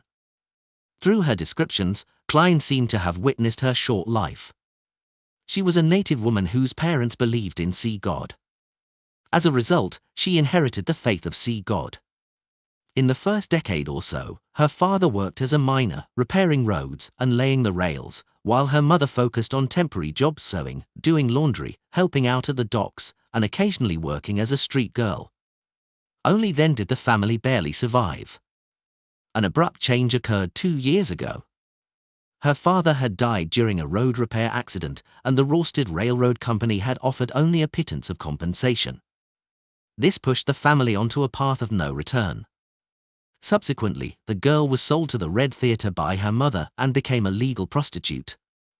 Although Emperor Razel had long invented the condom, many pirates and adventurers were unwilling to use one in their desire for momentary pleasure. And since the Red Theatre didn't enforce the use of condoms, the girl's resistance was ineffective. All she could do was submit, eventually getting infected with some disease. The manager of the Red Theatre had tried to provide her some simple treatment, but seeing that she wasn't getting any better, she was chased out because the cost of the follow-up treatment was obviously much higher than the cost of buying another girl. Not only was the ill girl unable to find a new job, but she didn't even have the money to rent a house. Her mother and younger siblings had long since disappeared, perhaps already dead or abducted to become slaves. The girl became a tramp and lived under the bridge. She managed to survive for some time thanks to the food and free medicine provided by charity organizations. But it was ultimately a short period of time. Her illness got worse and worse, and her body became weaker and weaker. Very quickly, she reached the end of her life. At that moment, she recalled the days when she was the most well-fed and dressed. She recalled the words that the pirates and adventurers would occasionally say. She whispered and prayed to sea god, "I want to live like a human being." Klein once again raised his staff, but he found that this sealed artifact didn't possess the ability to cure diseases. He thought of purchasing some medicine from Emlyn White via the world, but he found that the prayer scene happened at noon. The girl had already passed away under the bridge, in mud and dirt, her body filled with agony and intense hunger. Klein was silent for a moment, then he raised the angle of the prayer screen to reveal the location of the bridge. After memorizing the characteristics of the nearby streets and the surrounding area, Klein leaned back in his chair, sighed, and said with an insincere smile, "What a humble wish. There isn't much of an opportunity to act. I'll try my best to bury you like a human being." he retracted his attention and scanned the other points of light, searching for someone he could act as, but he found nothing. During this process, Klein noticed that Kalat, Edmonton, and the other members of the resistance were carrying out a ritual. They had placed a batch of items on the altar, and they prayed for Sea God to imbue them with power. So that's how they receive the Beyonder items they use for trade. To be at the level of a demigod is truly different. Moreover, they're used to not receiving any immediate replies. It's as if they plan to leave the items on the altar the entire night. Apparently, that sea serpent, Calvetua, didn't respond immediately either. It depends on its mood, or whether it was asleep or not. Otherwise, it could only respond instinctively, unable to produce any Beyonder items in batches. Klein picked up the Sea God Scepter, making the blue gems shine again. Boundless spirituality magically merged together, gushing into the prayer scene with transcendent vibes and randomly fusing with various items. Some of them are electric shock charms, some that allow people to swim in the sea like fish, some that allow a gale to blow. Within 3 months, their spirituality would gradually decline to nothingness. Klein half closed his eyes, feeling the changes in the items. Although he had only responded twice, he was already rather exhausted despite mainly relying on the power of the Sea God Scepter. However, the first response had to do with him forcibly dispersing a storm and calming the waves, while the second response was to simultaneously provide an enchantment to dozens of items. They were all at the level of a demigod, so it was rather draining on his spirituality. Even if I frequently used the Sea God Scepter, I wouldn't be able to last very long. On the other hand, the negative side effects wouldn't be a burden on me. I can attempt to use it at times. Yes, the situation with the resistance reminded me. I can also pray to myself and make a bunch of charms, mainly to allow me to do things underwater. This way, even if I find myself in a sea battle, I wouldn't be so restrained. Oh right, I still don't know how to make lightning charms. I need to seek out the corresponding mysticism information, and with it, I can deal with enemies who have air superiority. Klein silently muttered a few sentences and threw the Sea God Scepter back into the junk pile while swiftly returning to the real world. Eastchester County. By the side door of a huge manor in the vast and beautiful countryside. Audrey Hall was dressed in a waist-fitting black riding suit with a simple blouse lining her insides. She skillfully sat on the back of a brownish-red mare without showing the slightest sign of wobbling. Her black leather boots were in the stirrups, with her white trousers slightly tucked into them. She smiled at Susie, who had a leather bag on her back. "I'll wait for you at the edge of the woods." With that, she bent down with the whip in her hand and let the brownish-red mare gallop across the open field. Compared to the gorgeous yet gloomy family castle, Audrey preferred the beautiful manor and the scenery of the countryside. One handsome horse after another came running out. The riders were servants and maidservants, and their only mission was to protect Miss Audrey. Susie was also running happily, a feeling she couldn't experience in Backland. Moreover, she and Audrey would have a little adventure today, and that was exploring an ancient tower in the forest that had collapsed a long time ago. The valuable items there had long been taken away, but there had never been any accidents that happened there. It was a perfect place for an inexperienced person to practice her various abilities. The only problem was that it would be dark in 2 hours, and there might not be enough time. Lord of the Mysteries Chapter 555. Translator, Atlas Studios. Editor, Atlas Studios. Eastchester County was still cold in January, with snow often piling up. The branches and leaves of the trees were withered, with beasts hiding themselves, making it appear lifeless. Audrey led Susie around the ancient tower several times while surrounded by her attendants and maidservants, but they found nothing. There were only piles of grey bricks and rotten wood, and in the gaps, there were weeds and the corpses of tiny critters. Audrey had thought she could find some murals on the wreckage of the walls, allowing her to decipher the origins of the ancient tower and use the appearance of wild beasts to secretly practice her Beyonder skills such as awe, frenzy, placate, but she was only left very disappointed. This isn't a tiny adventure. It's just a stroll on horseback. She pursed her lips, held her whip, and walked to her horse. Unwilling to resign herself to this, she asked the attendants and maidservants around her when she had traveled half the distance, "Are there any legends of monsters nearby?" Half of the attendants had followed her from Backlund to the family castle before coming to this manor. The other half were locals and were usually busy in the manor. There was no doubt that Audrey was asking the latter. The reason why she had come to this manor was because, historically, there was a folk tradition of worshipping dragons in the surrounding areas. A young attendant secretly shot a glance at his noble and beautiful mistress. He mustered his courage, took 2 steps forward, and bowed while saying, "Deep in this forest, there are many fearsome wild beasts. Every year, hunters die there, but no one has ever encountered a monster before. It's just like the situation described in an old folk song that goes around this place." He recounted the folk song, and the general meaning was, "Monsters are in your dreams. Dragons are in your dreams. The great imagined palace, floating in the air, is also in your dreams. There is the place where you will have everything, all the way until you wake up. Curious children, brave adventurers, go and find the dragon in your dreams." The attendant deliberately left out the last line, because he might be misunderstood as being sarcastic to Miss Audrey. A dragon in a dream. The great palace that is imagined and floating in the air is also in a dream. Audrey carefully pondered for a few seconds before she suddenly felt that this ancient folk song wasn't completely meaningless. According to the information about dragons that she'd bought from Little Sun, the dragon of imagination, Ankwelt, had actually imagined a floating city with massive temple pillars supporting a towering palace complex. The name of the city was Livzid, meaning the city of miracles. In dreams, the spectator pathway comes under the mind dragons, involving the conscious, subconscious, the sea of collective subconscious, and the sky of spirituality. No matter how you look at it, it certainly involves the dream domain. Perhaps this ancient folk song really is pointing to something. Could Livzid really exist in the sea of collective subconscious, in dreams? But a dream is purely in the mind. Many thoughts flashed through Audrey's mind.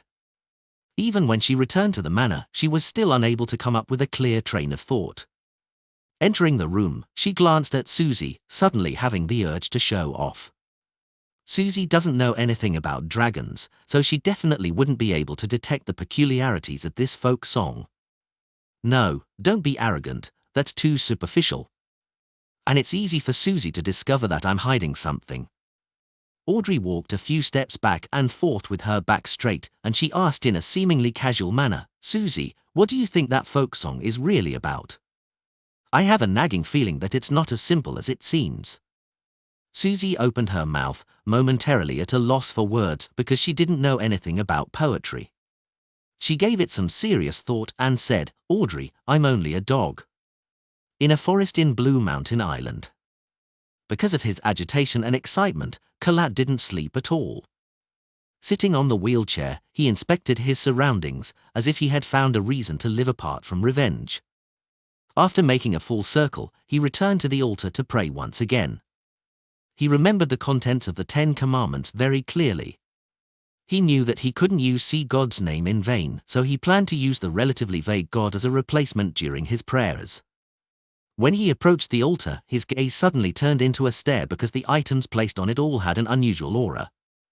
For example, a dagger didn't reflect any crimson moonlight but released silver lightning. A leaf had become increasingly greener, making him feel that it was easier to breathe from a mere glance. God has bestowed his grace. This thought suddenly flashed in Kalat's mind. Up to this point, he no longer had any doubts regarding the transformation of See God. The sacrilegious thoughts hidden deep within him were completely dispelled. The revelation from God that previously said that he will walk the land again was an implication that he is reconstructing his image. This layer of meaning goes very deep, and we actually failed to interpret it before. Kalat slowly took in a deep breath and propped himself up with his hands before solemnly prostrating himself before the great See God. Soon he returned to his wheelchair and headed for the residence of the High Priest, Edmonton, and the others. He couldn't wait to tell his companions about what had just happened, to share with them the grace of God. At 11:15 in the evening, Klein sat in his chair and watched with a blank expression as Danitz held the soulful ritual, memorizing all the details while he did it. it still requires help from the spirit world. He made a preliminary judgment. If it's a spirit world creature, one can locate them as long as there's no mistake in the description. Just using a language with a certain amount of power can allow direct summoning or allow them to make their spirit descend. It has nothing to do with distance or range. To a certain extent, deities have this trait as well, but sometimes it's possible to get a response from them even if the prayer is in an ordinary language. Of course, that is only if they have become believers and have caught the notice of the deity. At the level of demigods, they seem to have blended with the spirit world to a certain extent. That's why one can point towards them with an accurate description to receive the possibility of a response. But there will be a distance limitation. Once it's beyond a range, they wouldn't be able to receive the signal. See God Calvetua is an example. Vice Admiral Iceberg is considered a powerful mid-sequence beyonder. To achieve something like this, relying on herself isn't sufficient.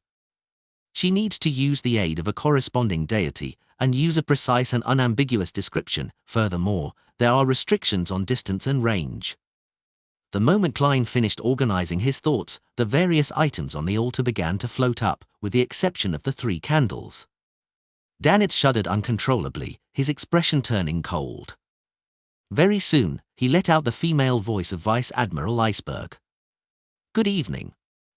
Her tone seems to contain the anger of being woken up. Klein felt that Danitz's entire person had turned feminine.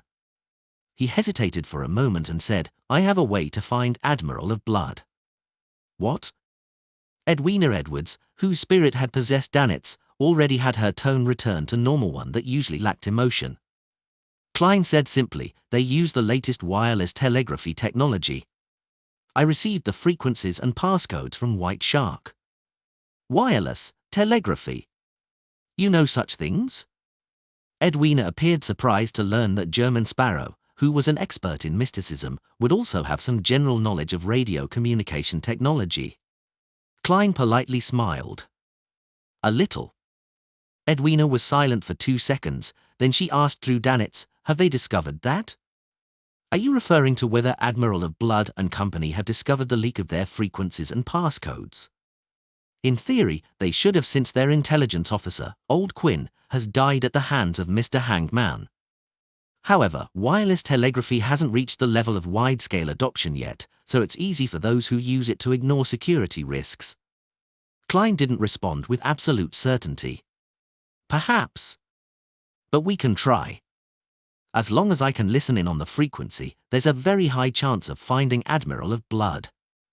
As sea god, even at the level of a demigod, making it difficult for me to know about matters in neighboring seas like the back of my hand, I can still control sea creatures and ask them to seek people out." Klein silently added. Edwina said thoughtfully, "I'll have Danitz help with the surveillance. You know a lot about wireless telegraphy as well." Klein grinned and said, "Okay." When the soulful ritual was over, Danitz watched German Sparrow take out a sizable piece of machinery and its corresponding accessories, with mixed emotions. "What is this?" he asked in astonishment. Klein said flatly, "Radio transceiver." Danitz turned agape as he finally forced his question out. "Where did you get it?" Klein glanced at him. "Outside." As he spoke, he tossed the manual and information on the frequencies and passcodes to Danitz and went back to his bedroom to sleep. So this is what he does on his frequent trips out. Danitz felt as though he had understood something. After much reading and experimenting, he finally mastered the usage of the radio transceiver and settled back into his reclining chair. He was soon snoring away. Without knowing how long he slept, he was suddenly awoken, astonished to hear rhythmic clicks. "What?" Danitz rolled to his feet and looked towards the source of the sound. He saw the radio transceiver in the dim room working on its own, spitting out illusory sheets of white paper under the serene moonlight. "What's this?" Danitz conjured flames in his palms as he carefully inched forward. "Your favorite novels at n/ovl/bin.com." This scene reminded him of the horror stories that pirates often spoke of when they were bragging. "There's a problem with the radio transceiver? It's connected to an evil spirit?" Danitz decided to yell for German Sparrow the moment he discovered anything amiss. As he approached the radio transceiver, he saw several lines of ancient Fasak on the illusory sheet of paper. Hello. I sense a familiar but unique aura, but it's about to dissipate. Hello. Danitz attempted a response. Who are you? The radio transceiver produced its clickety-clack again, spitting out a piece of white paper. My name is Rhodes. In exchange, you have to answer one of my questions. Lord of the Mysteries Chapter 556. Translator, Atlas Studios. Editor, Atlas Studios. A question? This strange radio transceiver is a little interesting. Danitz cleared his throat. You can ask, but I might not answer. You think I'm the kind of adventurer or archaeologist who ends up killing himself because of curiosity? Danitz thought with both caution and pride. It took a few seconds for the radio transceiver to produce its clickety-clack again. An illusory piece of white paper was spat out with red words on it. Do you have a secret crush on your captain? No. Don't speak nonsense. Who? Who told you that? Danitz's face instantly reddened. He felt at a loss to have the secret that had been buried deep in his heart for so many years revealed so suddenly. He was embarrassed and ashamed at the same time and subconsciously wanted to deny it. But at the same time, he was also shocked and confused as to how this matter had been discovered by an outsider. He had never told anyone, and he had kept this secret very well hidden. Danitz opened his mouth, forced a smile, and said, "What a silly question, I refuse to answer." The radio transceiver produced its clickety-clack and spat out more white paper. Then let's change the question.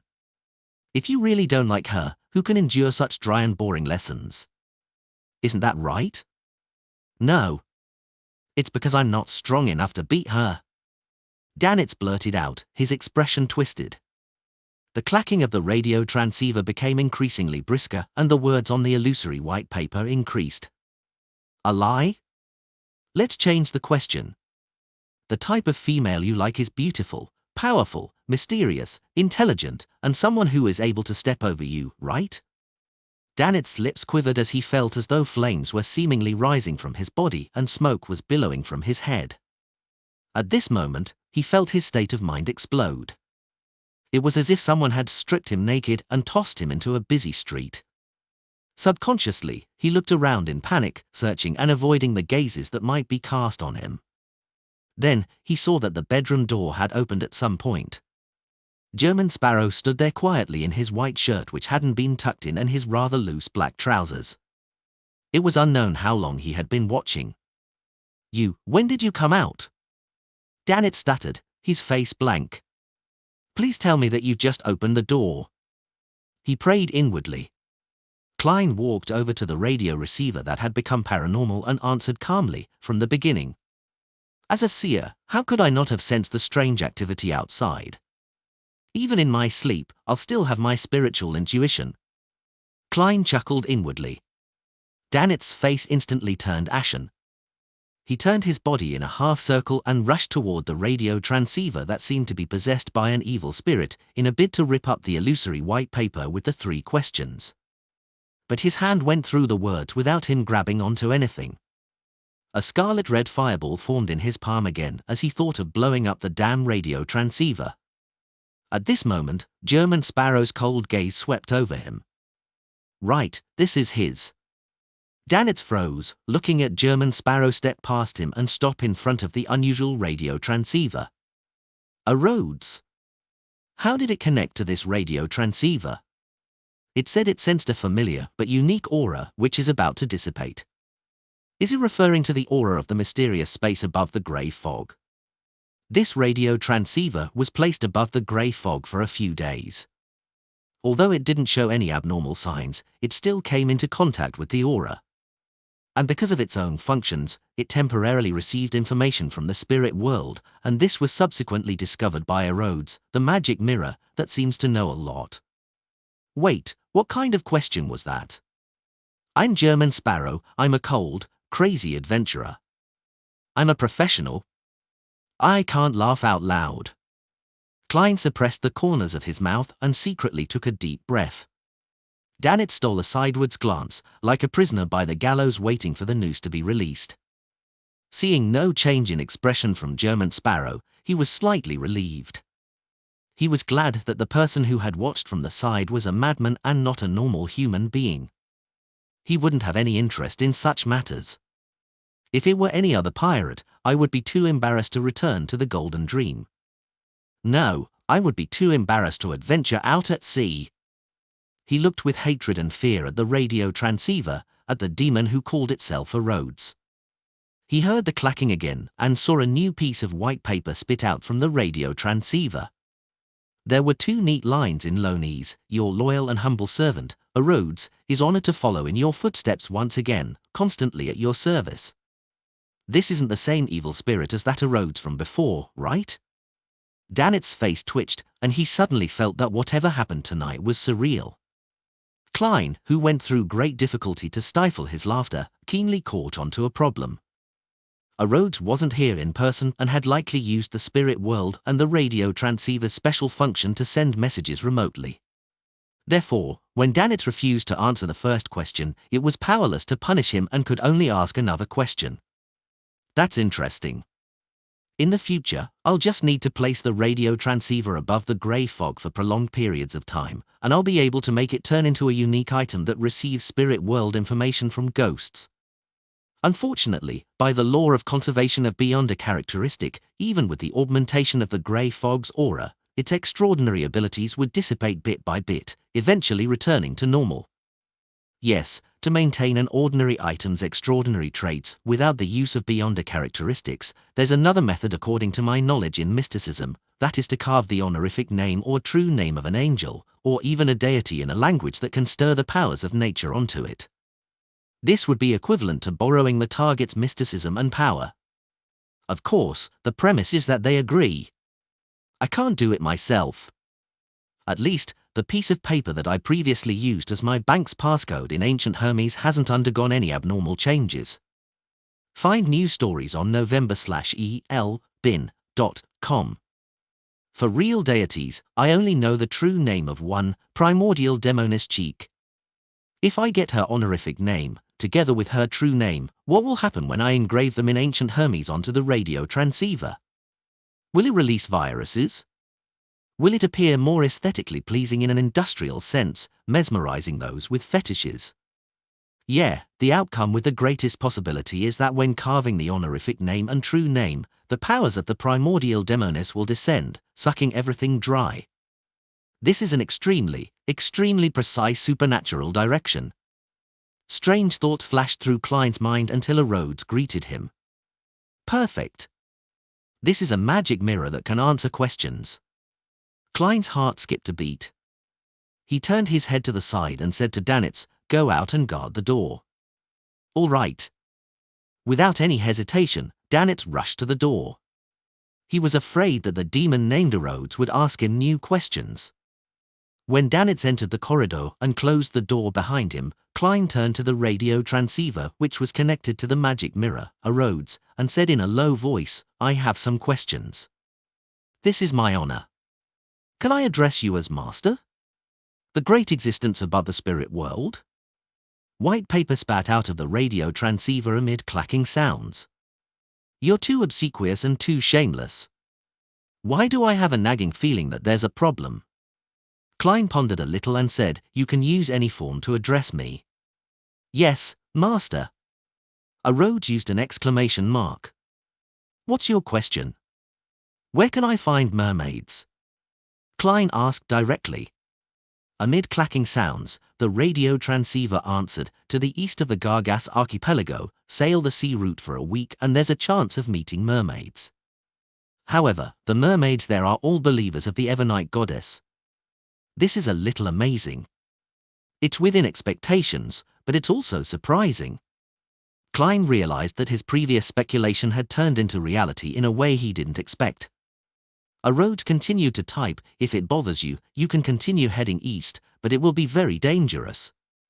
That place is no longer a real ocean, but the ruins of the War of the Gods. Of course, you definitely wouldn't mind that." "Who said that?" I was still imagining that with the sea god scepter, I would have the chance of entering even the most treacherous of seas. Now, you are telling me it's a sea evolved from the battlefield of gods. Indeed, there was a war of the gods in ancient times. The time when the creator reclaimed the ancient gods' authorities. Klein didn't make comment as he watched Rhodes make the radio transceiver produce more words. In addition, there are reared mermaids in the Church of Evernight's headquarters, in the Cathedral of Serenity, as well as the Sleep Cathedral on Dino's Island. In addition to the Holy Cathedral, there are mermaids on Dino's Island as well. The former is too dangerous. They have Grade 0 sealed artifacts and powerhouses at the level of angels.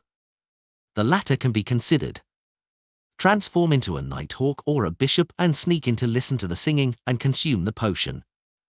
That's not right. The church rears mermaids to target faceless beyonders, so how can they not be on guard against this point? I have to think of another way. Klein was about to ask the second question when he saw a new sheet of white paper come out of the radio transceiver. Great Master, I must abide by certain rules. You must answer a question of mine in exchange. Answer your question? Klein raised his eyebrow slightly and waited for Rhodes to ask the question. He decided to acknowledge this servant depending on the situation. Amidst the clacking, Rhodes used words to spell out a question. What are you planning to have for breakfast today? Nice question. Klein calmly replied, depends on what the inn offers. A perfect answer. Rhodes was almost short of giving a round of applause. Without waiting for Klein to speak, he continued to type, the aura above the spirit world is about to disappear. I await the next opportunity to be at your service, Great Master. After the illusory piece of paper was spat out, the radio transceiver stopped and lost its gloomy feel. How many days would it take above the grey fog before I can contact Rhodes again? I'll ask it for the method to remove the mental corruption of a Beyonder characteristic the next time. Yes, this method should be used prudently. Rhodes can use the special connection after the radio transceiver is tainted by the aura. Those who are stronger and more terrifying than it might be capable of doing so as well. If I keep doing this, maybe one day I'll get a telegram from the true creator or the primordial demoness. Klein's mind raced as he noticed the hidden risks.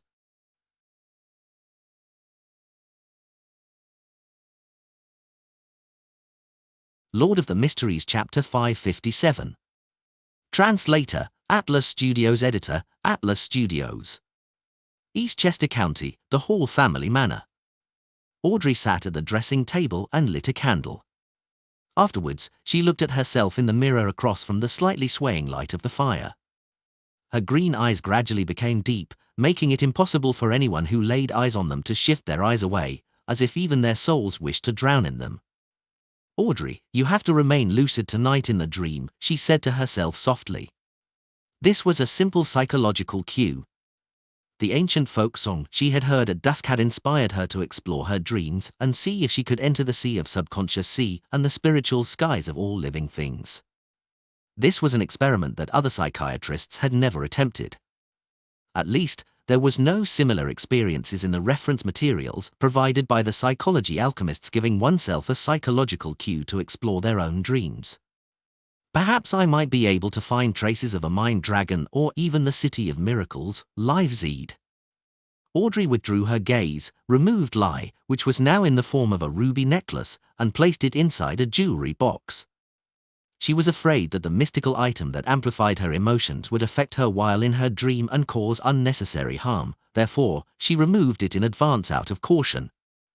After doing all of this, Audrey subconsciously looked at her reflection in the mirror and saw little blemishes on her face.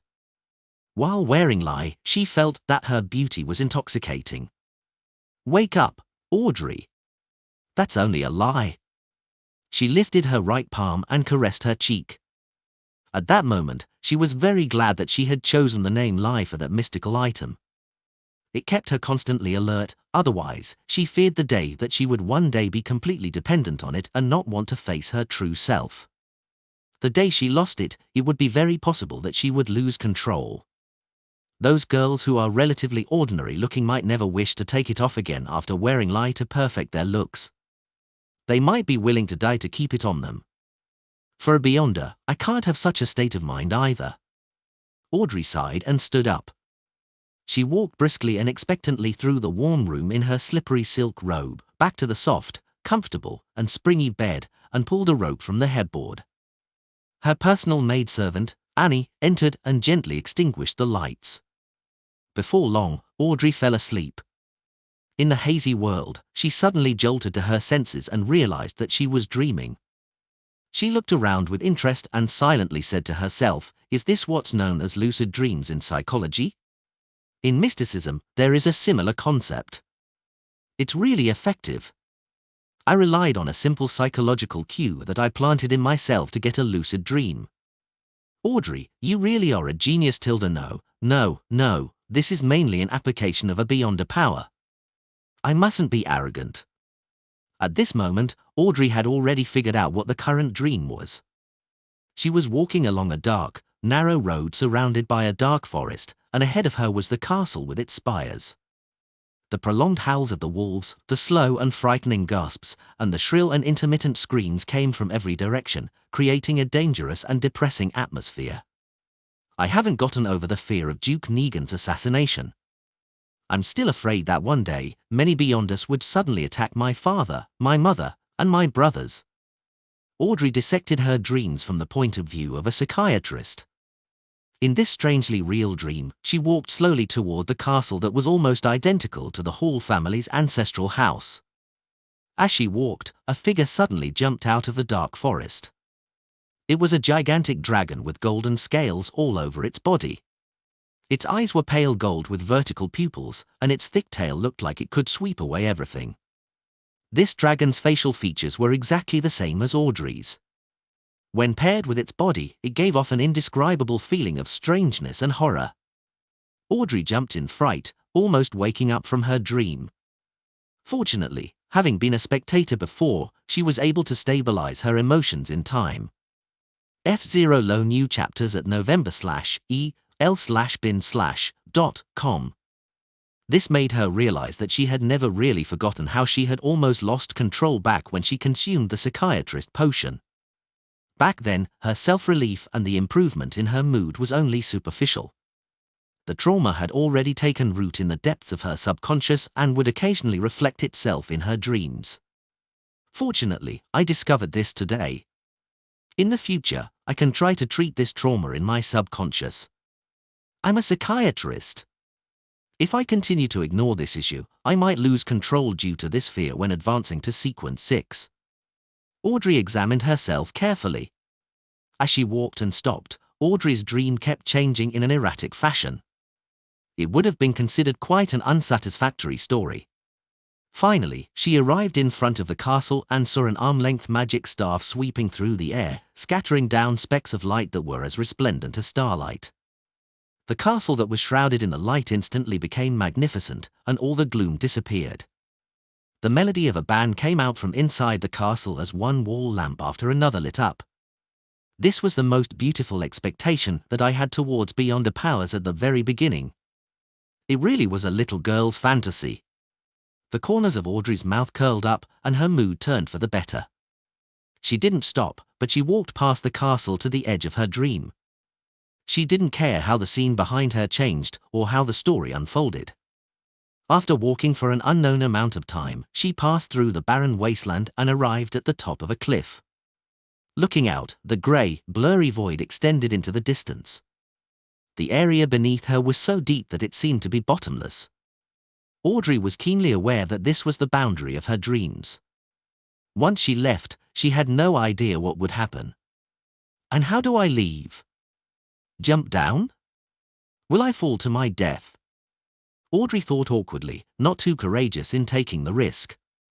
After thinking for a few seconds, she slowly came up with an idea. This is a dreamland that originates from the world of my mind. As the mistress of this place, I can use my will to open up a path for myself. With the thought of making the attempt, she tried to conjure what she thought, just like the way she did it above the grey fog. The only difference was that the former needed the help of Mr. Fool, and now she had to rely on herself. Audrey stretched out her right hand, pointing it downwards into the depths of the grey fog. In front of her, the grey fog suddenly surged, revealing layers of stairs that led downwards, without an end in sight. Audrey took a slow breath, lifted her skirt slightly, and stepped onto the first step.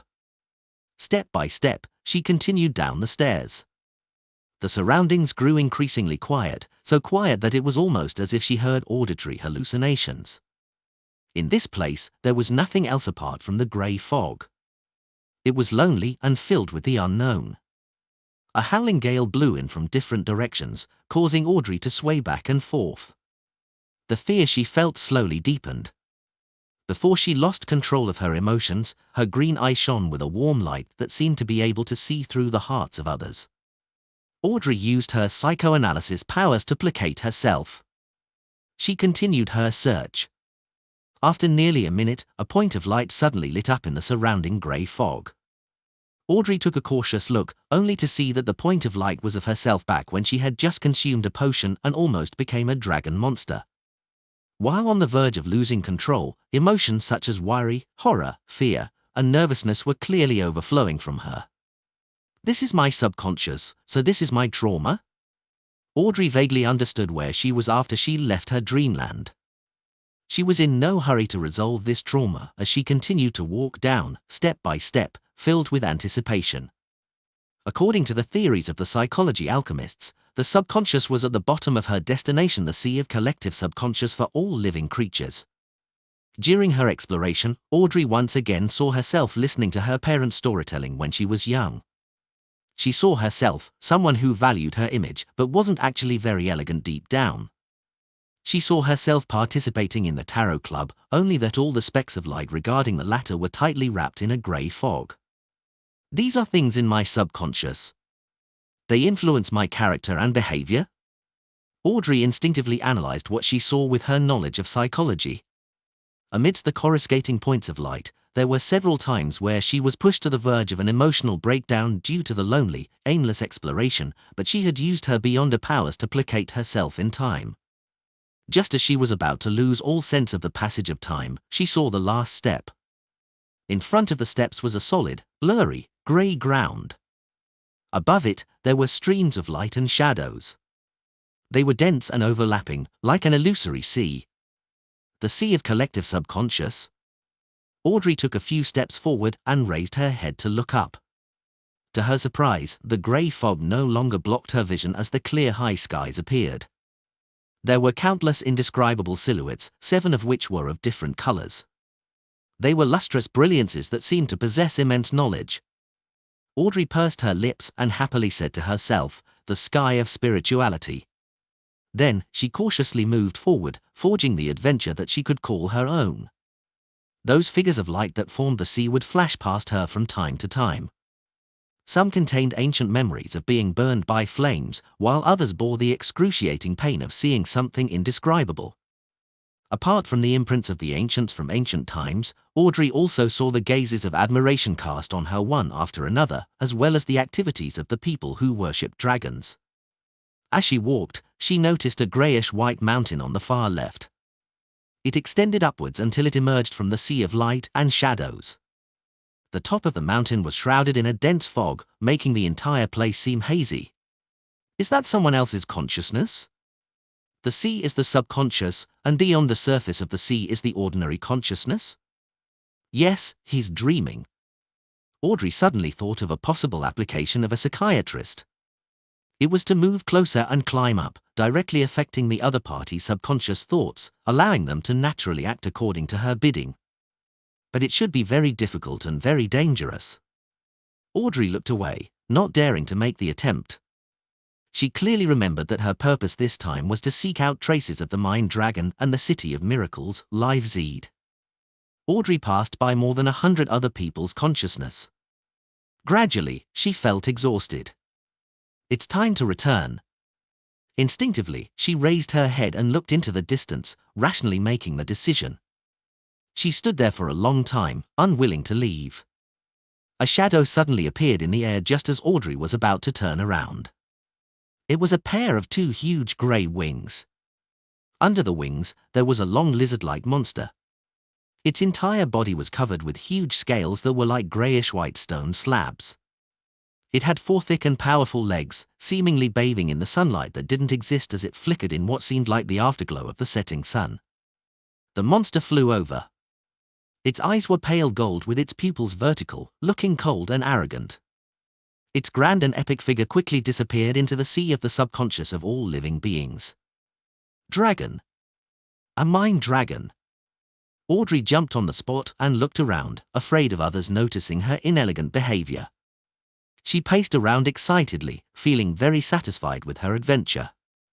Indeed, the tradition of dragon worship here isn't without an origin. In their subconscious, there lives a mind dragon. Audrey resisted the urge to praise herself and had decided to return immediately and wake up from the dream. She didn't have the urge to continue her exploration, as she wasn't prepared for it at all. She was going to consult Mr. Fool, Mr. Hanged Man, and the others at the Tarot Club next week in the hope of receiving some advice. Audrey returned the way she came, entering the mountain formed by her consciousness. Then, she woke herself up and successfully escaped from the dream. At that moment, Danitz was also permitted to return to his room. He glanced at German Sparrow and said with an embarrassed smile, "You won't tell anyone what you just saw, will you?" Lord of the Mysteries Chapter 558. Translator, Atlas Studios. Editor, Atlas Studios. Klein didn't answer with yes or no. Instead, he stopped walking towards his bedroom and flatly said, "That was a question." Right, a question. That was a slanderous question with no basis. Besides, I also gave a negative answer. Danitz responded with delight and had emphasized that he had never admitted to it. Klein gently nodded his head. "I will clarify this with your captain." "Clarify?" Danitz stared, then he half opened his mouth, his expression twisted. He was also considered a somewhat knowledgeable person, so he stopped explaining and arguing, and he forced a smile. "Is there anything I can do for you?" Klein took a deep breath and used his clown powers to control his facial expression. "Monitor it well." "Yes, all right." Danitz quickly agreed. Seeing German Sparrow turn around and walk to the bedroom's entrance, he couldn't help but ask, "You're not going to clarify this with Captain, right?" Klein twisted the handle and replied expressionlessly, "Monitor it well." After he finished speaking, he pushed open the door and entered the room. Before he could widen his mouth into a laugh, he closed the door behind him. The next morning, after breakfast, Klein put on a pair of pantaloons, a thick brown jacket, and a cap. He changed his appearance and went out, leaving Danitz alone in the room to watch the radio transceiver. Along the way, Klein changed his appearance again, making himself look more like a native. He found a special store, bought a pair of linen gloves, a shroud, and a body bag. Then, according to the surroundings he had previously witnessed, he scanned the area around him for landmarks before finding the bridge and the girl who had died amid the mud in a corner. As it was still winter, the weather wasn't too hot, and there were no obvious signs of decay from the corpse, but the festering skin and the stench still made Klein instinctively nauseous. He didn't immediately come to bury the girl who wanted to live like a human being last night, due to the recent events. Byam was under strict curfews at night, as well as the fact that the cemetery didn't open until dawn. Pulling out a small metal bottle, Klein poured some quelaag oil onto his hand and rubbed it at the tip of his nose. A choking sensation invaded his mind. The smell of peppermint mixed with disinfectant filled his olfactory senses, making him sober as if he had just fallen into a sea of floating ice. He was no longer affected by any other smells. Putting away the metal bottle, Klein put on his gloves, took a few steps forward, and crouched next to the female corpse. He unwrapped the shroud and began to gently move the corpse into the body bag. Carrying the bag over his shoulder, he deliberately walked through the most bustling streets of Byam until he reached the outskirts of the city. Along the narrow road where horse carriages couldn't pass, he scaled a mountain to its mountainside. There was a cemetery specially prepared by the Church of Storms and the Governor General's office for the natives. As for foreigners, such as businessmen, adventurers, people from Lun, Intis, and Fainapotter, who had settled down here, they had their cemeteries situated on the opposite side of Byam on a flat and soothing plain with forests backing them. Klein climbed higher and entered the unnamed cemetery, where he found the gravekeeper dozing off. "How do you want to bury him?" The gravekeeper pointed at the body bag. "If you want to do it for free, you have to wait a few days until the corpses in the morgue accumulate to a certain amount, then they'll be cremated together and buried in the same grave. Of course, there will be priests who will do a send-off for the souls of the dead in advance. 5 soldi and he will have an urn and a niche he can call his own. £2, he'll get an urn and a grave with a tombstone. If you don't want him cremated, you'll need a coffin. You can pick one over there. They're priced differently based on the type of wood." Klein thought for a moment, then he took out 5 soldi in notes and handed them over. "What's his name?" The gravekeeper counted the notes, picked up a fountain pen, and asked with a good attitude. He didn't actually know how to write words, he just wanted to draw symbols to help him remember. Klein paused for a second and said, "Bawdy." "Bawdy," the gravekeeper repeated it in a low voice and drew a symbol. Without looking up, he continued, "She can have an epitaph on the niche." Bawdy was a typical female name in the Rorsted archipelago, therefore, the gravekeeper no longer mistook her gender. Klein remained silent for a few seconds, then he said in a low voice, "She is a human being." "She is a human being?" "What a strange epitaph," the gravekeeper muttered. "Do you have a picture?" "I know you don't." Before he could finish his words, he saw the other party hand over a photo. It was a portrait that Klein had drawn using a ritual. It perfectly reproduced the girl's looks before she fell ill. In order to not be suspected, he used the corresponding type of paper and some technique to make the portrait look like a real photograph. The gravekeeper was surprised but didn't say anything. He quickly took the information and carried the body bag to the hut where the priests resided with Klein. After the send-off and cremation, as well as the storing of ashes into an urn, the photograph was pasted on and an epitaph was engraved, putting an end to the entire matter. Klein took a deep look before turning around to leave the cemetery. As he walked down the mountain path, he saw Byam in its entirety. The sea was pale blue, nearing the color of green. It was empty as far as the eye could see. Sails were stacked by the harbor, and the chimneys towered high. The streets were crisscrossed as people came and went. The surrounding estates were densely packed, and there was plenty of greenery. The distant public roads were wide, and the railways were straight. It was like a beautiful oil painting that was produced by a master. It was filled with vitality that was hardly describable. At the top of the clock tower of the Cathedral of Waves, the Church of Storm's cardinal, high-ranking deacon of the mandated punishers, John Cotman, stood at the edge, looking out over the refreshing sea and the mountain range that stretched out along the coastline. The pollution in Byam was rather low as the mining and smelting industries were located in other cities on the island. The mainstay here was the spice trade, the brothels and casinos, and the accumulation and transit of goods. It lacked a fully formed industry, and there was a limited number of days needed for coal to be burned for heat. As soon as Sea King John Cotman retracted his gaze, he saw a mandated punisher running up the spiral staircase. "Your Eminence, there's new information." The mandated punisher struck the left side of his chest with his right hand. "What is it?" The well-built John Cotman turned around and asked. The mandated punisher handed over the piece of paper in his hand. "News from within the resistance. They've received a response from Calvetua. They're in the process of creating new statues." "New statues?" John Cotman unfolded the note and skimmed through it. He then turned his head to the interior of Blue Mountain Island, which was covered in a sea of dense forests. After a moment of thought, he said, "Search for abnormalities in the archipelago's sea area." He was certain of one thing from the intelligence, that the mysterious person who had taken away the characteristic left by Calvetua hadn't left the waters of the Rorsted archipelago. This could be determined from the fact that the person could disguise himself as Calvetua and reply to his followers. Meanwhile, John Cotman knew very well that the beyond a characteristic left behind by Calvetua, who had gone mad before its death, would lead to severe side effects regardless of whether or not it was reduced to a real item. Therefore, it would definitely result in an abnormality in the surrounding area. Moreover, he believed that it wouldn't be easy for the mysterious person to find a proper sealing method. Even if he had found it, there was no way he could control the effects when responding, hence, exposing the problem. This was the clue. Yes, Your Eminence, may the storm be with you. The mandated Punisher bowed again. F0 Low New Chapters at november/el/bin/.com. After entering Bayam City, Klein dispelled his faceless power when no one was paying attention. He returned to the Wind of Azure Inn via carriage.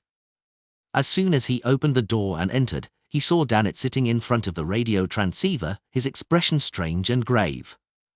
Got something? Klein asked in a low voice. No, no. Dannett raised his right palm and shook the papers in his hand. My bounty. My bounty has been raised to £5,500. This was almost reaching Steele Mavetti's bounty. Because of this, he didn't dare head out to drink or relax. All he could do was stay in the room and listen out for a signal. This rate of appreciation is really tempting. For a moment Klein didn't know how to react, so he said without expression, "This is just the beginning. Mr. £10,000. Dogsht." Dannett cursed inwardly, but he didn't dare to show any disrespect on his face. All of those things were done by German Sparrow. Why did it end up increasing my bounty? Those sons of beaches from the Church of Storms. He forced a smile and shook his head, his facial muscles twitching slightly. Klein held back his laughter and ignored him. He went back to his bedroom to catch up on his sleep. At this moment, he saw a letter suddenly appear, floating down from midair and landing right in front of him. Klein raised his right hand and grabbed the letter. The messenger didn't even show its face and just left after throwing the letter. Klein clicked his tongue, opened the letter, and read it. There were two methods for obtaining a messenger. The first method is to think of an accurate description, hold a ritual, summon the corresponding spirit world creature, and make a contract with it. The second method is to directly enter the spirit world and search for a messenger that you wish to obtain. After obtaining its consent, sign a contract with it and then record down the accurate description language for later use. The first method is relatively simple, but it is also rather dangerous, because what fits the description might be a powerful spirit world creature or a strange evil spirit. Every time you summon it, you cannot be completely sure what you will attract, and this is a risk that is hard to divine in advance. The danger of the second method is that it isn't easy to find the appropriate messenger, and there's a risk of getting lost in the spirit world. Unless you're a traveler, otherwise, I do not suggest the second method. For the first method, I can provide you a description that has been tested and verified. As long as the process is done accurately, the level of danger will be rather low. But it might not satisfy you. Also, the contract needs to use powers in the undead domain. You can use my copper whistle to provide for that. The format includes the following paragraphs. Of course, if you don't mind, I can transfer a messenger to you as a gift and have it sign a contract with you. Transfer it to me as a gift? It's no wonder that the messenger didn't even dare show its face. Klein thought in enlightenment. Considering that he had used the previous messenger as a shield and was unfortunately finished off by Mr. A, causing the later messengers to become increasingly rude to him, he inwardly declined the offer. Use the first or second method. The first method is prone to error. I might even summon a candidate messenger and get beaten up. A commonly used description isn't unique enough, making the messenger's strength worrying. The second method? I'm not afraid of getting lost since I'm able to instantly return above the grey fog. Furthermore, in my spirit body state, I can use the Sea God Scepter. The spirit world creatures aren't afraid of having their blood drained either. Yes, I have to do it outside the archipelago, otherwise, I'll be affected by the prayers. Klein quickly came to a decision. Lord of the Mysteries Chapter 559. Translator, Atlas Studios. Editor, Atlas Studios. With that idea in mind, Klein immediately began making preparations. It was to explore the spirit world and select a suitable target to become a messenger. After he left the Rorsted archipelago and its surrounding sea, he could bring the sea god scepter along with him to reason with the target and convince them to become his messenger. Once I find myself lost or in a dangerous situation, I would immediately halt the summoning and return above the grey fog. There's basically no risk. Klein thought for a few seconds, then he locked the door and began the ritual of summoning himself. At the end of the ritual, he quickly arrived above the grey fog, but he was in no hurry to respond to himself. Instead, he sat down and let the sea god scepter fly out from the junk pile and land on his palm. He intended to scan the prayers of the believers as per routine for anything to respond to. During this process, Klein discovered that some of the prayers were actually quite interesting because humans could deceive friends and relatives, but it was difficult to keep their truest thoughts when confessing or praying to the gods. At most, they would modify the truth to make them look less bad. A mixed blood, who had clearly changed his faith to the Lord of Storms, had already reached the middle ranks of the Bayern police department, but in his confession, he tried hard to portray his behavior as a plan of burdening himself to carry out a mission. For the sake of a brighter future for his kinsman, he could only confess to God in misery, hoping that he would protect him, so that he could climb up the ranks in the police system as a believer of the Lord of Storms. Although his words sounded flawless, the fluctuations in his thoughts and emotions during his confession were clearly displayed in the prayer scene. It was something that couldn't be hidden. Trying to deceive God while you are deceiving yourself. If it were a gigantic sea serpent like Calvetua who lacked intelligence, it might have believed you. Should I give him a lightning bolt or 10 wind blades? Yes, it's pretty impressive to have a mixed blood rise up to the ranks of senior inspector. I'll keep him. There are benefits to having a snitch. Klein raised his sea god staff, making one of the blue gems glow. The light poured into the scene and imperceptibly seeped into the senior inspector named Bulaya. This wasn't a curse, nor was it a cue. It was a mark of divinity that almost no one could discover. Simply put, it's a unilateral way for me to keep tabs on you. Klein silently added inwardly. He continued browsing and saw a young believer with slightly curly bronze hair praying for a man named Zangmor to be caught in a storm and buried at sea. He claimed that Zangmor wasn't pious enough, but the truth was that, as a competing fisherman, Zangmor was always able to harvest more fish than he did. What kind of nonsense prayers are these? The human heart sure is hard to fathom. Klein frowned and mumbled to himself. Then he had a vague idea. For a faceless to engage in real acting, it not only requires a flawless performance in terms of external appearances and habitual actions, but it also needs to maintain the core personality. Not many changes are allowed. As for personality, every person is different, so there must be a difference to a certain degree. By browsing the prayers of my believers, it's equivalent to me realizing different kinds of personalities and mental states without going through the trouble. When talking about the many masks we wear, it's not only about looks. This will be rather important for my subsequent acting as a faceless. It can save me time from figuring things out through accumulated experiences.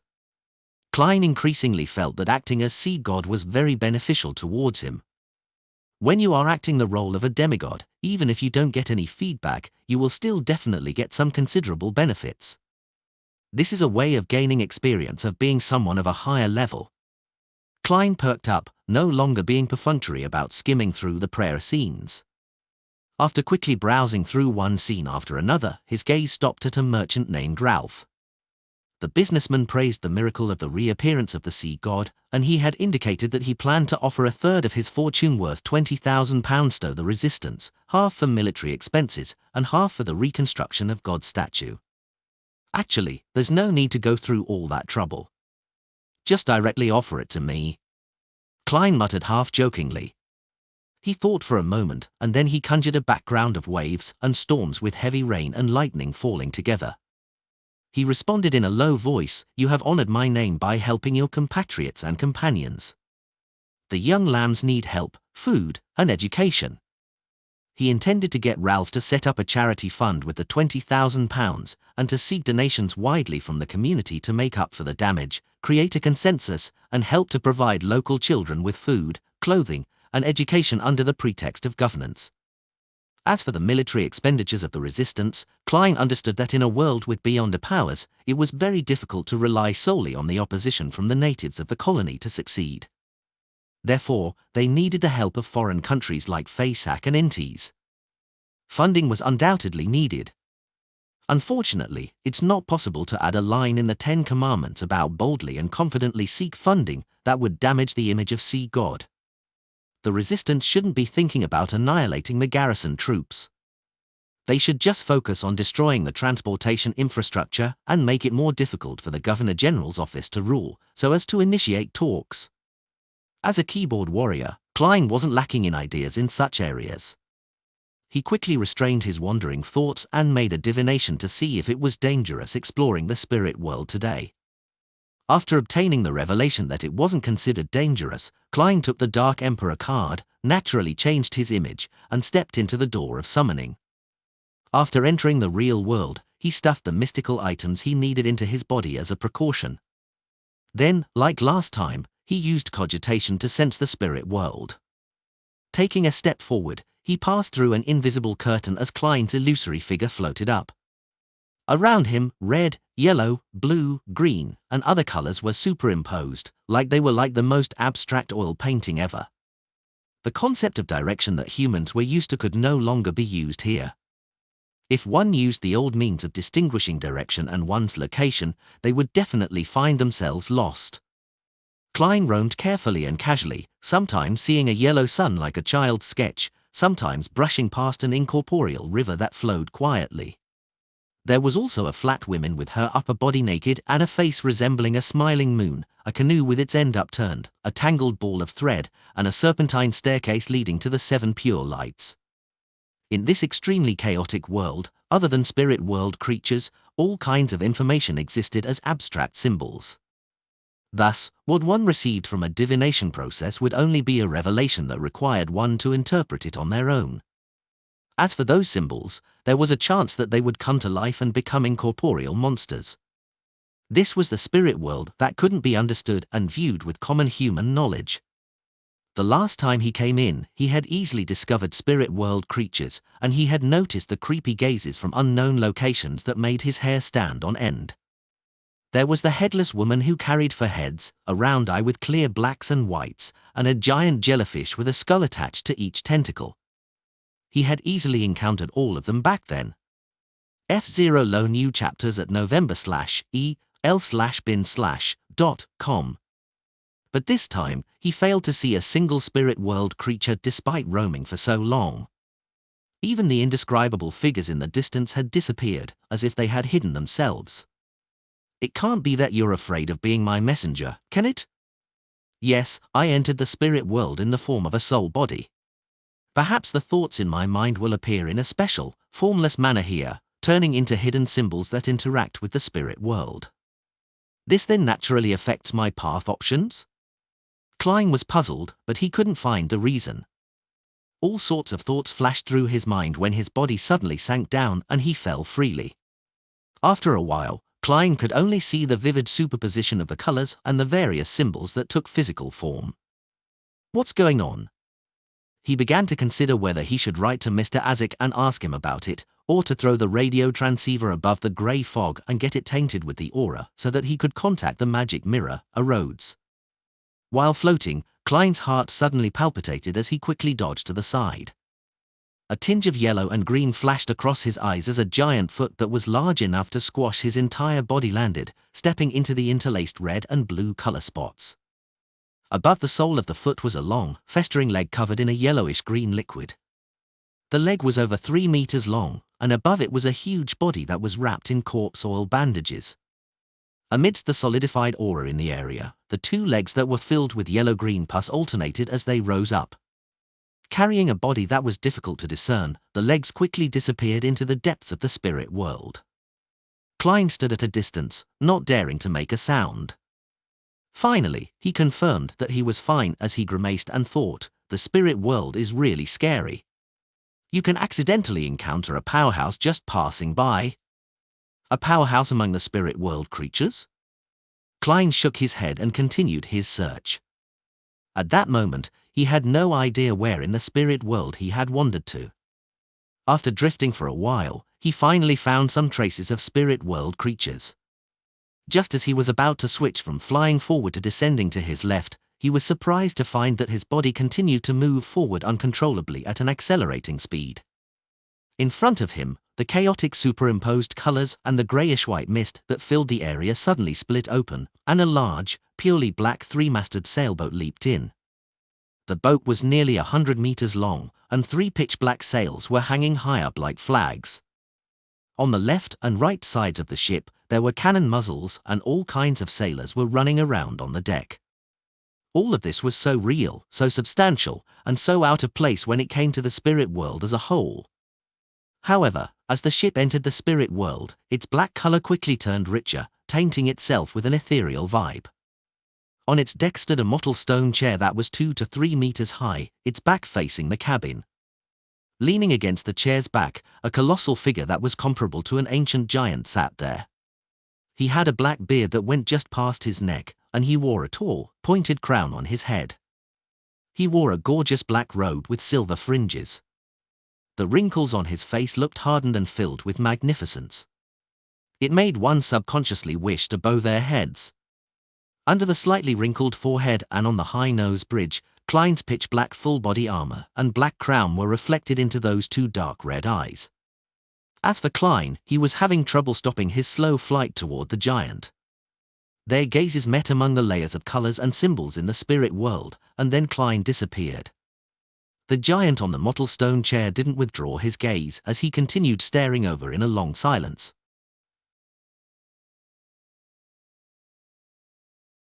Lord of the Mysteries Chapter 560. Translator, Atlas Studios. Editor, Atlas Studios. Above the fog, Klein took out the Dark Emperor card that he had fused with his spirit body and instantly reverted to his original form. This is called a one-click gear swap, he mocked himself as he recalled what had just happened. He was almost certain that the giant wearing the sharp crown was king of the 5 seas, Nas Solomon. The 100-meter-long sailboat that could sail through the spirit world was the ghost ship named Dark Emperor, which was built by the ancient Solomon Empire. I've always thought that a ghost ship simply means that it can sail on its own and wouldn't sink, making it closer to a strange creature. I never thought that the most powerful ghost ship would be able to turn itself incorporeal and wander through the spirit world. That makes it almost a demigod, right? As expected of the most famous Dark Emperor on the 5 seas. Yes. I can't eliminate the possibility that it sacrificed a traveler during its creation process. For one of the most famous legendary treasures, the Spectre Empire, which carries the final inheritance of the Transoist Empire, could it be that the ship also comes equipped with this capability, making it impossible to find? Klein's thought slowly drifted without immediately realizing the reason why he had suddenly met King of the 5 Seas, Nast. This was very obvious, the law of convergence of Beyonder characteristics. Although the Dark Emperor card didn't contain any Beyonder characteristics, Roselle had added or carved something onto the card when he made it. It allowed the wielder to use the card of blasphemy after they advanced to a high sequence Beyonder, to subtly sense the Beyonder ingredients that they needed. There was no doubt that such a sensation was mutual. As one sensed the other would naturally sense them too. As for the wielder, they would appear to approach a certain fate before they crossed that step into becoming a demigod. This was something Klein was deeply aware of. He ultimately suspected that the existence of the grey fog had brought together certain Beyonders or supernatural events to him. Traveling with the Dark Emperor card in the spirit world makes it easier for such situations to occur. This is because the real world needs to abide by many rules. Even the fate from drawing lots needs to abide by logic, developing bit by bit. It doesn't make sense for me to use the Dark Emperor card in Backland, and for the King of the 5 Seas, Nast, to immediately appear in front of me with the ghost ship. Even if he sensed the attraction force, he would have to go through the process of locating me, and through the process of traveling through the spirit world, take hours or even days to arrive. If he didn't sense it, he would only naturally think of sailing towards the Sonia Sea and head closer to the borders of the Lun Kingdom. In that case, it might take months before we bump into each other. By being in the spirit world, things are simple, there is no concept of distance or direction in there. Locations and distances are all extremely chaotic.